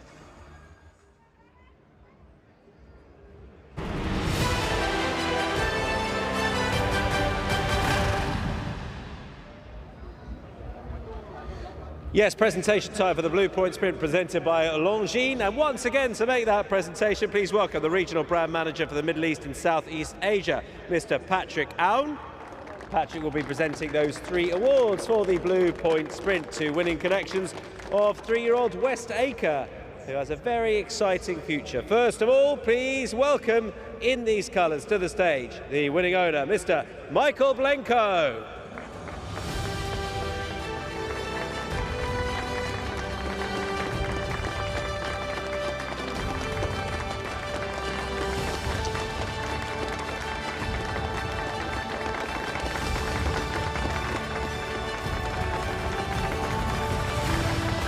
Well done to Michael. And to the winning trainer, another successful international Middle Eastern raid for Mr. George Scott.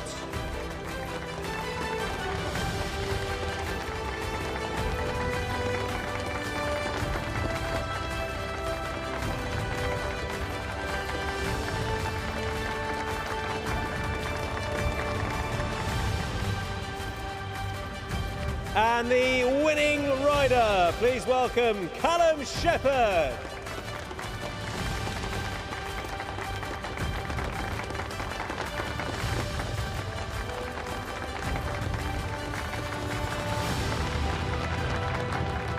Our thanks again to Patrick Owen, presenting the awards to the Blue Point's been presented by Longines, the winning connections of West Acre.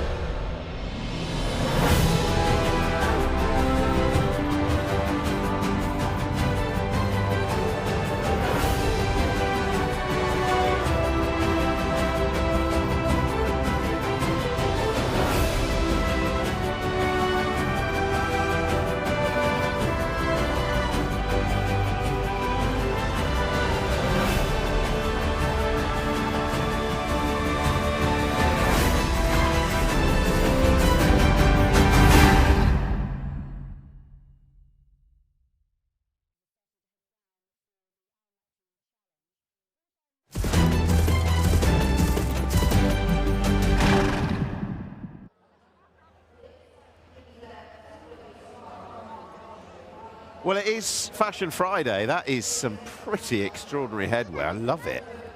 And it's not just the bright silks of the jockeys and the caps, the helmets they wear that stand out, Angus. That's quite striking. Classy, stylish. Yeah. Us. Well, there you go. Not sure about that. Let's have a look at the total performance data of West Acre winning the Blue Point. Early speed. Well, again, it told its story, didn't it? But have a look at that late speed. Yeah, not so quick early on. A lot of them were, though. They were all rolling along in front, headed by Pontos. And they did all their running early in the race. And this horse did it late on. 6th fastest to 30 miles an hour. 7th fastest in terms of a top speed of 45.1. Average speed, though, look at that, 42.5. Helped by him coming home really strongly in 21.7.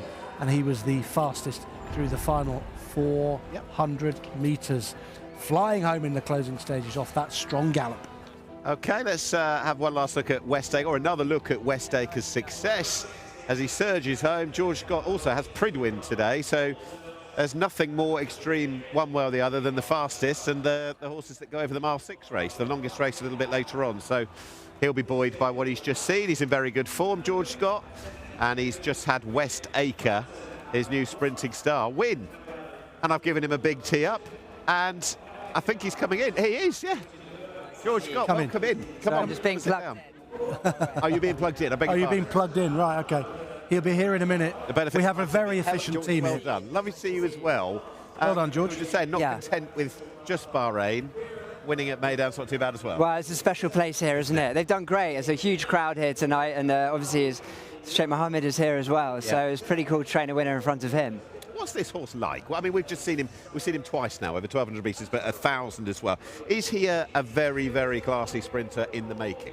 I think every indication is that he is. You know, the lovely thing about him is he's lightly raced, isn't he? You know, he's a horse that's, you know, he's going through the ranks now. He's a fascinating horse to me because he fractured the day before he was supposed to run as a 2-year-old last year. And I thought he was the best horse I'd ever trained before he was about to run. It broke my heart, I have to say, because he was about to run at Chelmsford. We'd taken him to a racecourse gallop. He'd broken the clock at a racecourse gallop. The day before he was meant to run, picked up an injury. And I thought that would be the end of him, really, because he's not very big. And I couldn't look at another horse for about 10 days, and he'd never run before. So his numbers, we gather all the data, were extraordinary before, and anyway, he fractured. So for him to come back in a 10-month period and end up here is really extraordinary. So had you already run Isle of Jura and he'd been doing what he'd been doing, and you still thought that about one that we hadn't seen? Yeah, I mean, when I say, I mean, as a when we were working 2-year-olds, yes, I'd never seen anything like it. He was just destroying everything, and the owners in sort of late February were saying, "Calm down, George. You know, it's late February." I was like, "No, honestly, this horse is extraordinary." Yeah. But I really thought we might have missed the boat, I have to say. I thought that might have been his window. And, so it's all the more special for him to turn up on a night like this. What's the rest of the Carnival? Is he going to be going to Super Saturday? Are you thinking Alquoz? I think that it's just a sensible decision, isn't it? You know, I know we were talking about the way the race set up. They went very quick, but they do go quick here. You know, when you've got confirmed front runners in the race, we were hoping that might happen. And I have to say, watching it, I was a little more apprehensive than Callum. I was thinking it was just a couple of lengths further back than he wanted to be, but it was a takey performance, wasn't it? What are your thoughts on 6 furlongs? Well, all Callum keeps telling me now is I could not pull him up. He said I could not pull him up. That was his big thing. I mean, he was almost shaking. Callum said, but for me, he's a 5 furlong horse. He's out and out speedball. And if the programme means that we go 6 on World Cup night, if we end up there, then so be it. But I'd be looking domestically to keep him at 5. Okay. While we've got you and time is against us, I want to press you on a couple of things.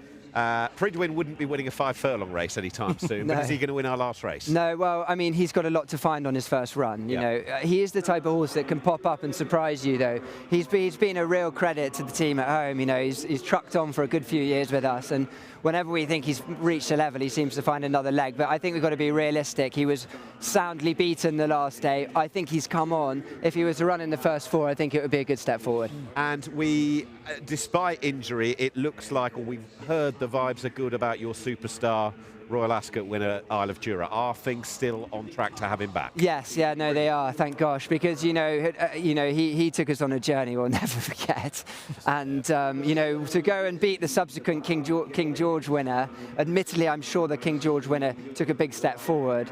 It was rather grueling, but we were grateful to the contribution Jura made, and he's back in light training. The main plan will be the King George. Whether he gets 1 run in the Hardwick or a prep run for the Hardwick and then the King George, I'm not sure yet. Your Champagne Stakes winner as well, Bay City Roller, who goes into the new year unbeaten. Yeah, it's a big year this year, isn't it? Yeah, no, it is. I think he's a real quality animal, Bay City Roller. He's kind of had to do it the hard way, and he's going to have his slight doubters because of the margins of his victories, but he's done well. I would love to start him in one of the Guineas. I don't think it will be Newmarket because I think he wants soft ground and probably a flatter track. So he could go to France or maybe Ireland. But he's really going to be second half of the year, to be honest. Fantastic. Life's good at the moment. Well, it's nice when they're healthy. I mean, I have to say, the staff, we've got horses in Bahrain, horses here. Alex, my assistant, back in Newmarket. The staff, when you're travelling horses, you need great staff. And I have to say, all credit goes to them. Brilliant. George, thank you very much. West Acre, one of the stars on Fashion Friday, who has starred for George Scott. There you go. Some of the scenes as well, George. We've turned up terribly underdressed with some of the headwear on show, but plenty of people are enjoying what is a marquee race day here in Dubai.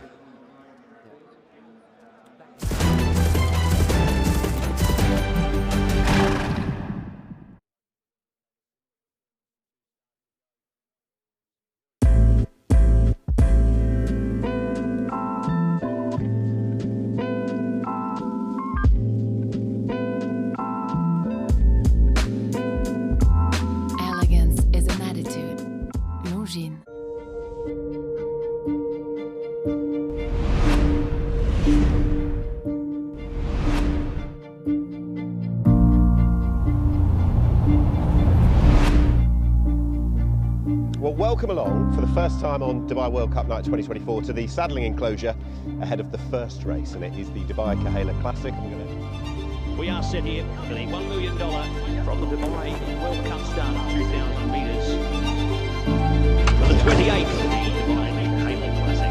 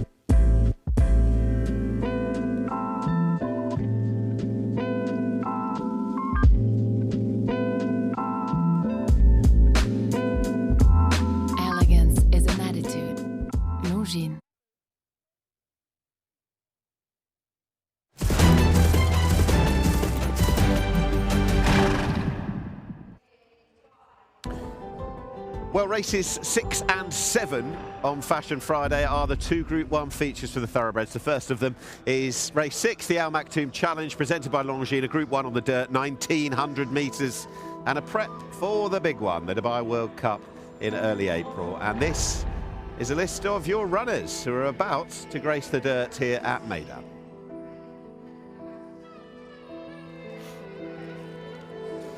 One of the really interesting ones, Kabir Khan, who decimated a field of good rivals in this last year. He's back for more. Facteur Cheval, Dubai Turf winner, now tries the dirt for the first time. Walk of Stars, he's a strong local performer, as is his stablemate, Imperial Emperor, and it can't have been, it wasn't, as the rider told us, an easy decision for Tiger O'Shea. So, let's have a look at the runners. I don't expect this to be the likeliest winner. This is Dahabi. He is a half-sibling of the Derby winner, the Great Golden Horn. But for Dahabi to win this, I think it would need to be something out of the extraordinary. Third start for Osama Rafai since joining from Charlie Appleby, was left behind by Walk of Stars on Festive Friday, and needs a huge lift. That's number 2, Dahabi. Yeah, looks nice and relaxed, doesn't he, and calm in the parade ring as he walks around for this Maktoum Challenge. Let's move on to Clapton, number 1. He was third to Kabir Khan in this last year. He was behind Laurel River, well behind him, of course, in the Dubai World Cup, won 11th last season. We have seen him this year in the Al Maktoum Mile, but he was 5th there and quite well beaten. Essentially, he's out of form and the second string from the Doug Watson yard. This is number 3, this is Facteur Cheval, who is a fascinating runner, a class act on the turf, winning the Dubai Turf 12 months ago, or 10 months ago I should say, and he brings elite mile grass from Europe in there. But the question is the dirt. There was hope of running him in the Breeders' Cup Classic. Instead, they went for a turf option, but this is a big game because it opens up the door. Is it going to be a crack at the Saudi Cup and then the Dubai World Cup? Well, the trainer thinks he needs to finish in the first 3, or else they'll be going for the Singspiel on the grass. Global Hit, he's an interesting runner. He's a Korean raider. The Dubai authorities like to attract international runners, as many as they can. And this horse comes over here with a proven record on dirt in his homeland. He's won 5 of his last 7 starts. No problems with the surface or with the trip either. He looks fit and well in the parade ring. And the rider, Hee-Sun Kim, who's got great association with this horse in the homelands, first Korean lady rider to ride here at Meydan. Number 5 is next, and number 5 is Imperial Emperor, who goes for Diva Racing. 2 from 2 for the season since joining the team from Charlie Appleby, both on the dirt. And that win here in an extremely fast time over 1,600 metres really stands out. Wasn't much of a race, but I think he's getting significantly better. And I don't think he's necessarily a definite back number behind Walk of Stars in the stable pecking order. No, definitely not. I think he's a really interesting runner, Imperial Emperor. Very interesting indeed. Used to be Charlie Appleby, but Bupak Seymour really getting a tune out of him. And of all of these in this race, he looks like a real improver to me. Local Dynasty, next up was son of Jubawi for Charlie Appleby. He won a turf handicap here for Charlie in the past. He does act on the dirt surface. He's proved that his last couple of starts, and he was just nailed late on in a handicap last time off a mark of 105. He'll be part of the early pace. So from local Dynasty, we will move on and find number 8. That is Karib for former UK champion jockey Sylvester de Souza. Runner-up to Meshri in the Al Maktoum Mile last time. The winner not doing much for the form earlier. And goes back up in trip to this distance. The record at this distance, actually, is pretty good indeed, but needs a career lift. Syed is number 9. And, this horse has got some form at Jebel Ali. In fact, he's probably best at Jebel Ali overall. He's won a couple of times there. And when we last saw him, it was here at Meydan actually, and he was 7th to Walk of Stars in that listed race. That Walk of Stars made all of the running in. Hard to see him turning the form around.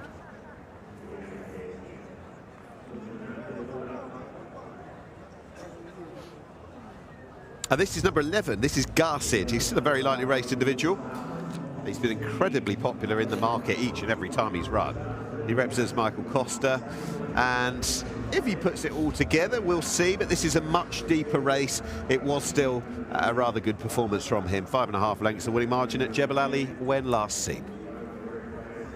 So that's 11. Garcia, he'll come out of stall number 3. He does like Jebel Ali, that horse. He's won a couple of times there.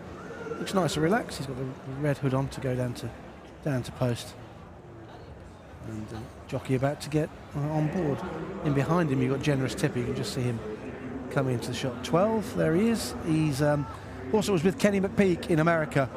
And he's won his last 2 starts, Keeneland and Aqueduct. And he was 3rd in the Grade 1 Breeders' Futurity. So that's in 2023, but he's a pretty talented horse, this. And there's going to be an upset. It could be him. Okay. Graded place form in America. There is the iconic, world's biggest Burj Khalifa, the Al Maktoum Challenge past winners. I guess this is with a slight asterisk in that this race was a different round of the challenge, and it's no longer called that, but it's been won in the different guises by some very good horses. I love North America. Capizzano went off favourite for a World Cup once. Luke the Soldier got into that great role. And last year, Kabir Khan got tongues wagging. It was this performance which propelled him into favouritism for the big one when last seen. Yeah, African Story on that caption, the only one to go on and win a Dubai World Cup for Saeed bin Surur. Kabir Khan was impressive last year here in this, but he just disappointed. I don't know what went wrong in the Dubai World Cup. Maybe it was just a step too far for him in his career development, but you've got to love the way last year how he travelled through his races. He really looked like a very good horse. Came from Kazakhstan to the Doug Watson team, and he was a multiple winner there in his homeland. And he really did look like he'd be a live World Cup contender last year, but I just think that race was all too much for him. It was all too much for most of them, with Laurel River blasting off in front. Yeah, you've got to change a jockey, because Pat Dobbs, who normally rides him, he's on a Clapton today. So Kabir Khan's got Christian Demuro. I don't know why that's happened, but that's how it is. I think he probably tried to chase Laurel River at a key stage last year when Laurel River wasn't stopping in the World Cup, but at the same time it still was underwhelming. But having spoken to Doug Watson's assistant yesterday, as we did, he seems to suggest that the horse has had a good period of therapy and getting himself completely right in America before coming back here. Now, I know that they want to go, as do so many, to the Saudi Cup as well, but there is that itch to scratch the Dubai World Cup once again. He's looking a little bit reluctant at the moment. He is, just a little bit, isn't he? Walk of Stars we should talk about. Impressive 11-length winner of the listed Entisar last time. He had Dahabi, Syed, Local Dynasty behind him. And we shouldn't forget, he was 2nd in the Godolphin Mile last March. And he seemed revitalised by front-running tactics. So interested to see if they try and do that again. I think they will. Yeah, once upon a time he was Godolphin's Derby horse back in the UK. He went off an 11-to-1 shot for August Rodin's Derby. So So we'll see how he goes and gets on. He's also got Imperial Emperor as a stablemate, who's a good player in this particular race. Factor Cheval, dirt or not to dirt? Well, not to dirt for me. He's a hold-up, soft ground horse on turf. I think he's going to find this all a bit of a culture shock. He is the best horse by some way in this race, but I'm not sure he's going to handle dirt. I'm not sure it's going to suit. Don't you love a trainer that just makes it clear, though? He said first two, 1, 2 or 3, we'll keep on the dirt. If it's not, we're coming to the sixth field and back to the turf. Look, full marks for giving it a go. Well done to them. Mendelssohn's got the track record. It's a really good one, 155.18. Here we go with Pat. El Maktoum Challenge. Syed will be one of the last ones to load up in the black cap here for His Highness Sheikh Ahmed bin Rashid Al Maktoum. And he loads away with Ray Dawson. We're set to run. And away we go in the Al Maktoum Challenge. Fast away, Walk of Stars. Up to his hopeful forward roll here. Tygo Shea trying to work him forward here and cross over, and he will get the lead here. Syed second. Gusset will get the box seat here third. Fourth in the 1-1 now was Imperial Emperor in a nice spot under Richie Mullen. Inside the mile they go. Karib was fifth from Local Dynasty, who's going to be 3 back the paint. A length and a half to Kabir Khan. Just a little keen here at the moment. Just got caught up on heels. Back down and running now. Passed on the outside by Generous Tipper. Factor Cheval 4 back the rail. He'll be getting plenty of dirt in the face there. Global Hit was next from Dahabi, and out to the end is Clapton. As the field make their way down past the 1200 metre peg, they're 12 or 13 lengths from top to tail, where it's Syed who's up applying pressure to Walk of Stars. Garsed was third in the box seat. 1-1 Imperial Emperor travelling along rail, getting the best of the race. Then came Local Dynasty from Karib, who's 3 back and 1 out from next in running Generous Tipper. Kazakhstan's runner in Kabir Khan wanting to get out here at the moment. He's hemmed up. Same can be said for Factor Cheval, wanting to go quicker than the field will allow him. 3 lengths back to Dahabi. Global Hit and Clapton's going to have to come past them all.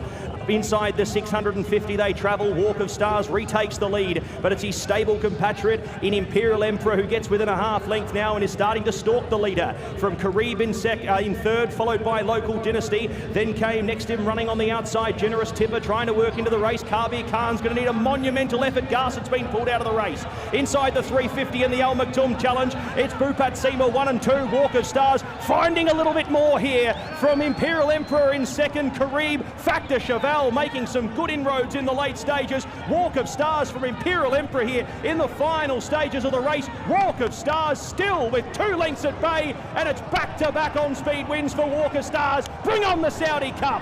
3 lengths on 3 lengths on Imperial Emperor. Next over was Factor Cheval, followed by Karib, Local Dynasty. Then came Clapton, followed by Kabir Khan. He just didn't find too much there in the final stages. First up, Global Hit was next over from Clapton and Syed, along with Dahabi, who was the last one home. Walk of Stars. Well, who needs Laurel River when you've got Walk of Stars? Walk of Stars, who's just continued this rapid ascent here at Meydan to win and complete a fine 1-2 for trainer Bupat Sema, because stablemate Imperial Emperor, the only pursuer, went closest in second at the line. I am sorry to say that the race was marred by a nasty-looking injury to Garsid on the turn for home. And our condolences very much to the connections of that horse, Michael Costa and his team. But it is a race, Angus, that Bupat Sema will reflect on extremely well. Yeah, he certainly will. He's got 2 wins on the bounce out of this horse, who was pestered early on. He didn't get his own way out in front, but he kept finding, he got to the rail, the place to be on the dirt here, and he's come home in 156.21. Track record's 155.18, so he's just about a second above Mendelssohn's track record. So overall, it's a pretty good final time, and he has seen off his stable companion in good style. Factor Cheval has not run too badly. He's back in third spot, coming from off the pace. That's his style. He's copped a bit of kickback. He's run all right. I don't know whether they'll continue with the dirt project, but that's up to them to try. Well, they did say 1, 2, 3 will be sticking on the dirt, and it might be well beaten in 2, but he has finished in the podium. Yeah, he's finished off all right, but he's been beaten quite a long way, hasn't he? But Walk of Stars is a revelation, isn't he, in his last couple of starts? Second. He couldn't get his head in front. He looked like he didn't want to get his head in front, but now 1-1 in his last couple of starts. Just letting him get on with it and roll along in front is the thing to do with him. He's a class act, isn't he? Second in the Godolphin Mile, World Cup night, you know. He's got some really good form, albeit in defeat. You know, I'm a big fan of the fan club, I should say. Probably a cast of one initially, and might just be a second or third after this. But he has what? I'm asking you this, is he a now horse for the domestic kind of races like this? Don't get me wrong, top level, Group 1, up against some very good horses indeed. Or can he make his presence felt if they're thinking Saudi, or if they're thinking, of course, back here in early April? Yeah, I just think he's the sort of horse where you just don't know what's still to come from him. I noticed that when he pulled up and crossed the line, he pricked his ears straight away. It's almost like he's only doing what he has to do. And that was the case when he used to be ridden differently and come cruising into his races and then not find much. But now they've rolled him along from the front. It's made a big difference to him. And they must have aspirations to go Godolphin Mile or World Cup again with him here at Meydan. I think when it comes to the second, given his 2 excellent wins here, and when you think of that sizzling time performance he put up when winning here at 7.5 lengths Imperial Emperor back in December, surely the way that he's run and finished suggests the Godolphin Mile is exactly the right race for him. I think that's what they'll do. They might throw that hat into the ring with. They love that race, don't they? The connections. Yeah, they do. They've got a good record in it, haven't they? So I think that's what they might do with him and go World Cup with Walk of Stars. Athbar Racing, the winning colours. This horse bred by Godolphin. Dabawi out of a Street Cry mare.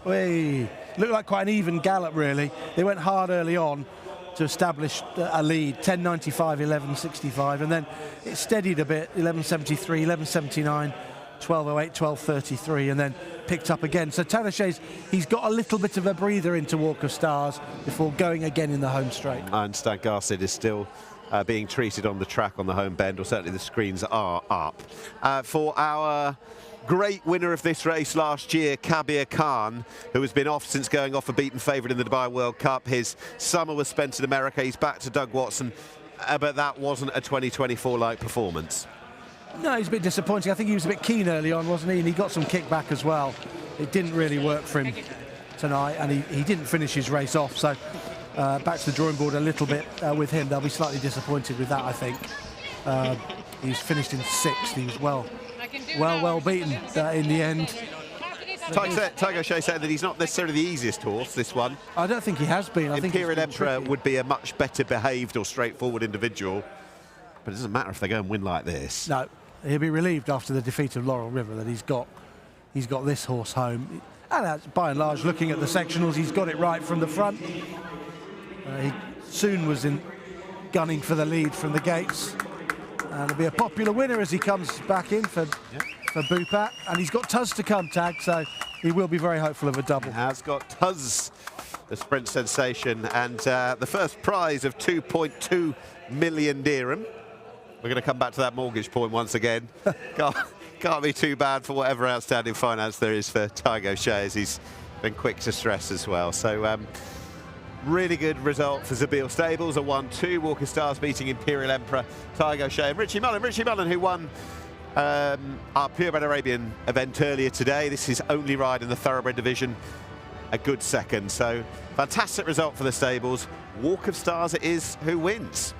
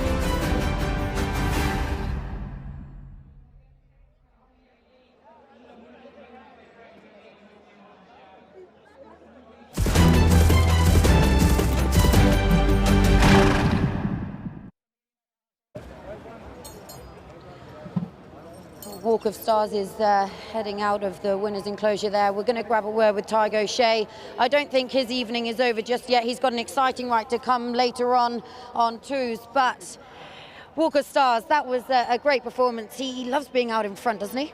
Yeah, he's a big, powerful galloper, Meg. You know, it worked the last time. We tried everything else with him, and in the mornings he's not the bravest. You go in front on him and he'll spin around, and he's had a few riders off in the mornings, but he's getting more confident, and it was a good performance tonight because, you know, the Jebel Ali horse was in there, the second string, obviously, to make a good pace for Gassid, and I was able to. He's a front runner, but he's not a runaway. He's always parking a little bit in front, and look, it's great performance on the night, and great to get a Group 1 under his belt. Yeah, he's obviously a horse that is progressive still, and it sounds like roads towards Saudi and then the World Cup as well. Could be tough decisions for you. I was just interested to know what your thoughts were on Laurel River earlier. Look, it's an amazing game. You know, I was more devastated for the horse getting beat. Look, he ran a bit fresh at me and he done too much. But the one thing he showed, he's got all his enthusiasm there. I popped, and I was happy to sit third or fourth, and he got a little bump from the inside horse going to the, just gone a furlong going to the junction, and he just took off with me, and he just basically done a bit too much, Meg, and he paid for it late on. But look, we knew coming in there's a lot left to work on, and like last season, his first run, I think he got beat 7 or 8 lengths first up, so he's going to tighten a lot for it. But look, all the old enthusiasm is still there, and look, I was more disappointed for the horse to get beat rather than myself getting beat, but yeah, he paid the price late on. I think it's great that yourself and Bupat are still really confident, and although gutted, still delighted with the runner at the same time. Yeah, it's a great game. You got to pick yourself up and move on. There's always the next race. So look, that was an hour ago. Laurel River will be at home in bed by now, but he's going to improve plenty for it, and thankfully we got a Group 1 with this horse. Well, very well done. We could be speaking to you again in a while. Good luck, Meg. Thanks. And correct weight is given. Tygo Shea on the canvas with Laurel River, but right back up to win on Walk of Stars. Beats Imperial Emperor, great result for the stable. It's a 1-2 for Bupat Sima. Factor Cheval, trying the dirt, finishes third, and Carib finished in fourth, would have enjoyed the trip. Tygo Shea rides a winning race on Walk of Stars. How efficient was it? Very efficient, yeah. He might have gone a bit too quick on Laurel River earlier on. He didn't hear. He's got this absolutely spot on. His efficiency almost bang on 100. He's 100.76%. So he's just carved out even 12-second furlongs there, and 24.28 is evidence of that. The final time's not a track record, but it's really good. 156.21. Mendelssohn was 155.18. He's not too far off that. So this is a good performance from Walk of Stars. He seems to be enjoying this front-running role. Let's have a look at it, Nick, and see what Tygo Shea did on this horse. He was pretty keen from his gate to get to the front. They had an obvious plan from 6, and the runner-up comes from 7, Factor Cheval, who's slowly away. Red cap, green colours, that's how he is. He's a turf horse. That's what they do. They're not used to breaking this quick. But look at Tygo Shea here. Boom, away and gone. He wants the lead. Horse has got his ears pricked. He's loving it out there. He's going to get a bit of pace pressure. Yeah, Saeed in a moment. 9. I thought maybe I can imagine Tygo Shea knowing what happened in our earlier race, and the Firebreak was trying to swat away the nuisance that was Saeed. Yeah, it was Mestri that messed up Laurel River for Tygo Shea. But here, look, rather than so on Laurel River, imagine this is Laurel River's race. Tygo Shea pushed on and said, no, you're not going to head me, you're not going to get in front of me. But here he goes, if you want to take me on, I'm just going to take back and just sit off you a little bit. So it's not saying he learnt from the Laurel River ride, but this was a more circumspect ride towards the lead, whereas Laurel River, he fought with Mestri to get to the front.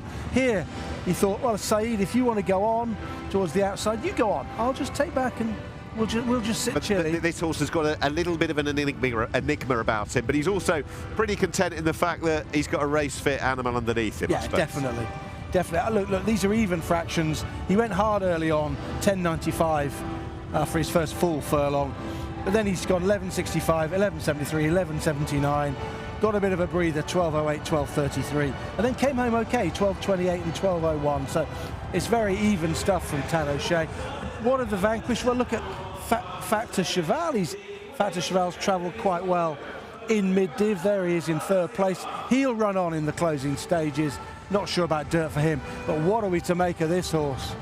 Kabir Khan, that's a disappointment, isn't it? It is disappointing because nothing's really happened. He's been a little bit keen, but I don't think he's run on well enough, for example, me to say, oh, next time. No, he's disappointing. I think what we've learned is Walk of Stars is a now horse. He might have a little bit of Salute the Soldier about him in that he can really dominate these kind of races. And to my mind, at least, the second is a copper bottom 1600 metre horse. If they go hard in a Godolphin Mile, he could win one. Yeah, but as you said, Bupat's got a good record in it, and he'll want to run that horse, I think, in the Godolphin Mile. We might get some feedback on that, but this is just a well-rated ride, carving out even 12-second furlongs, and most importantly, he didn't allow himself to get suckered in by Syed coming up on his outside. Do you think Tiger O'Shea is going to wake up tomorrow morning and feel like there's a new pecking order in the 2,000 metre division in the Zabeel Yard? No, I don't think so. No. I think he'd still be happy with Laurel River. I would as well, to be honest. Yeah, absolutely. Right, in terms of performance data, let's have a look at it. And Walk of Stars, nicely judged. That reads well, doesn't it? Yeah, look at the start there. Early speed to 30 miles an hour, fastest. That's Tad O'Shea being dominant from the stalls, wanting to get the lead.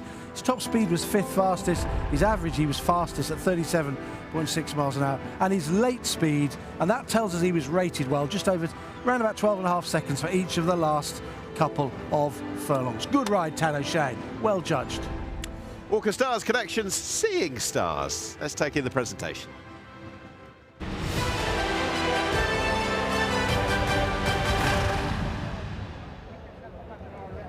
Okay, presentation time then for the first of our Thoroughbred Group 1s, the Al Maktoum Challenge, presented by Longines. A reminder, it's a win and you're in for the Dubai World Cup with a $1.2 million bonus if Walk of Stars were to take that race as well, 10% of the prize fund. To make the presentation, please welcome once again to the stage Mr. Patrick Allen, the Regional Brand Manager for Longines. Our thanks to him for yet again presenting the award, Regional Brand Manager for Middle East and South East Asia. 3 awards for Patrick to present to our winning connections, and we have a host of them going up representing the winning owners of Walk of Stars. They'll be delighted with that. Well done to Athbar Racing, and they're going to make their way up now. Please welcome to the stage Abdul Manin, Abdulaziz Al Wassel and Walid Abdul Marim.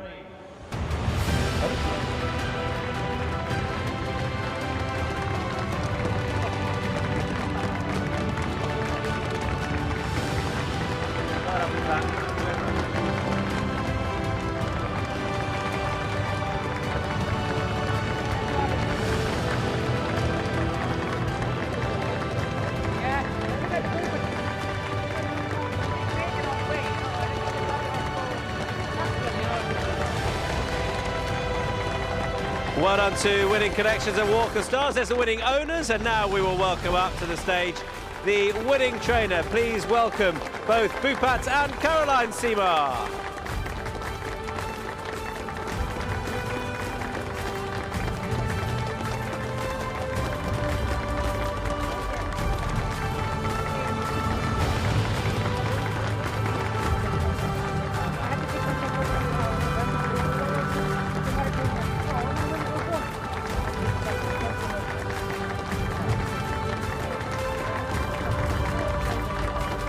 And now the winning rider, please welcome Tiger O'Shea.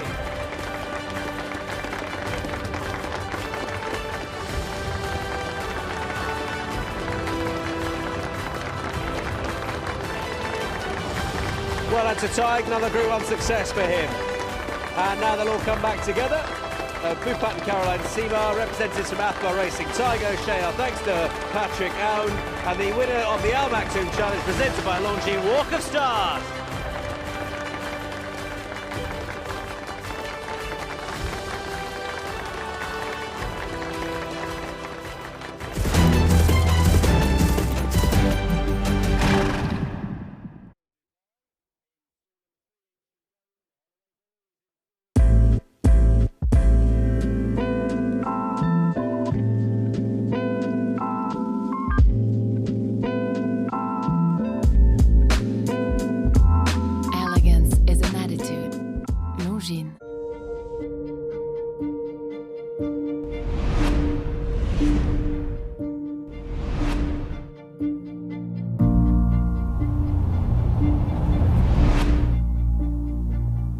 welcome along for the first time on Dubai World Cup Night 2024 to the saddling enclosure ahead of the first race, and it is the Dubai Khail Classic.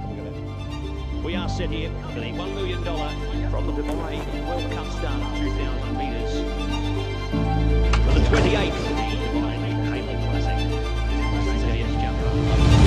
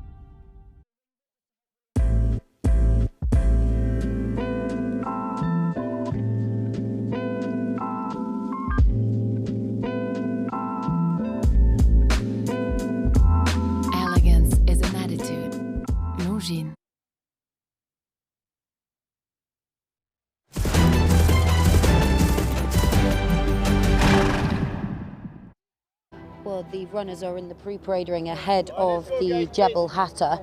A couple of these walking round here. We've got Ancient Rome, who we haven't seen for a little while. He's been gelded since he last ran. Holloway Boy looking at an absolute picture. He's trying to go one better than last time. Ottoman Fleet, one of two runners for Charlie Appleby. When we get a gap, we're going to just try and cross over to see Measured Time, who's actually stood in the box at the back. We'll be able to go now, AD. We'll try and catch him. Crossing in front of us actually here is Romantic Warrior. He's looking good, raring to go. Certainly got a gleam in his coat.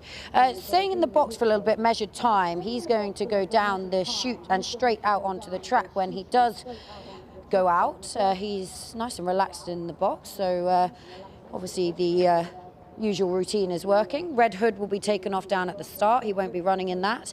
But he's, although not a huge horse, he's well in proportion, and he's looking very well. Has that plain noseband, but a ring bit just to help William Buick, because he is a little bit of a free-going horse, likes to get on with things. But he's being very well behaved, very calm. He's not sweating at all. So all the runners ahead of our big race are in tip-top shape. I can't knock any of them.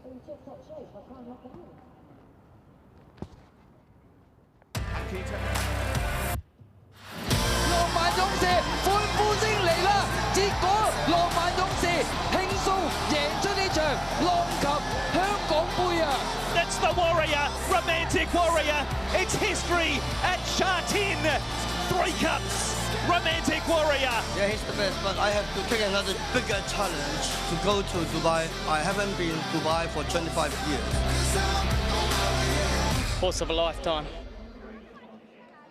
So for many, the race that we are most looking forward to tonight, we've even had the Dubai World Cup winner on show, but it's all about Romantic Warrior in so many ways, who is one of the key players in the Jebel Hatta, the horse who has wowed Hong Kong for many years. He's done it in Japan and Australia. He is the highest earning horse on the planet, and it is fabulous that he is here on Fashion Friday, where it's not just the action on the turf and on the dirt that's got everybody very much in their festive spirits, but off the track as well. Goodness me. Good and curly. That's a fine head of hair, ×2. And they're enjoying their time off the track and seeing Romantic Warrior and Co. There we go, there's some face painting as well. I was wondering why we were on that shot. I was promised we had some great shots of Fashion Friday. There we go. Here we go, a little bit more in keeping, perhaps, Angus, with the occasion. Laura King, one of our journalist colleagues. Yes, indeed, yeah. Yeah, Fashion Friday was made for her, wasn't it? I think so. Yeah. I think so. There you go. Did promise big crowds as well, and they've come to Meydan. There's Megan Nichols. She's having a great time.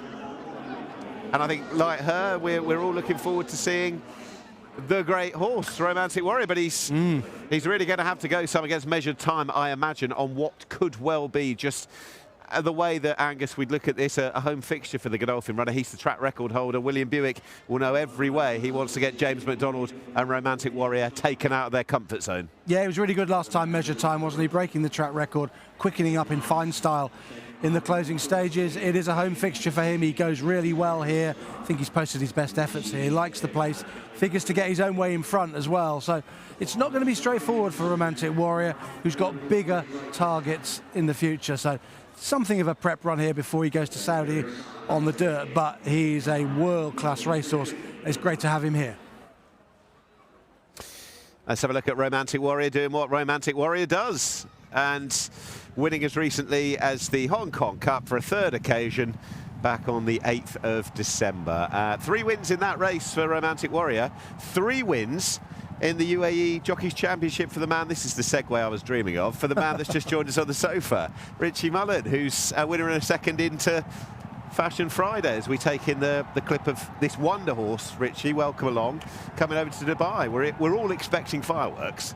Well, it's fantastic that they've actually brought the horse, and I was on the way racing here today, and I was saying to the guys in the weighing room, it's probably a better card than we've had at Super Saturday for as many a year. It's you know, he just adds that flavour to it. I mean, obviously, look, Measured Time is an extremely good horse, but it just adds that international flavour, and it's putting the Carnival back where it was in the early days with these good horses. You know, the like of Curlin and California Chrome, the likes of those come in. You know, he is a global superstar, and yeah, I'm hoping, you know, for the home team that he doesn't have it as easy as they think they might get it. Do you think he'll win? I like Measured Time. I think Measured Time is a very talented horse. It's very hard to assess, obviously, Hong Kong form, but the horse has done. He's won a Cox Plate. But as we know, you know, as in the UK, we've sent a lot of our lower grade horses to Australia, and they've picked up those Grade 1 prizes. So I think it's certainly his stiffest test, taking on Measured Time on home soil. It'll be interesting to see what they do. I think William will let Measured Time bowl along. I mean, a lot of people think Ottoman Fleet's in there as a pacemaker, but I don't see it. He's a horse that, you know, he has won in America. He was doing his own sort of doodling pace along in front. But I think Measured Time is a horse that he travels extremely well, but he lengthens. He doesn't quicken. So I wouldn't be at all surprised if you don't see William sliding along and say, come on, if you're that good, let's see how good you are. Richie's fortunately, I think I'm right to say you're going to be joining us for this race, which is great. So we'll just confirm for you the runners for the Jebel Hatta. Put you on the spot there. It's great to have you here, and great spirits, of course. Haven't had a winner in a second on a big race night. But this is a look at the runners for the most anticipated race, for arguably most tonight. And I would say in 2025, there will be few races so far. We're only 3.5 weeks in, that has got the bowls quickening like this one will do. And I gather that the international markets in recent hours have swayed in the direction of the Godolphin track record holder Measured Time, which is fascinating, because early doors, Angus, it was all about Romantic Warrior. Yeah, it was. He's been very strong in the international markets, and rather like Laurel River wasn't strong at all, and gives an indication maybe that he might get beaten. Well, it's the same here with Measured Time being stronger than Romantic Warrior. I mean, Measured Time, he's a really good horse. He is going to give Romantic Warrior something to think about. And if they think this is just a prep run for Romantic Warrior, they are going to have a fairly tough time of it out there. Okay, this is number 1. This is Al Farik, who, when this race was run on Super Saturday, won it twice. But it's indicative of perhaps where he is, but also how strong this race is. That when I was looking at the markets earlier, he was a 125 to 1 shot for a horse looking for 3 in the race. It's a tough ask. Yeah, I think it is 7th in the Dubai Turf, wasn't he, in 2023, but he's just not as good as he was, and that's reflected by his more recent runs. He's on the downgrade. He goes well here, and he was a really good horse, obviously. Here's 2, Ancient Rome. He's a smart performer. He was 3rd in the Arlington Million, which is run at Colonial Downs now, and that was back in August, and he's 4th in the Darley Stakes. That was a good effort in a Group 3 contest. He can be a bit keen. He's got stall 3. Charlie Hills thinks a lot of him, and they'll be hopeful of possibly picking up some pieces for a place. Okay, from 2 to 3, this is Holloway Boy for trainer Carl Burke. Danny Tudhope, the rider. He's obviously always been that horse that won on debut at Royal Ascot. That's the reputation he's always had, and to a degree, what he's remembered for. But at the same time, he's been running well in Europe, and he ran a cracker when beating a whisker, an absolute whisker by Poker Face in the Jebel Mile a few weeks ago. This is our first try at Group 1 level since the 2000 Guineas 2 years ago. Here's Ottoman Fleet. He's run here a lot. He won at Churchill Downs last summer. He won a couple of races there. He was a little bit below form, I think, when fourth to Poker Face in the Jebel Mile. Holloway Boy was in front of him in second that day. We'll be getting thoughts of Richie Mullen alongside, because Ottoman Fleet is one he knows well. But we'll move on, and Poker Face, who won that race over Holloway Boy just last time out, he brings in proper good European form with Charin to the table, and through his win at Kempton and also that success last time out, he's in a very good place at the moment, but this is a tough test. Here he is, the horse that people have come to see tonight. Romantic Warrior. He's a 9 times Group 1 winner, and he's looking to make it 8 wins on the bounce tonight. A 3 times winner of the Longines Hong Kong Cup. He's a horse who travels well. He's won in Japan and he's won the Cox Plate in Australia, so travelling here's no problem, but they've got their eyes on the dirt in Saudi. And let's finish with Royal Dubai, number 8. Royal Dubai for Lucius Botti and James Doyle, who won a couple of handicaps out here last year, but on that sort of level will struggle to trouble the principals, and has got significant form to turn around with Poker Face and Measured Time. They're your runners for the Jebel Hatta. And there you go. Sea of Blue, you're going to see Mikel Barcelona, who's Ottoman Fleet's jockey, and William Buick, surely somewhere in there as well, in company with His Highness Sheikh Mohammed bin Rashid Al Maktoum. Measured Time, let's have a look at his success here last time. A track record success as it was, and Richie Mullen alongside. I beg your pardon, this was last year's race. Just seems to be, other than World Cup night, he turns up and wins here. You know Ottoman Fleet pretty well. He's a good yardstick to a degree, but I guess the form that Measured Time can achieve is significantly higher than, say, an Ottoman Fleet or most of the others. Well, yeah, I agree. Ottoman Fleet is your rock-solid Group 3, Grade 2 horse out in America. You know, whereas you're looking at Romantic Warrior and Measured Time, genuine Group 1 horses. You know, and I think Measured Time, look what he did in America last year, but I would be very surprised if he's not campaigned at the highest level in Europe this season. I think he's held in that high regard. I think he'll campaign those top sort of mile and a quarter mile and a quarter Group 1s. And if he improves like his brother, Rebels Romance, over time, Measured Time could still be on the up. How does William Buick burst out of the gates and put it up to James McDonald on Romantic Warrior? What does he do? Well, I think the thing is with Romantic Warrior, he looks so uncomplicated. He jumps, he hits the lids. He's box seating every time he runs. So I think James will probably be more aware of what William's doing than William doing what James is doing. I think, like I say, I couldn't really see a lot of horses in there that would go on. So I think Measured Time will be able to get to the front as it won't be a hurry to get him there. I think he'll be able to do it in his stride. Like I say, he's a big striding horse that, you know, he's seen to his best when he's able to use that and lengthen off a strong pace. And I think William will kind of just let him do that. I know he broke the track record last night. Just talking to the guys earlier on, I think the track's riding a little bit on the loose side tonight from what I gather. And I remember a couple of weeks back, the ground was very quick around here. You know, the track was very firm. So be interesting to see how he adapts to this track. Obviously, it was probably similar to when he won the race last.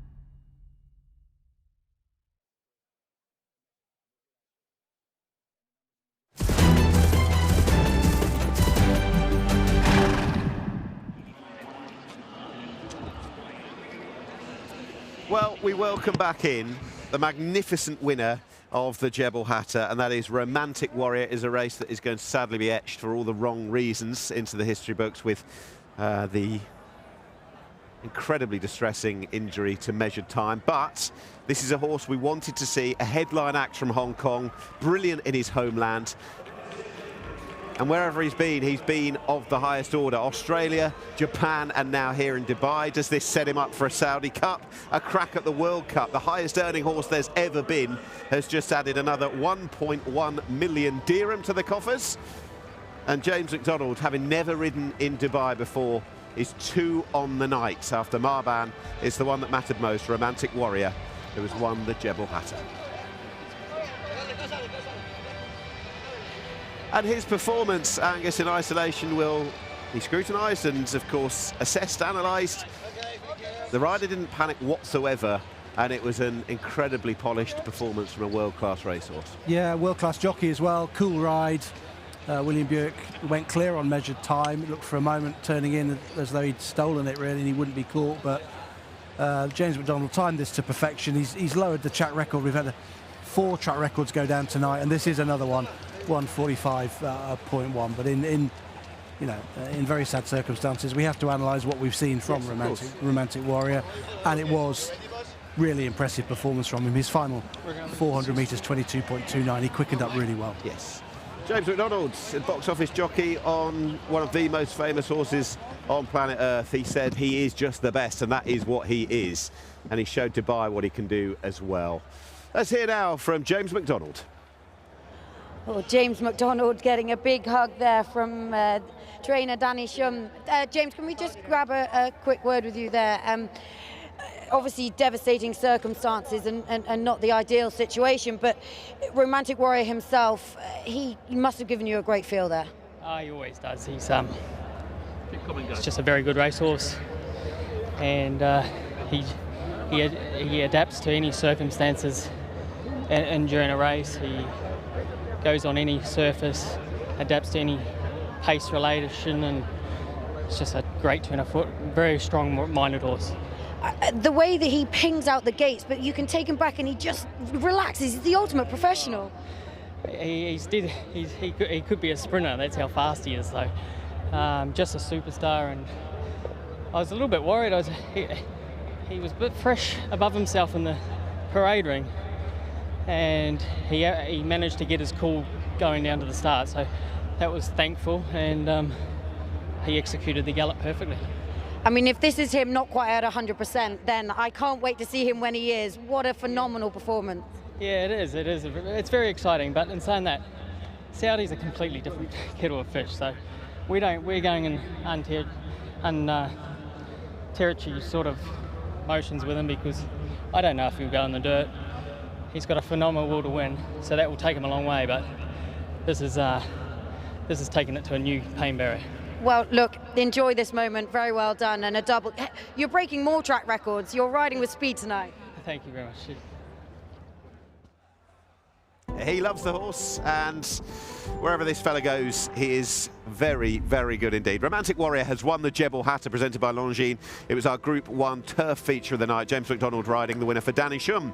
Poker Face finished in 2nd under Pat Dobbs to Simon and Christopher Holloway. Boy, his old adversary, finished in 3rd. Ottoman Fleet in 4th, and Mikhail Barcelona and Charlie Appleby, who so sadly lost measured time in the race. That was our result. What about the total performance data that we've been providing you throughout the evening? Well, this was how it all played out, Angus, for Romantic Warrior. Yeah, as we mentioned, it's another track record, only narrowly getting past measured time's previous record. Early speed, he was lightning, wasn't he, to 30 miles an hour, 5.8 seconds, as James McDonald was telling Megan there. Top speed, quickest, 42.3 miles an hour. I presume that's late on, because he's finished off really quickly. 2nd fastest for average speed. His late speed, good. Look at that, 22.8 he's finished off in, and that gives him a finishing speed percentage of 104.78. So he really has quickened up in fine style off the strong gallop. We have to say it was a strong gallop, and he has quickened really, really sharply. You know, so often in the tremendous race, he is, and he is evergreen. And you know, sometimes in the UK we will say, oh, I wish such and such would be campaigned a little bit more ambitiously, or a little bit more sort of pioneeringly in certain ways. This fella really is, isn't he? He's tried in all the different jurisdictions, and at the age of 7, he's breaking new records, trying new continents, and they're even talking about trying new surfaces with him. Well, James McDonald, interestingly, I thought in his interview with Megan, said he's so adaptable, you can do anything, any surface, any country, you know, any trip around about a mile to 9 furlongs, probably stays 10. You know, he's just a superb racehorse. So, you know, with that in their minds, they'll have a go at the Saudi Cup, you'd have thought. 25, getting on for $25 million US earned. in the career of this horse. And as mentioned earlier, not settling with just that, with the record. They could be going on for, I'm not saying doubling it, but if they want to go for the Saudi Cup and then the Dubai World Cup, who's stopping? Who's going to stop? 10 Grade 1s he's won in his career. 10 Grade 1s from Hong Kong to Japan to Australia to Meydan. Yeah. Saudi upcoming. Wow. The son of acclamation. He's a remarkable horse because he's not that well bred. You mentioned acclamation. No. He isn't that well bred, so he's actually a freak. He's a bit of a freak of nature. He really is. Would you... I know we'll get field sizes, we'll get quality of opposition, we'll get all sorts, and early speeds, draw. We're going to learn so many factors should they go to the Saudi Cup. But just in principle, would you, I'm going to ask you that glass half full or empty again, would you be optimistic or pessimistic about that horse in Saudi? I'd be optimistic, but I think that it provides him with, he's had many, many tests in his life and he's overcome most of them. But this will provide him with his biggest test to date on dirt. The style of dirt racing is completely different to what we saw there, where he's sat and he's cruised and then he's quickened, finishing speed percentage over 100, where he's quickening up on the turf. What if you get an attritional dirt race where they go bonkers, there's loads of dirt being kicked back in his face, and then he's got to adapt to that, and then it's not about quickening, it's about grinding on. It's a totally different ball game for him on dirt. So it'll be an interesting challenge. And it's been his toughest challenge of his career. World Cup night in general has been a treat to see horses from the Far East, from the region, when thinking some of the just away, for example, Almond Eye, Equinox, who could forget that a couple of years ago? I know this guy's from Hong Kong, but it's, just talking to Richie Mullen about it earlier, it's so rare that we get that real moment of a buzz outside of the World Cup night itself as part of this carnival. And I think that the sad circumstances notwithstanding, just to have this horse here on this night, starting his Middle Eastern adventure, is something quite special. I think it's very special that he's come here. Yeah, one of the best horses in the world has turned up, and he's strutted his stuff out there. Yeah, it's such a shame what's happened to measure time, but if you just take that performance in isolation, it was fantastic. What about that then? Dubai World Cup as well. It'd be lovely to think he's going to be back here come April the 6th. He'd win the duty free if he gave them a head start, wouldn't he? Yeah, I'd say. He would, wouldn't he? I'd say Factor Cheval, they'll be scared away from that. They'll be going for the dirt come what may. Exactly. I want to just mention some of the others in behind. Well done to Carl Burke and Holloway Boy. He's having a good time of it out here. And he's run on well in the closing stages to pick up third. And Simon Christopher's horses are running well. Poker Face in second place. That form, the Zabeel Mile form, Poker Face, Holloway Boy, Ottoman Fleet, has stood up bang there. Yeah, it's quite good. Just didn't have Romantic Warrior in it. You notice in the closing stage when he got to the front, he just pricked his ears. He wasn't doing a tap. He's a champion. Okay, we've still got 2 good races to come. We've got the Mile 6 group race on the turf. We've also got the Al Shindagha, where we'll see the Electric Tuz. So we're not all done and dusted quite yet for Fashion Friday. It's time now for the presentation after Romantic Warrior's success in the Jebel Hatta.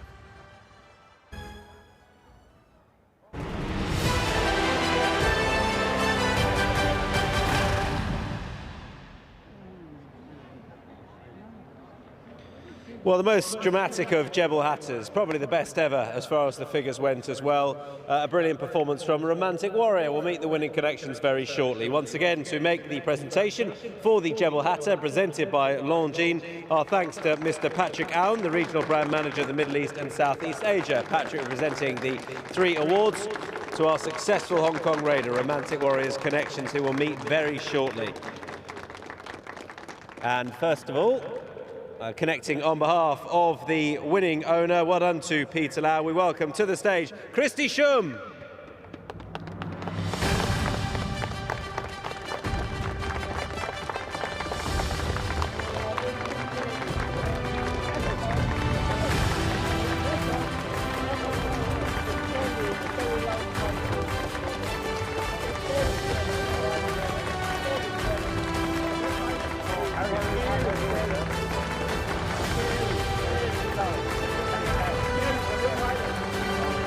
And now please welcome to the stage the winning trainer, accompanied by Gary Lau, the work rider, and her daughter. Please welcome another successful international raid for trainer Danny Schum.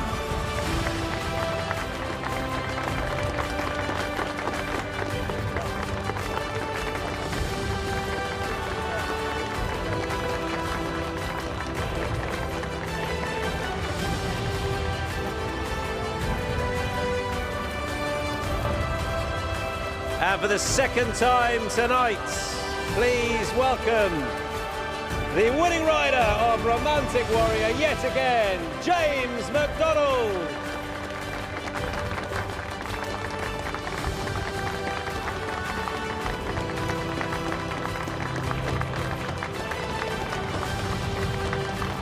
Everyone come back together, please. James McDonald, Christy, Gary, Danny, alongside Patrick, and the winner of the Jebel Hatta presented by Longines, Romantic Warrior.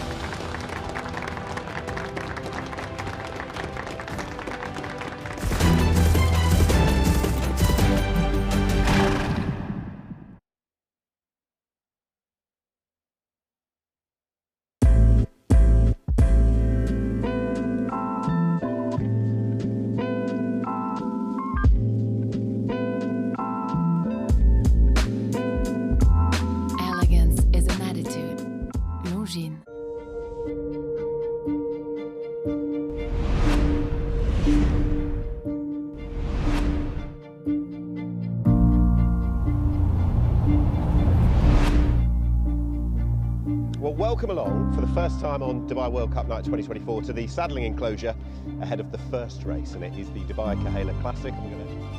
We are set here for the $1 million from the Dubai World Cup start, 2,000 metres. For the 28th, the Dubai Khail Classic. Here's Jumper.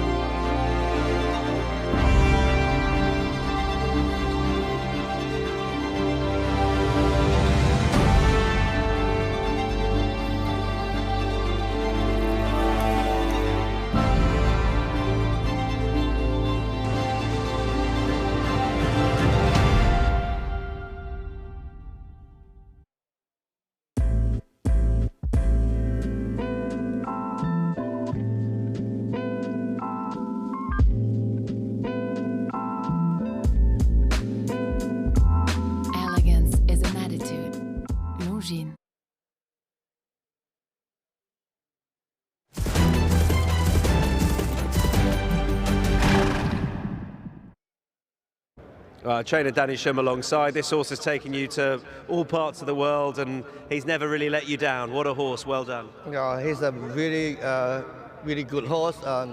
His talent, he's smart, and it's easy to look after.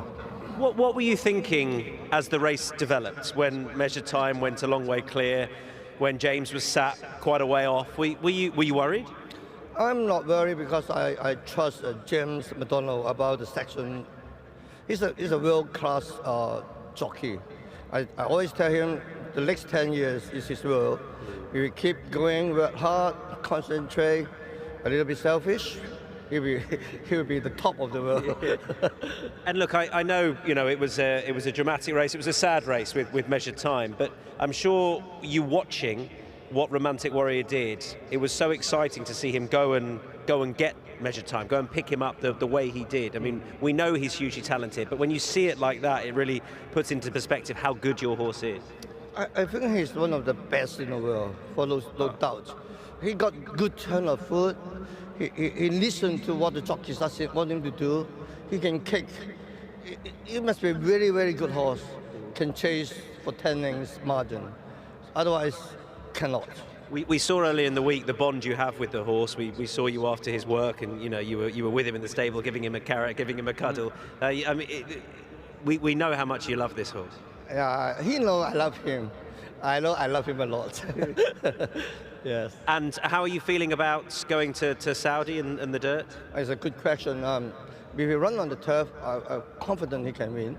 But he trials good in Hong Kong. He trial 6 or 5 trials in the dirt, only beaten by 1 second, only one. Other he won all the trials. But trial is trials, race is race. So it's different. So But I like the owner, Peter. He said, once in your life, we should try. So I will try all my best for the Saudi Cup. Well, we're glad you're doing it, and whatever happens there, we look forward to seeing you back here again on Dubai World Cup night in one of the races. Good luck. Thank you. Thank you very much. Thank you. Danny Shum, well done indeed. Talking to Tom Stanley after Romantic Warrior won the Jebel Hatta. For once in your life, you should try, was the takeaway for me. And that's what they're going to do, I guess, with the Middle Eastern adventure, but focusing on Saudi Arabia. And if you're going to try it in a race worth that. Yeah, you might as well have a go. That's been the plan all along. Interesting that he said there that he's had a trial on the dirt and finished second. He said it's just a trial, not a race. But they tried him on it. They were happy enough with him. So at least he's had a go on it. So, feeling more confident now? No, apprehensive for him. Yeah, it's a totally different ball game. But he's a very talented racer. Just come back here, win the turf. Well, yeah, exactly. Good as gold, and clearly there is an incredible horse bond between man and horse there. I think sometimes as well, some of these international horses, they're not trainers like him. They're not scared to campaign them, and they're not scared of defeat. You know, they're just not scared to get beaten. They're happy to give it a go. If they get beaten, we'll come back again. Lest I go back to what I said a few minutes ago about horses being not overly ambitiously campaigned. Sometimes I'm thinking further afield and more like at home. Do you think we should be a bit more like that? Yeah, definitely. Yeah, definitely. Aidan O'Brien is he's a typical example of that. He's not scared of defeat. He's happy to run them. They get beat, we'll come back and fight again. He's not scared of that, and I think more trainers should be like that. Right, we've got two races next left, and the first of them is the Al Shindagha, which is a 1,200-metre group race. It is a trial, ostensibly, for the Golden Shaheen. The Golden Shaheen, a race that was won by Tuz last year, and Tuz is back to try and make it 3 from 3 for this very season. Let's have a look at the runners. Headed up by Tuz, Colour Up, who's seen the backside of Tuz, I think, 4 times for an accumulative 50 lengths or something silly. Drew's Gold, number 3, Eastern World, number 4, Jungle Mate, 5, Maya Tao, very interesting, number 6, Major Cinnamon is number 7, Morning is number 8, and they don't run with Torrevega, number 9. So, as mentioned, number 2, Colour Up. He's been a good sprinter over the years for Connections. He's been Tuz's bridesmaid twice this season, beat just under 6 lengths in the Al Garhoud, and last time just under 5 lengths in the Dubai Stakes, which is the closest he's got to him. So, yes, it's hard, but I guess if you're optimistic, he got a little bit closer last time. That is Colour Up, number 2. Yeah, he's a talented sprinter, actually, Colour Up, but he keeps bumping into Tuz. And as you said, Tuz has got the better of him twice. Drew's Gold's one we see next. James Chapman trained him in America. He used to race there, and he's been placing Group 2 and Group 1 contests. So, he's no slouch at all. This is the debut for his new trainer today. He has a tongue tie added. He's never worn one before, but we haven't seen him for a while. August 2023 when we last. Long absence. Yeah, indeed. Okay. Reasonably well. Drew's Gold, formerly American-based, first up run here. This is number 4. This is Eastern World, comfortably accounted for by Tuz in recent times, aren't they all usually? Did win the Mahab Al Shamal 3 years ago on Super Saturday, and hasn't been seen, admittedly, all that much since these exact connections. Won the UAE 2,000 guineas a few hours ago. And here is Jungle Mate. He used to be with Kevin Ryan in the UK, moved to Doha and has won 3 of his 7 starts there. And last time he was seen there, he easily landed a handicap.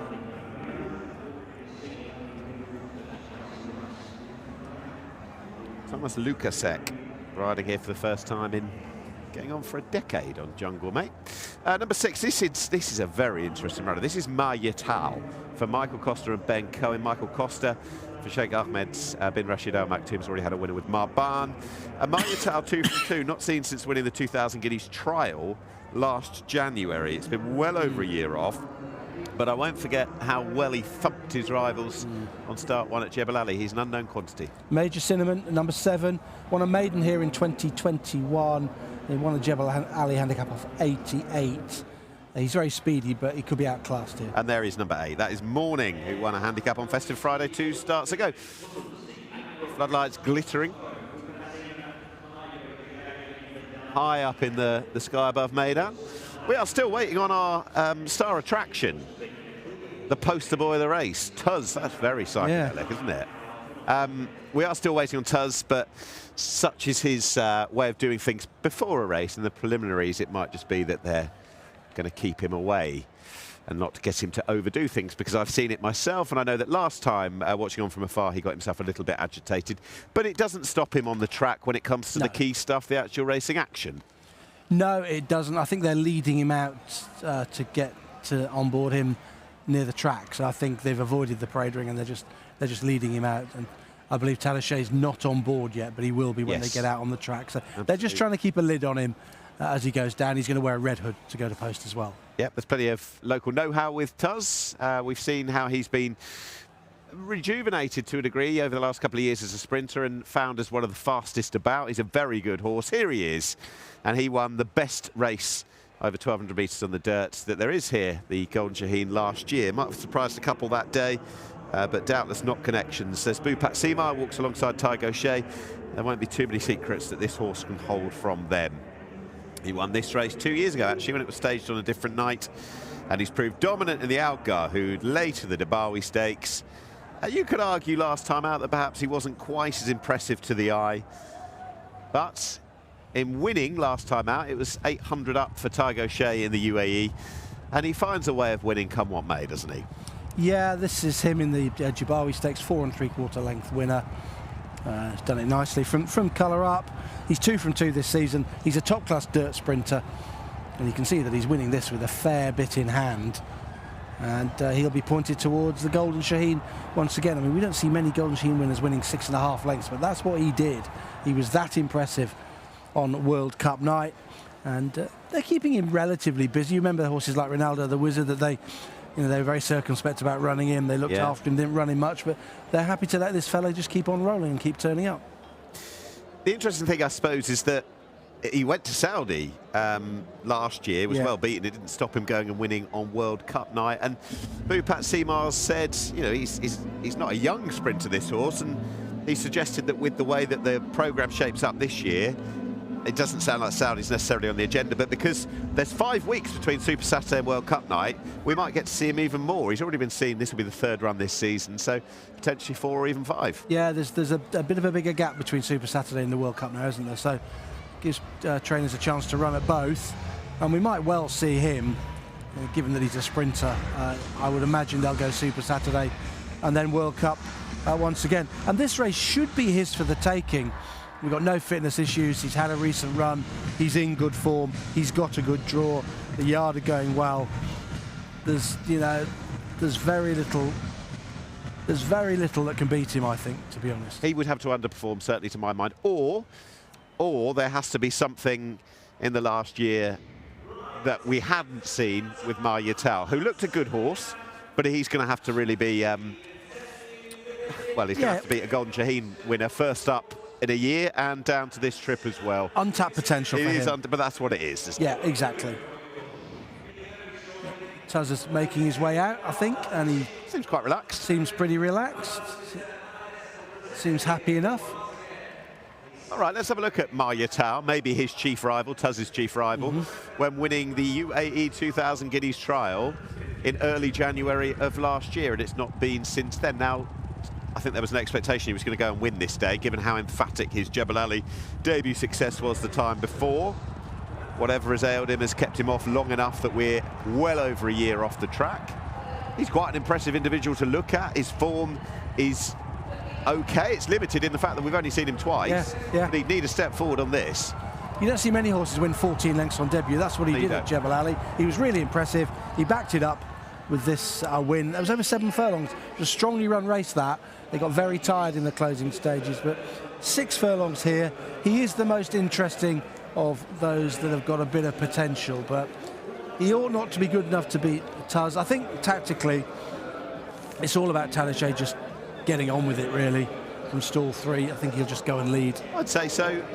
Colour Up, as mentioned, I think has been beaten 4 times by Tuz and got to within 4 3/4 lengths of the champion last time out. So I think maybe I was looking at the idea that they'd hope Tuz wouldn't turn up to say Mahab Al Shamal on Super Saturday and they'd have the path clear, but it looks like that might just be another roadblock. It does, doesn't it? A Russian roadblock in the case of Tuz. The son of Oxbow. Came across from Russia a few years ago. And he's proved a devastating force since then. Yeah, I just mentioned Morning, who's a consistent sprinter. Won a handicap of 100 in December. And ran okay at Jebel Ali. His latest run, 1 second. He's just very consistent and might run on into second. Well, given his running style, I think he comes take late play. Yeah, late play, late money, thief in the night stuff. Yeah, exactly. But I think he'll be taken off his feet in the early stages. I wonder if we're going to have another track record. We've had 4 tonight. Tuz is capable, isn't he? 109.01. Zenden. He's invincible. Don't get me wrong. He could have a terrible off day, but it would need an off day for this horse not to win and win again. Yeah, 109.01 is the track record set by Zenden. There we go. It's our last race on the dirt. It is. Race 8. It's the Al Shindagha, and it's over to Pat.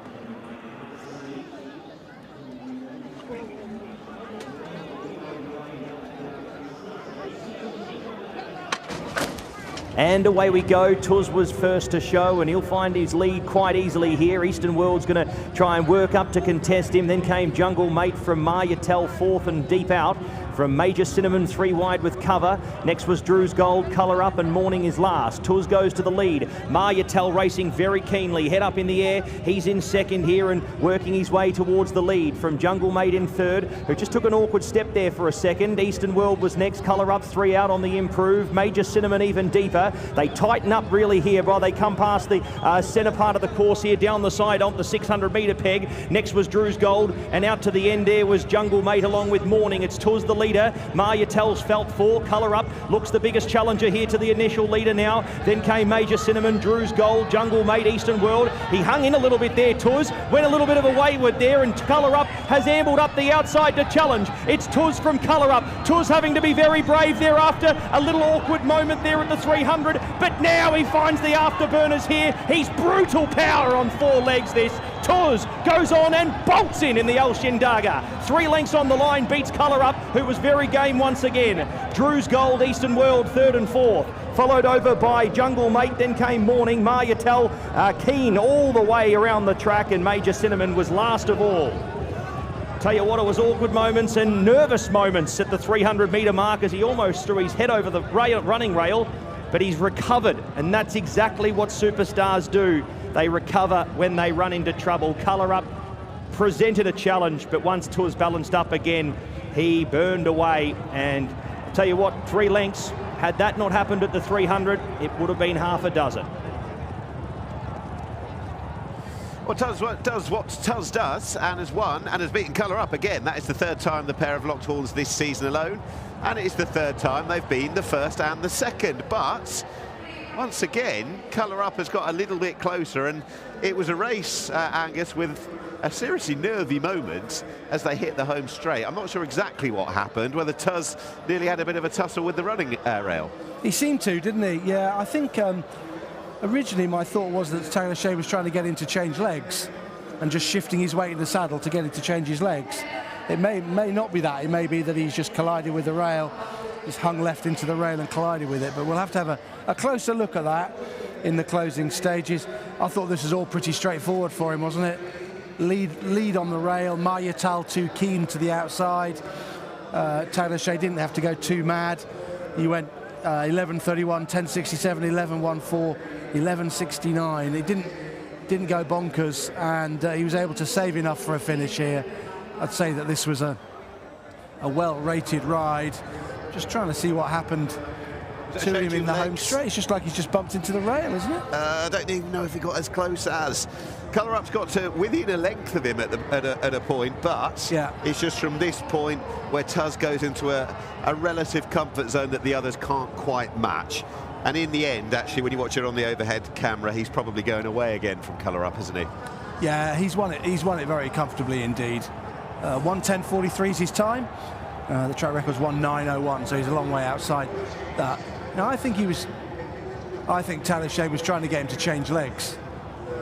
Yeah. I think that's what it was. I don't think he bumped into the rail. Between an error, perhaps, between horse and rider. I think he was just trying to shift his weight and get him to change his legs and then find a bit more, then clear away once he changed legs. And he does start clearing away in the closing stages, doesn't he? To beat Colour Up, who's given his running again. The third horse home's run well. That was Drew's Gold. Very satisfying run, I'd say, under Mikhail Barcelona. Yeah, they'd be pleased. The disappointment has to be Meydan. He hasn't been seen for well over a year, but even at 1200 metre pace, he was rafing and pulling in the early stages. Too fresh, wasn't he? Way too keen for the Michael Costa team. Back to the drawing board with him. It's only his third career start, though, so there might be more to come from him. But Tuz is so straightforward, isn't he? Yes, and Tiger O'Shea is going to be, well, going home later, perhaps that little bit dissatisfied in the fact that he's King Gold's grey nostrils from being Laurel River Gold, Walker Stars Gold and Tuz Gold, the three that really mattered on the night. Yeah. Yeah, it was quite a dramatic moment when he tried to get him to change his legs, and he did scrape the rail in the home straight, but it didn't make any difference. I mean, this wasn't a particularly strong race. The local sprinters aren't that good. We know how good he is, and he's it's up to the world to see what they can offer when it comes to the Golden Shaheen, because he'll beat whatever's around him here. Yeah, they've got to come and challenge him, haven't they? Australians, the horses from Hong Kong and elsewhere, the Americans in particular. Yeah, so it's up to them to come and challenge this fella, because he's dominating the sprint division at the moment. Might just be them. We'll see him in 5 weeks' time in the Mahab Al Shamal on Super Saturday. Maybe colour up and get even closer still. Still fancy that whatever the circumstance, he'll come up second best behind Tuz, because I think that's just the levels that they are at. And then, assuming all fit and well, then in early April he'll be back to try and win the Shaheen for a second time. Someone's very happy about him winning, that's for sure. And key on the night as well, with Tiger O'Shea just one behind Connor Beasley going into today. Yeah, they're joint now. Tiger with 2 on the board, Connor Beasley with the 1. This jockey's title, which will go, of course, all the way to the end of the season. Tiger's tenacity and indeed know-how, experience and firepower is going to carry him a long, long way, but Connor Beasley's not going to go down without a fight. So the UAE Jockey Championship is going to go down to the wire, I'd expect, as well. I think it will do. He's got loads of ammunition, Tiger O'Shea. I wouldn't put it beyond him. Winning yet another Jockeys Championship out here. So Tuz wins, colour up in second under Pat Dobbs, Drew's Gold, good run. And welcome to the UAE kind of run, finished in third, Eastern World further back in fourth. Morning running on as Morning does, finished fifth on this occasion. Jungle Mate in sixth, Mayatao was seventh, and Major Cinnamon under Adre de Vries was last of the 8 that went out for the Al Shindagha. So maybe he didn't put up too many antics before the race, but Tuz still proving fresh and well and full of a few tricks after it, Angus. Yeah, he's full of himself, isn't he? I don't think he's had a hard race by any stretch of the imagination. To be honest, I thought Tiger O'Shea rated him pretty well against the rail. He didn't go bonkers. I mean, we saw Pontos go on a sub 10-second furlong earlier on in the Blue Point. Well, he's got nowhere near that. Most of his furlongs are over 11 seconds, so he's been able to sort of doodle along in front. And there were plenty of them in with a chance turning in, but he soon cleared away from them. Didn't he just? And the colours are Daki Stable for Bupat Seemar. He's now an 8-year-old Tuz, and he's made it 3 from 3 for the new season, winning by just under 6 lengths, 5 lengths, and that little bit shorter still this time around. The gap between Tuz and Colour Up is still there, but it's been narrowly eroded each and every time. If you leave him, when he's on the inside lead, will it ever be reversed? That's the question. Leg, so with the change, You don't think so, do you? Unlikely, don't you? I'd say. While Tuz is still at the top of his game, which I think he is, and they'll have him concert pitch for April, not necessarily January. And I don't think Saudi will be quite on the agenda this time around. I think they'll give that a miss. He was well beaten there, wasn't he? He was, yeah, but it still didn't stop him coming back and winning so emphatically on World Cup night. I guess that was the thing that Bupat Seemar said, that the gap between Super Saturday and World Cup night allows probably for running in both, but you're not going to go to Saudi and Super Saturday. No. Anyway, for the second time tonight, and third if you include his stint here on the sofa, we can hear from the champion jockey. Debrief there between Bupat and Tiger O'Shea after Tuz has just won again. He certainly knows his way into the winner's enclosure here at Meydan, as does Tig. He's a real character, but a very talented horse. Yeah, Meg, he's a machine around here. You know, he's. I just said to Bupat there, he probably would have done more in a work morning, because he can be quite keen in the mornings and generous. But I just stood up on him at the wire there, and within 20 yards he was back to a hack, you know, and so he knows he's good. He's playing games with the opposition at the moment, and you know, I think he's won his last 4 or 5 now straight. But he's a hell of a racehorse, and look, as I said in previous interviews, I've won a Creek Mile on him, so he gets further as well. So he's a jockey's dream. He's a push button, and all you got to do is hold on. When you turned into the straight to change his leads, did he have a little bump with the rail? Yeah, in his younger days he would never change out his outside lead, and I went to change him up at the top of the stretch, and he didn't go to go, so I had to be a bit more aggressive on him. And then when he got a little nudge off that rail, he changed over, and he quickened good, but he was only, I promise you, if something came to him, I felt like I'd plenty left. He'd his 2 ears pricked for the last furlong home, and as I said, when I stood up on him at the line, he'd pull up the hack in 50 yards. Yeah, he looked like he was pulling away clear at the line again. He's a horse that just keeps on giving, and he's certainly got to be one of your favourites. Yeah, he's one of the yard favourites, and look, he keeps turning up, and you know, great credit to the team at home. So yeah, look, we're going to have to probably give him a good freshen up now. He's had 2 back-to-back quite quickly, so I don't know, will he go straight now to the big night, or have maybe one on Super Saturday? We don't know, but he probably would have done more this morning in a gallop than he done tonight. Well, we look forward to seeing him back on the track, and well done, a good day for you in the end. Thanks, Meg. Thank you. Bye-bye.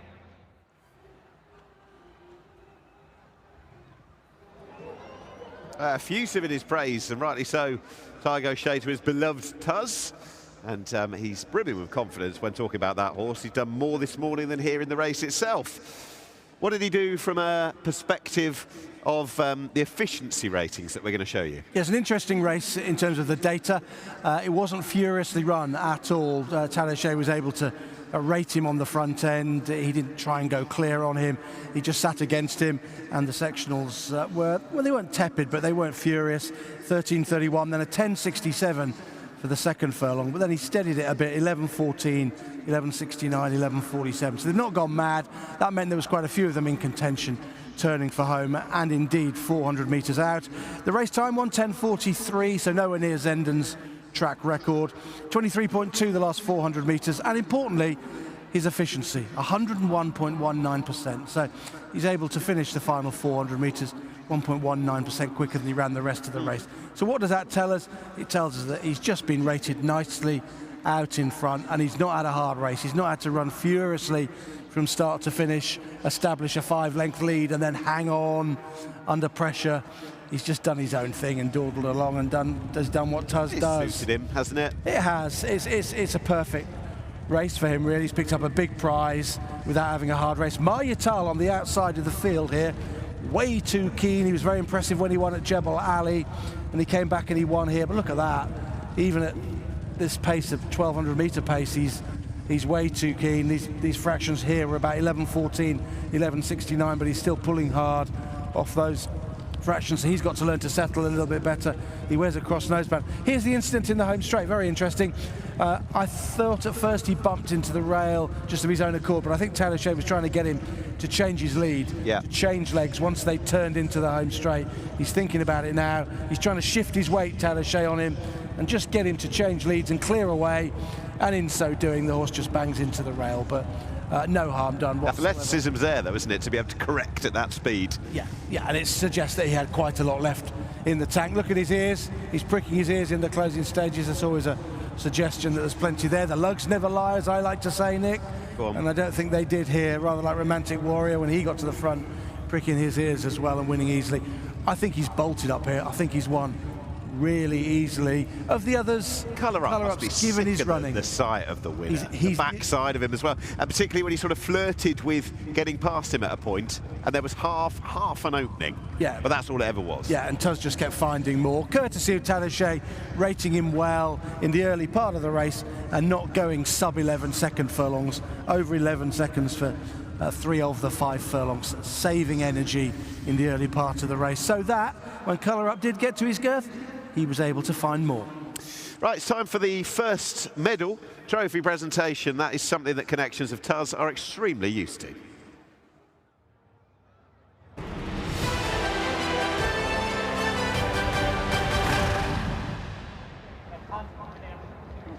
Yep, the connections are just getting very used to these sorts of presentations, as is our presenter, Mr. Patrick Aum, the Regional Brand Manager of Longines, Middle East and Southeast Asia. Patrick, thank you.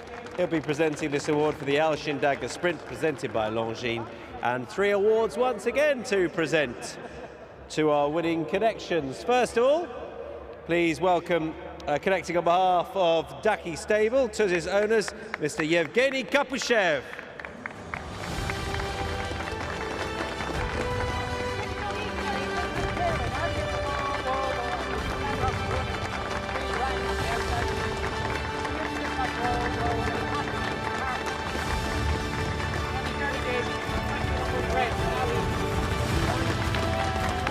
That's what we like to see. Good stuff.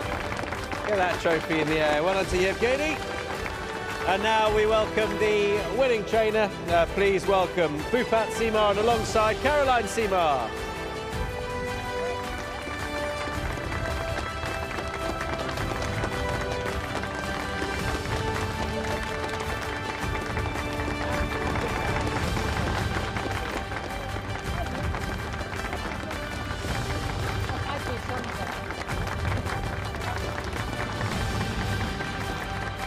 Well done to all involved,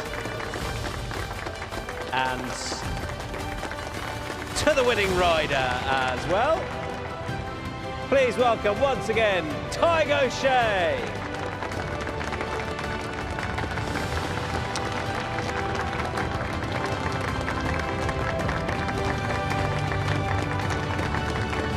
Everyone can come back in then. Bhupat, Yevgeny, and Tig alongside Patrick Aum, the Shindagha Sprint winner, presented by Longines. Tuz!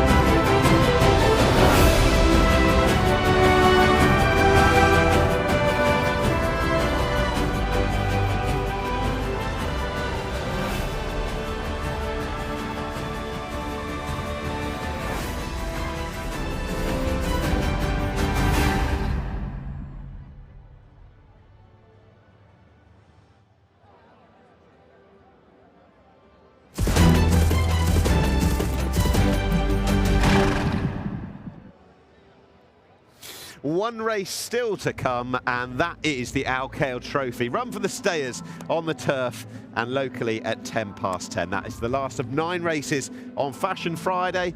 And to catch up on the action, we can have a look back at it now, described by Pat Comerford.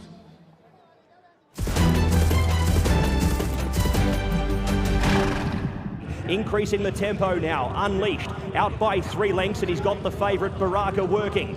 Khail Trophy a lot closer today and sits third as they swing in the bend in for home. From DR, deeper out on the track was First Class, and running along from the back as well, Jafar, but he's given them something to chase here. Richard Mullen on Unleashed, and Unleashed comes clear here. Baraka trying very hard to stay onto his place in the minors, and Khail Trophy doing the same, but this is all over.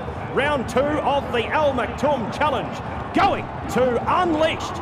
Dr. Jebel Hatta continues on his great run here at Meydan this season. 4 lengths on the line. Khail Trophy second and could do no more. Baraka third over, fourth Jafar from First Class. These things on the back should have something to chase here as well. A few of these up front might stop. It's Rafid, the leader in the 2000 Guineas, gets to high season. Awab runs on here along with Golden Vekoma. Heart of Honor coming from a long way back but picking up good ground with Midnight Thunder and Royal Favour. Golden Vekoma the leader. It's up in front there by 3 lengths. Running on now, Heart of Honor pegging back the margin quickly now. It's Golden Vekoma needs the line. Heart of Honor tries very, very hard, but Golden Vekoma's done it again. Wins the 2000 Guineas by 2 lengths. Heart of Honor brave in second. Third across Royal Favour from Awab, who got tired the last 100. 3/4 of a length in advance of Danya down the side from Mysterious Knight, who travels well in behind. Marban the same. Make Me King tries to take closer order from Andreas Versalius. Fort Payne, Native Approach getting mobile now from the back. Sartu claimed now by Mysterious Knight on the inside as the gap opened up there for Barcelona. Marban presenting down out wider here from Danya. Then came Andreas Versalius and Fort Payne. It's Mysterious Knight. Marban on the scene big time here down the outside. Marban claims Mysterious Knight. Marban coming away here in the final stages of the race, and J-Mac strikes gold early in Dubai. 1.5 lengths on the line from Mysterious Knight. The champion now half a dozen clear. Artorius works into the race along with Cagliostro. Then came Al Jadaf sneaking runs up the inside from Sound Money. Best of the rest Crown Estate, but it is a 1-horse race here in the Firebreak Stakes. He's out by 8 lengths now. Cagliostro out chasing along with Artorius. Running into it King Gold along with Crown Estate, but Laurel River continues to run along well. Inside the final furlong, he's out by 5 lengths. King Gold making good ground in the late bounds. Laurel River needs the line, getting tired. Here's King Gold on the scene, trying to spoil the party with Cagliostro. Laurel River, will he get there? Maybe not. Maybe King Gold in a thriller. King Gold has got there on the line to make it very interesting with Laurel River. So inside the 650 they travel. Pontos leads a long neck into second position. Desperate Hero keeps him honest. Then came Yakayaro from Logo Hunter. Mick Yass tracking into it along with Cover Up, followed by Freedom Fighter. Bill Heil just got up on heels there as Mick Yass fell in his lap. Westacre trying to run on. It's Pontos here who hits the lead and comes clear by 2 lengths. Bill Heil now making good ground along with Westacre, who's finding plenty. Westacre down the outside along with Cover Up. Pontos tries hard, but Westacre wanting to lay in a little bit, but Callum Shepherd straightens him up and away he goes. Wins the Blue Point Sprint in style. 3 lengths on the line. Inside the 350 in the Al Maktoum Challenge, it's Bupat Seymour 1 and 2. Walk of Stars finding a little bit more here from Imperial Emperor in second. Karib, Factor Cheval making some good inroads in the late stages. Walk of Stars from Imperial Emperor here in the final stages of the race. Walk of Stars still with 2 lengths at bay, and it's back-to-back on-speed wins for Walker Stars. Bring on the Saudi Cup. 3 lengths on 3 lengths on Imperial Emperor. They tighten up really here while they come past the centre part of the course here down the side on the 600-metre peg. Next was Drew's Gold, and out to the end there was Jungle Mate along with Morning. It's Tuz the leader. Maya Tells Felt 4. Colour Up looks the biggest challenger here to the initial leader now. Then came Major Cinnamon, Drew's Gold, Jungle Mate, Eastern World. He hung in a little bit there, Tuz. Went a little bit of a wayward there, and Colour Up has ambled up the outside to challenge. It's Tuz from Colour Up. Tuz having to be very brave thereafter. A little awkward moment there at the 300, but now he finds the afterburners here. He's brutal power on 4 legs this. Tuz goes on and bolts in the El Shindagha. 3 lengths on the line, beats Colour Up, who was very game once again.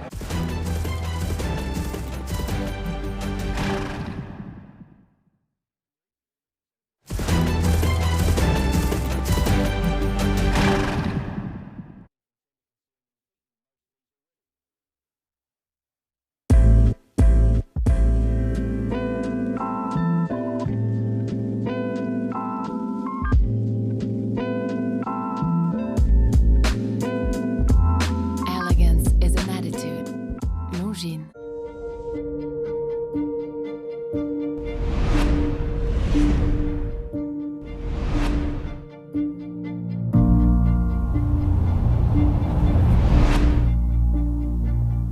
Well, welcome along for the first time on Dubai World Cup Night 2024 to the saddling enclosure ahead of the first race, and it is the Dubai Khail Classic.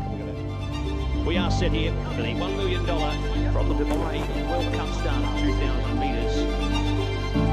For the 28th, the Dubai Khail Classic.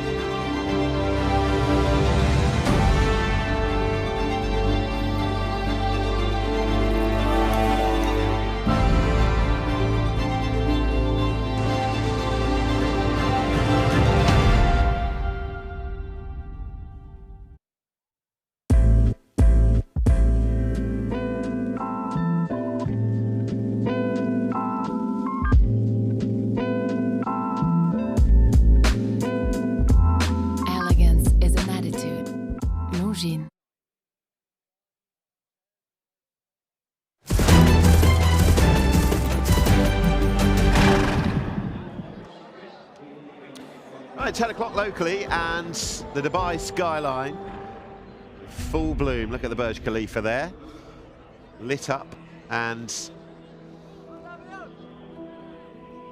we get to the last race, race 9, which is the Khail Trophy, presented by Longines. It's Group 3 on the turf, and 28 and 10 makes it the longest race on the card. It is the last race.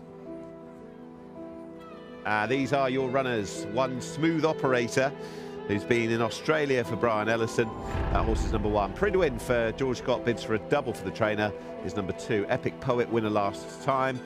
Flying Honours, Guia Senora, Homo Deus, Kefaf and King of Conquest. The last 2 bids to reverse the form with Epic Poet. A really interesting runner from the UK. Welcome David Menuisier, the Frenchman training in the south of England. Keys Chorister. Right, number 1, One Smooth Operator, the Geelong Cup winner. Brian Robinson saying just how much the horse, Brian Ellison I should say, saying how much the horse loves travelling and how adaptable and tractable in his races he can be. So I think he's going to go very well here. The trainer certainly wouldn't have put us off when we had a word with him yesterday. No, he wouldn't. No, he seems fairly confident they're going to drop him out. They're going to ride him patiently, but that's how they normally ride him. They did so in the Melbourne Cup when he got a terrible trip right round the outside. He'd won the Geelong Cup before that. He's had a little prep run at Wolverhampton over an inadequate trip. That should put him spot on. His Pridwin, number 2, coming from stall 3. He's a German St. Ledger winner, and he's got some good handicap form, actually. He won at Killarney in Ireland off a mark of 107 last season. He had an absence to overcome when he was 6th to Epic Poet, beaten 9 lengths last time, and he's entitled to improve for that. This is number 3. This is Epic Poet for trainer David O'Mara, a horse who led home a number of these actually a few weeks ago, inclusive of Kefaf and King of Conquest. Epic Poet, it was an excellent ride on the day by Danny Tudhope. Is he guaranteed to follow up? I don't know that he's guaranteed, but I thought it was an excellent ride and comes out on top of a very strong form race going into this. 1 of 2 for Charlie Appleby's Flying Honours, number 4. Just had 3 runs in 2024, was back on track, down in grade and in a hood last time up. He's a bit inconsistent and he can be a weak finisher. His efforts can flatten out just a little bit, but it looked like he was getting back on track last time. Okay, moving on to number 5, that's Guia Senora, trained by Jan Barbado, runner-up and denied a whisker at Deauville last month, and presumably a prep for this. He's a horse who stays very well, stays further than this, as we've seen in the native France, and we shall see how this race sets up for the now 9-year-old Guia Senora. Yeah, useful French performer. Number 6, Homo Deus, Intello Gelding. Lucci Botti has this horse now, and Connor Beasley's the man on board. First run for this trainer. Best form in the past has come on soft and heavy ground, but did win 4 races on the bounce in mid-20 24. Just got a slight doubt about conditions today. James McDonald bids for 3 on his first night at Meydan, which is not bad going. He's got Kickoff, who's got 3/4 of a length to turn around with Epic Poet from 3 weeks ago, and I think given the way the race played out there, I would argue he's got a strong chance of reversing that form. Here's here is Keys Chorister, who has got some really good form in Europe and in the UK as well. Last seen went 4th to Kyprios in the Lonsdale Cup at Ascot at the end of the season on Kipco Champions Day. He's got some very smart form and has got a decent chance. Okay, there is Jonesdale, who rides Keys Chorister, and the note as well that after the tragedy of measured time in the Jebel Hatta, William Buick, it seems, is fit to ride King of Conquest in this last race on Fashion Friday.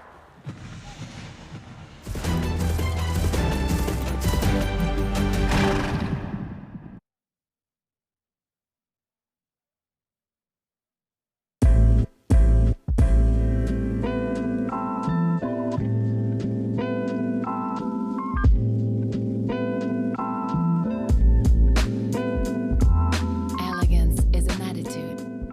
Longines.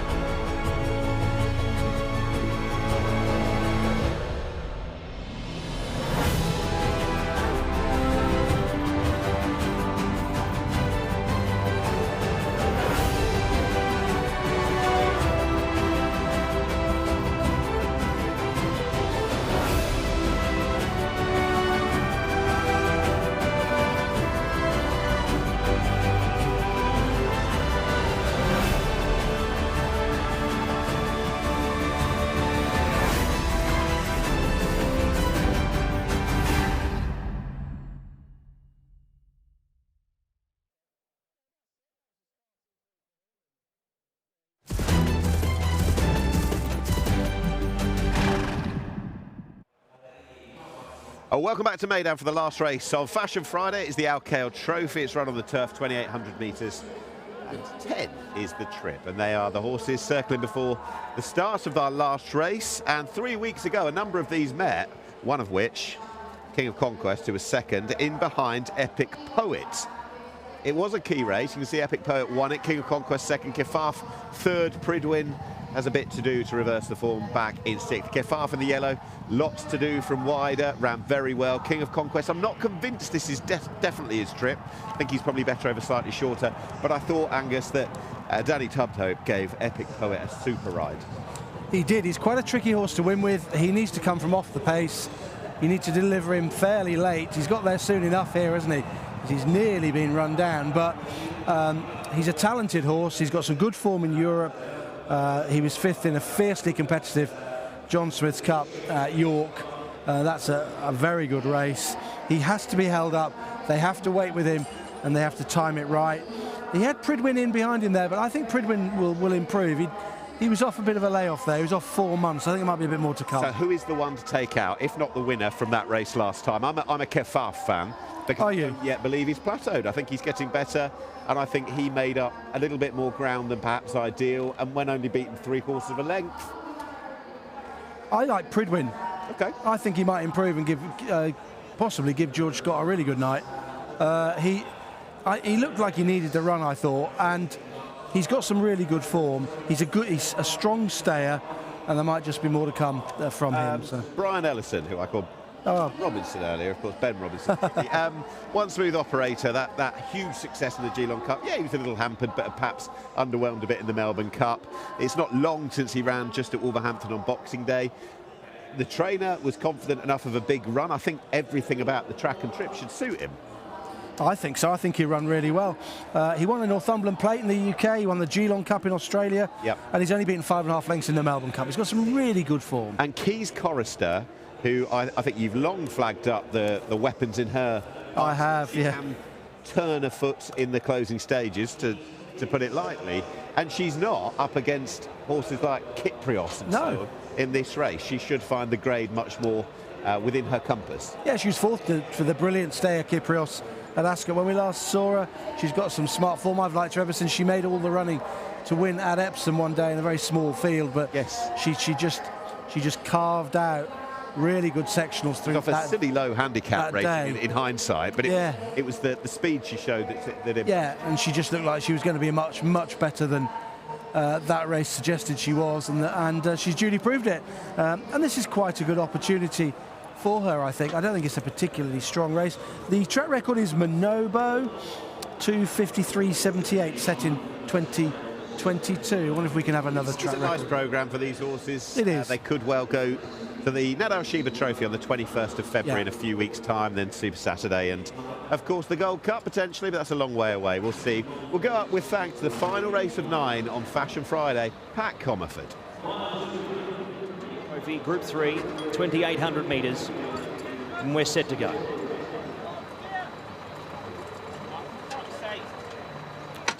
Set and racing. Keys Chorister stood there and missed it by 3 or 4 lengths. Homo Deus was away fast. Pridwin the outside, working up into it. Epic Poet's trying to sit a little closer today, along with One Smooth Operator, and deeper out, working up into the race as well, King of Conquest. Then came next in running was Flying Honours, third to last. Keys Chorister works up the fence, and Goya Senora is out to the end. So 2,400 metres left to go, and a lap of the Meydan track, and it's Pridwin who leads narrowly off the fence with Homo Deus to his inside. Third in the 1-1 was King of Conquest, and Kafaf finds himself one back on the inside, travelling strongly. From Keys Chorister, 3 back the fence, One Smooth Operator in the running line.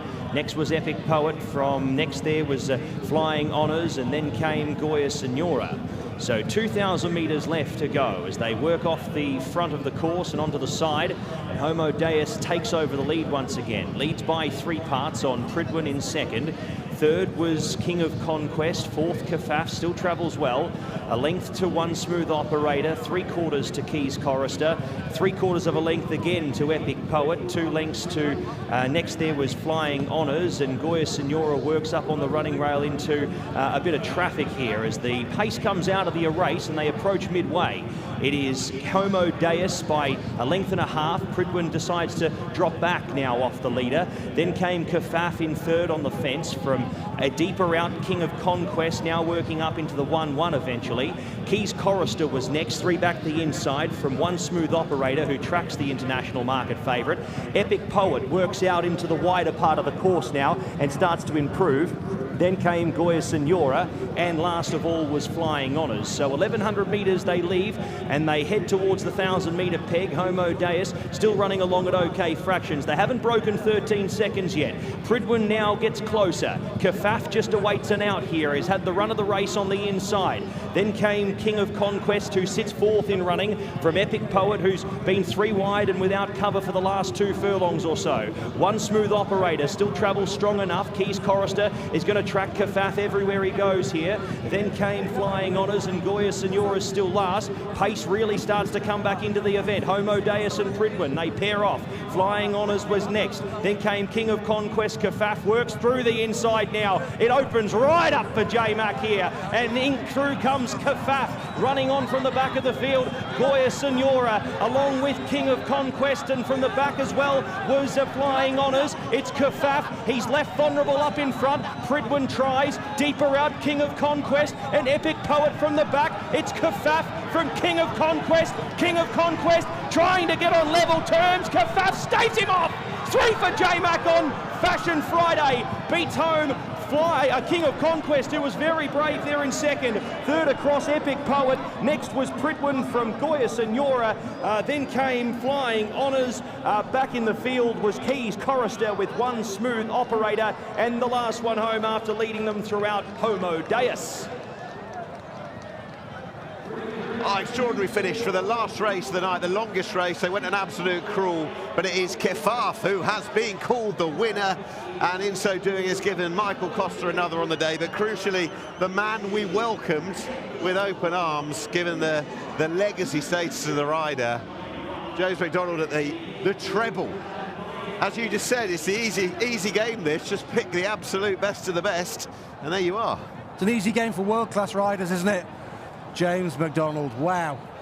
This was a very slowly run affair. It's turned into a sprint, but he's in the right place at the right time, and he's just clung on in the end. For the first mile, they didn't break 13 seconds for any single individual furlong. They did thereafter, turned into a real 4-furlong dash.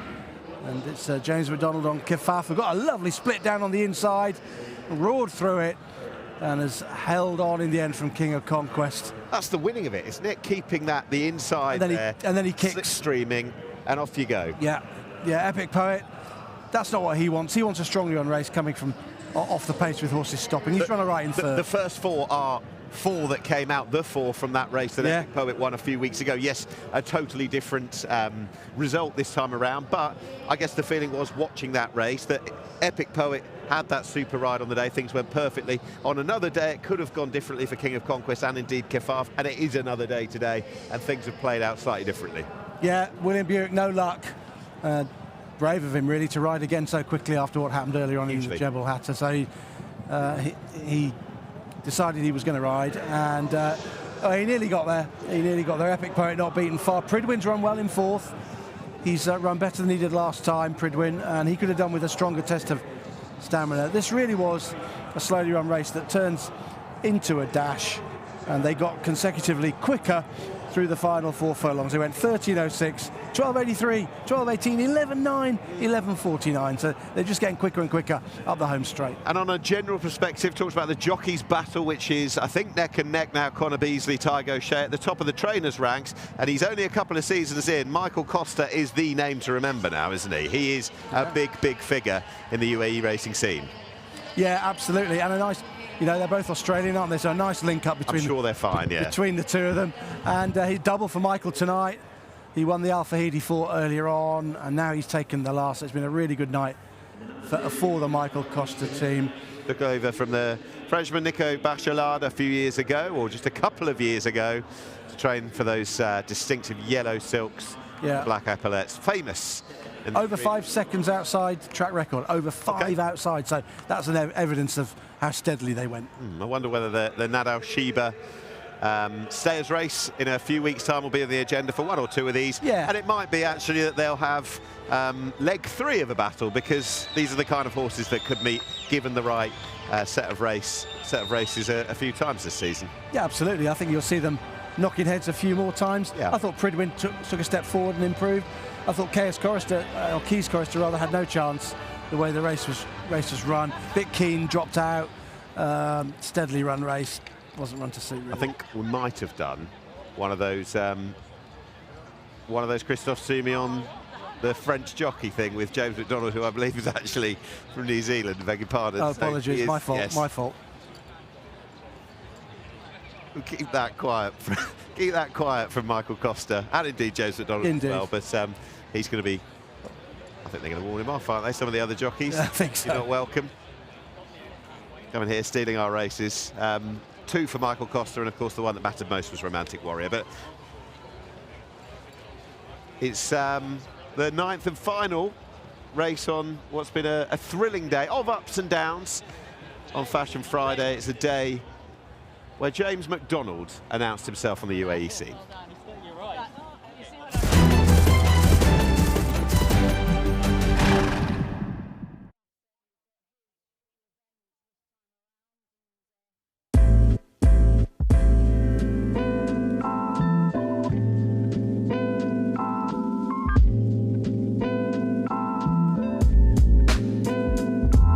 Elegance is an attitude.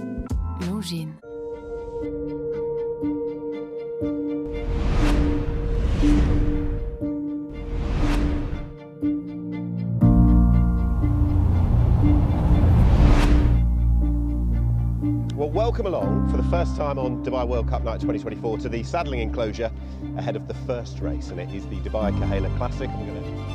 We are set here for the $1 million from the Dubai World Cup start at 2,000 metres.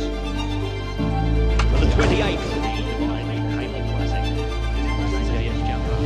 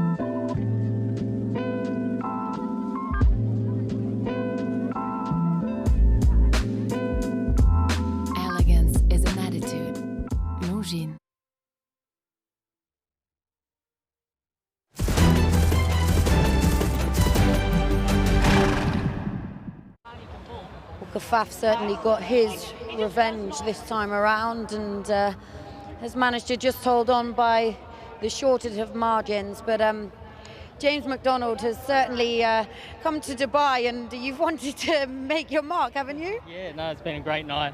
It's been a great competing out there with the guys, and it's been great racing. So, yeah, it's a pleasure to be here. And Kafaf himself there, he settled a bit better this time around. You must have been happy in box seat? My arms would disagree, but he was nice and solid. You know, he never really let up, but he never got totally aggressive. So it was a nice staying performance. And do you feel this is his trip, or could you actually have the option of dropping him back as well? You probably could. He's got a bit of pace, the horse. So yeah, we'll leave that to Mike. Yeah, well done. We look forward to welcoming you back. You're clearly going to clear up every time now. I don't know whether, but we had a great night. So thank you very much. Well done. J-Mac on top for the third time in our 9-race programme. The Khail Trophy has been won by Kefaf. Well done, Michael Costa at the double.